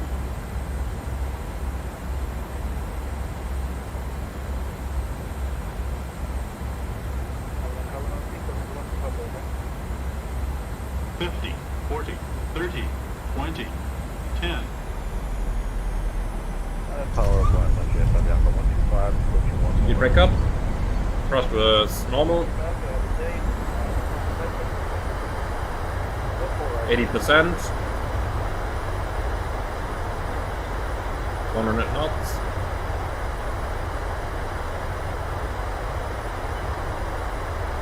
$80 knots. 60 knots. Manual brakes.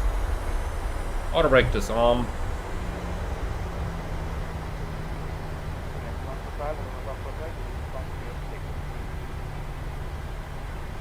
And here we are, welcome back to Bogota.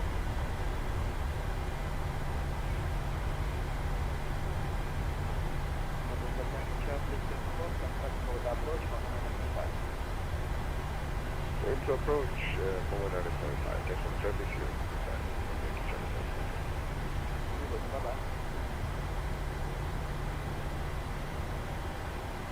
Let me stop the plane here.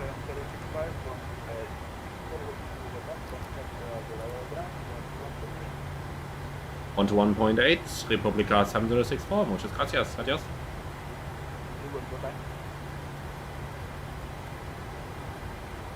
Okay, 1218, but before we call him, let's quickly tidy the plane up, because this is definitely going to be a little busy on the taxi, because I'm not familiar with the airport. So it might be a good idea just to keep the plane stopped for right now.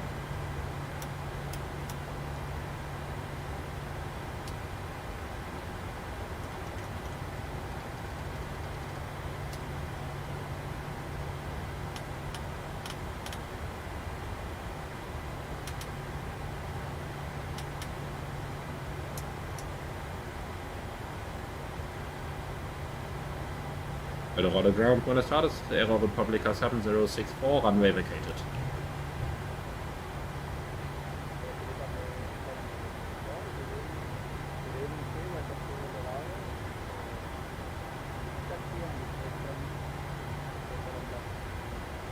Taxi own discretion, Wilco Republica 7064. Well, okay, that is the easy way to do it. Just give me my own taxi. Okay, in that case, let's see.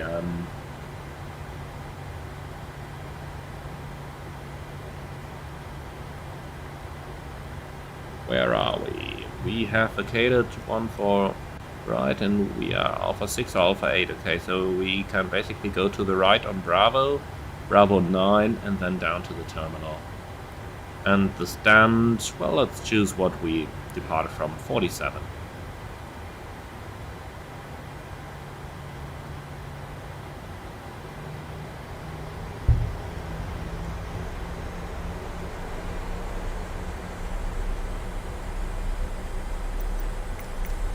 So, GSX, gate, 47, you don't need to follow me, and we'll take Copa as our handling agent.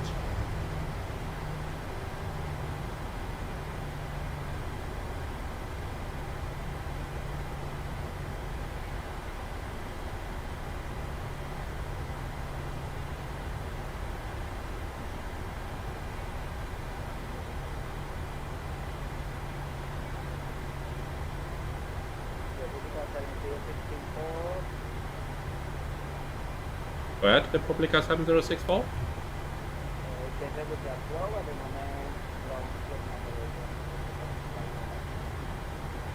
Thank you very much for controlling, and thank you very much for the great event.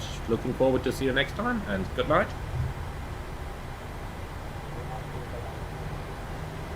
That was very nice, so they indeed waited for us. Thank you very much, guys. Thank you very much to all the controllers involved.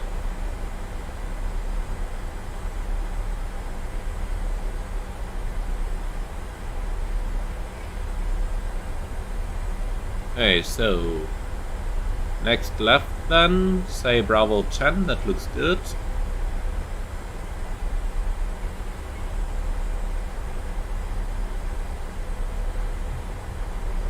Let's not get too fast.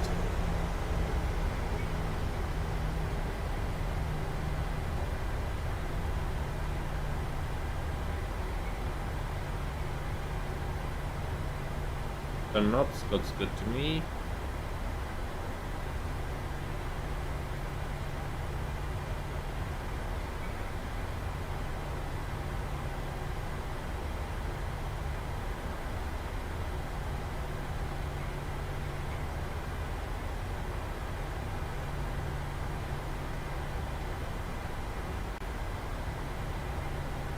Off the APU. I can't really see anything. Get those landing lights on. They do a better job.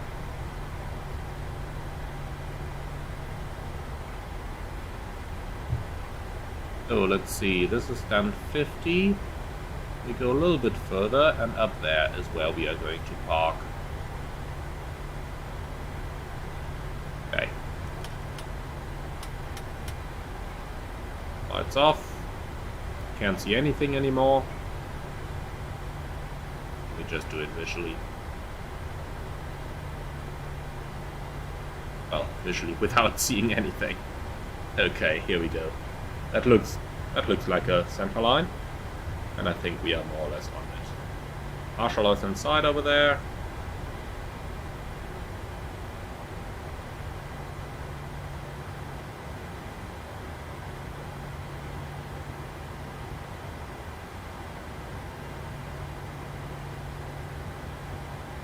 And here we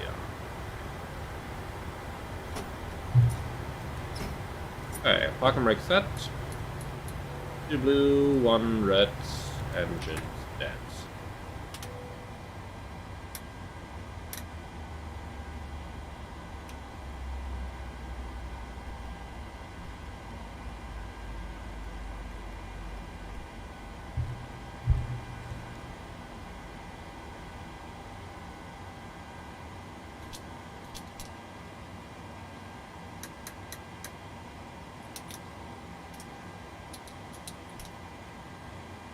And we have both engines below 20%.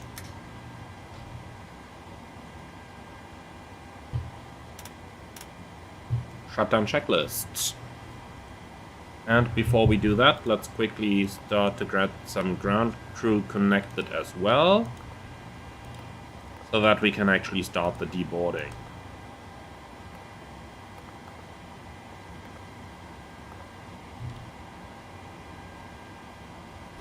Where is that?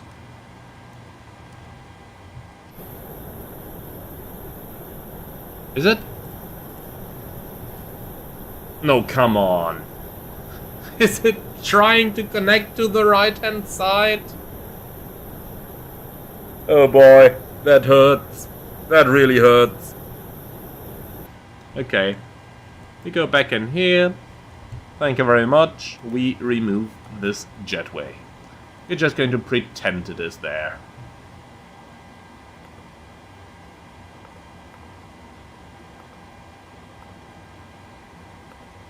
Well, or we just do it realistically. If the jetway is broken, then we simply request stairs.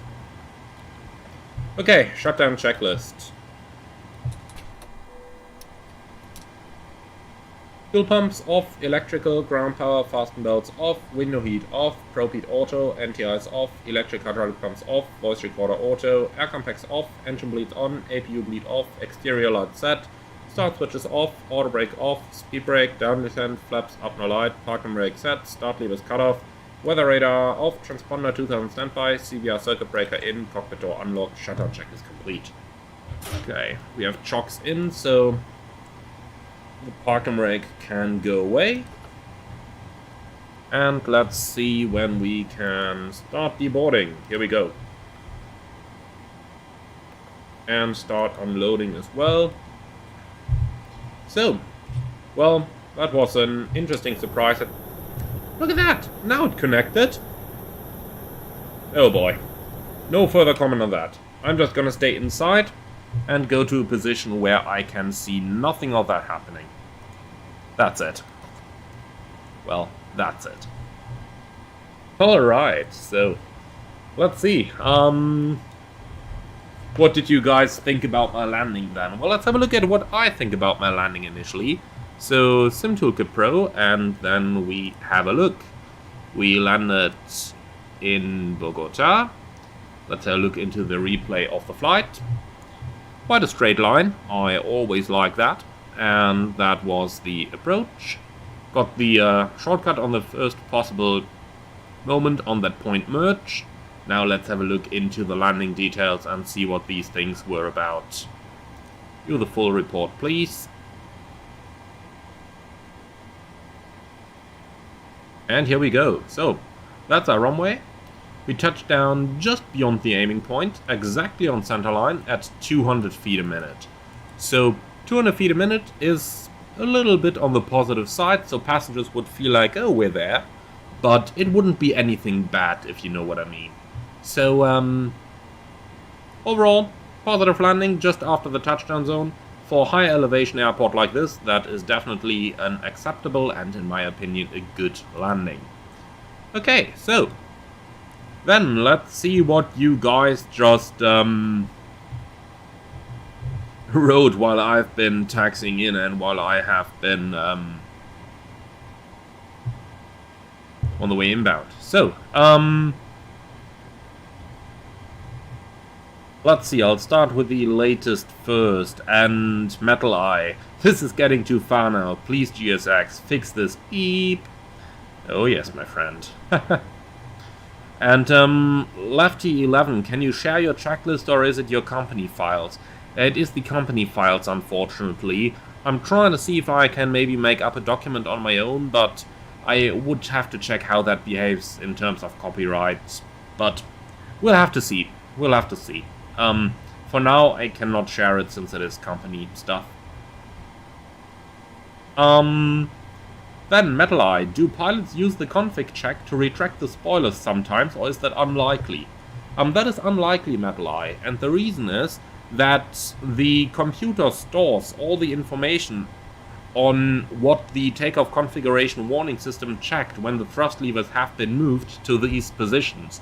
So when the computer stores that stuff, it is available for engineers to check after landing, and they do use that data to check on certain things. Now, if the pilot would advance the thrust levers to the takeoff configuration check position, then this stored data would be overwritten in the computer. So that's the reason why you should never do a config check after landing. And that is also part of the reason why you need to be really careful with the thrust lever position during taxi, so that you don't accidentally get in there. And guapo, that's what's entertaining with the high altitude landings. Yep, definitely. And Lefty 11, the scenery we are using is... don't let me lie to you. What is that actually called? It's been a while since I got this. Well, actually, no, it's not. I had an older Bogota scenery, but I replaced that with a new one, so... that's that.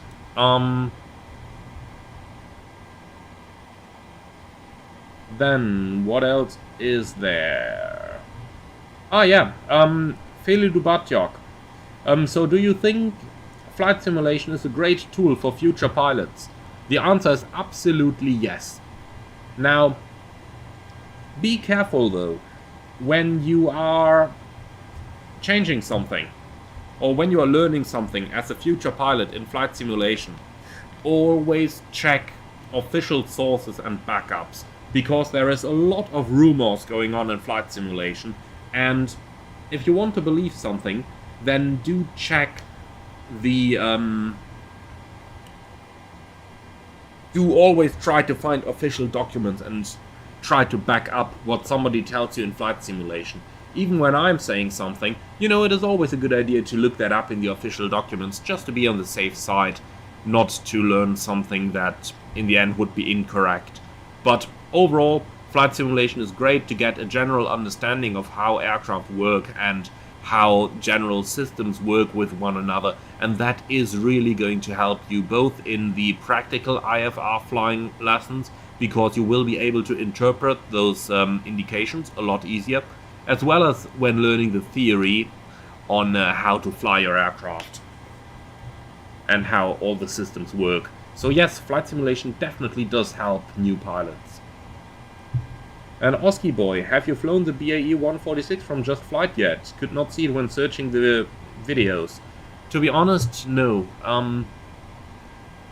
I just didn't get around learning that plane yet. My apologies. There is a question a little bit further up from Asimines, that is, what decision-making model do you use? And in my airline we use the PIOSI models, which is problem, information, and so on. So we use the PIOSI model. Now in flight school I learned 4-deck, however, using PIOSI now for 5 years since I started with the airline I'm currently flying for, so, well, it works, so that's pretty good. And somebody with a Russian name, my apologies for not being able to pronounce that correctly, I will record what you just said and show it to my mother so she will buy me a PC for flight simming. Yeah, definitely. Here's my recommendation. You don't need like a very good machine to learn all that. So you don't need to buy a multiple €1,000 or dollar or whatever your currency is computer in order to run a very good looking flight simulator. Now, my recommendation is you don't need that top high-end gaming machine to run all those add-ons. But what you need to be able to run is a good aircraft simulation of a modern airliner. And that would be, for example, the Phoenix A320 or any of the PMDG Boeing 737s. And the graphics and stuff like that, you know, you don't need very good looking graphics in order to be able to, you know, gather knowledge for real life flying. I wanted to avoid using the word practice here because it's not really practice. Anyway, Metal Eye, I will buy the BAE tomorrow. Great. Let me know in the Discord how you like it, and let me know well, let me know if you think that I should be getting it soon as well. I mean, I know the answer is yes, but... Alright, anyway, guys, that's going to be it for this video. I would like to thank you very much for sticking around until the end, and hope that you have learned something today. Now, if you did, then great. If you didn't, then I will have a lot more tutorial videos coming up in the future. Anyway, thank you very much for flying, and I'm looking forward to see you all again very soon. Have an excellent weekend, and hopefully maybe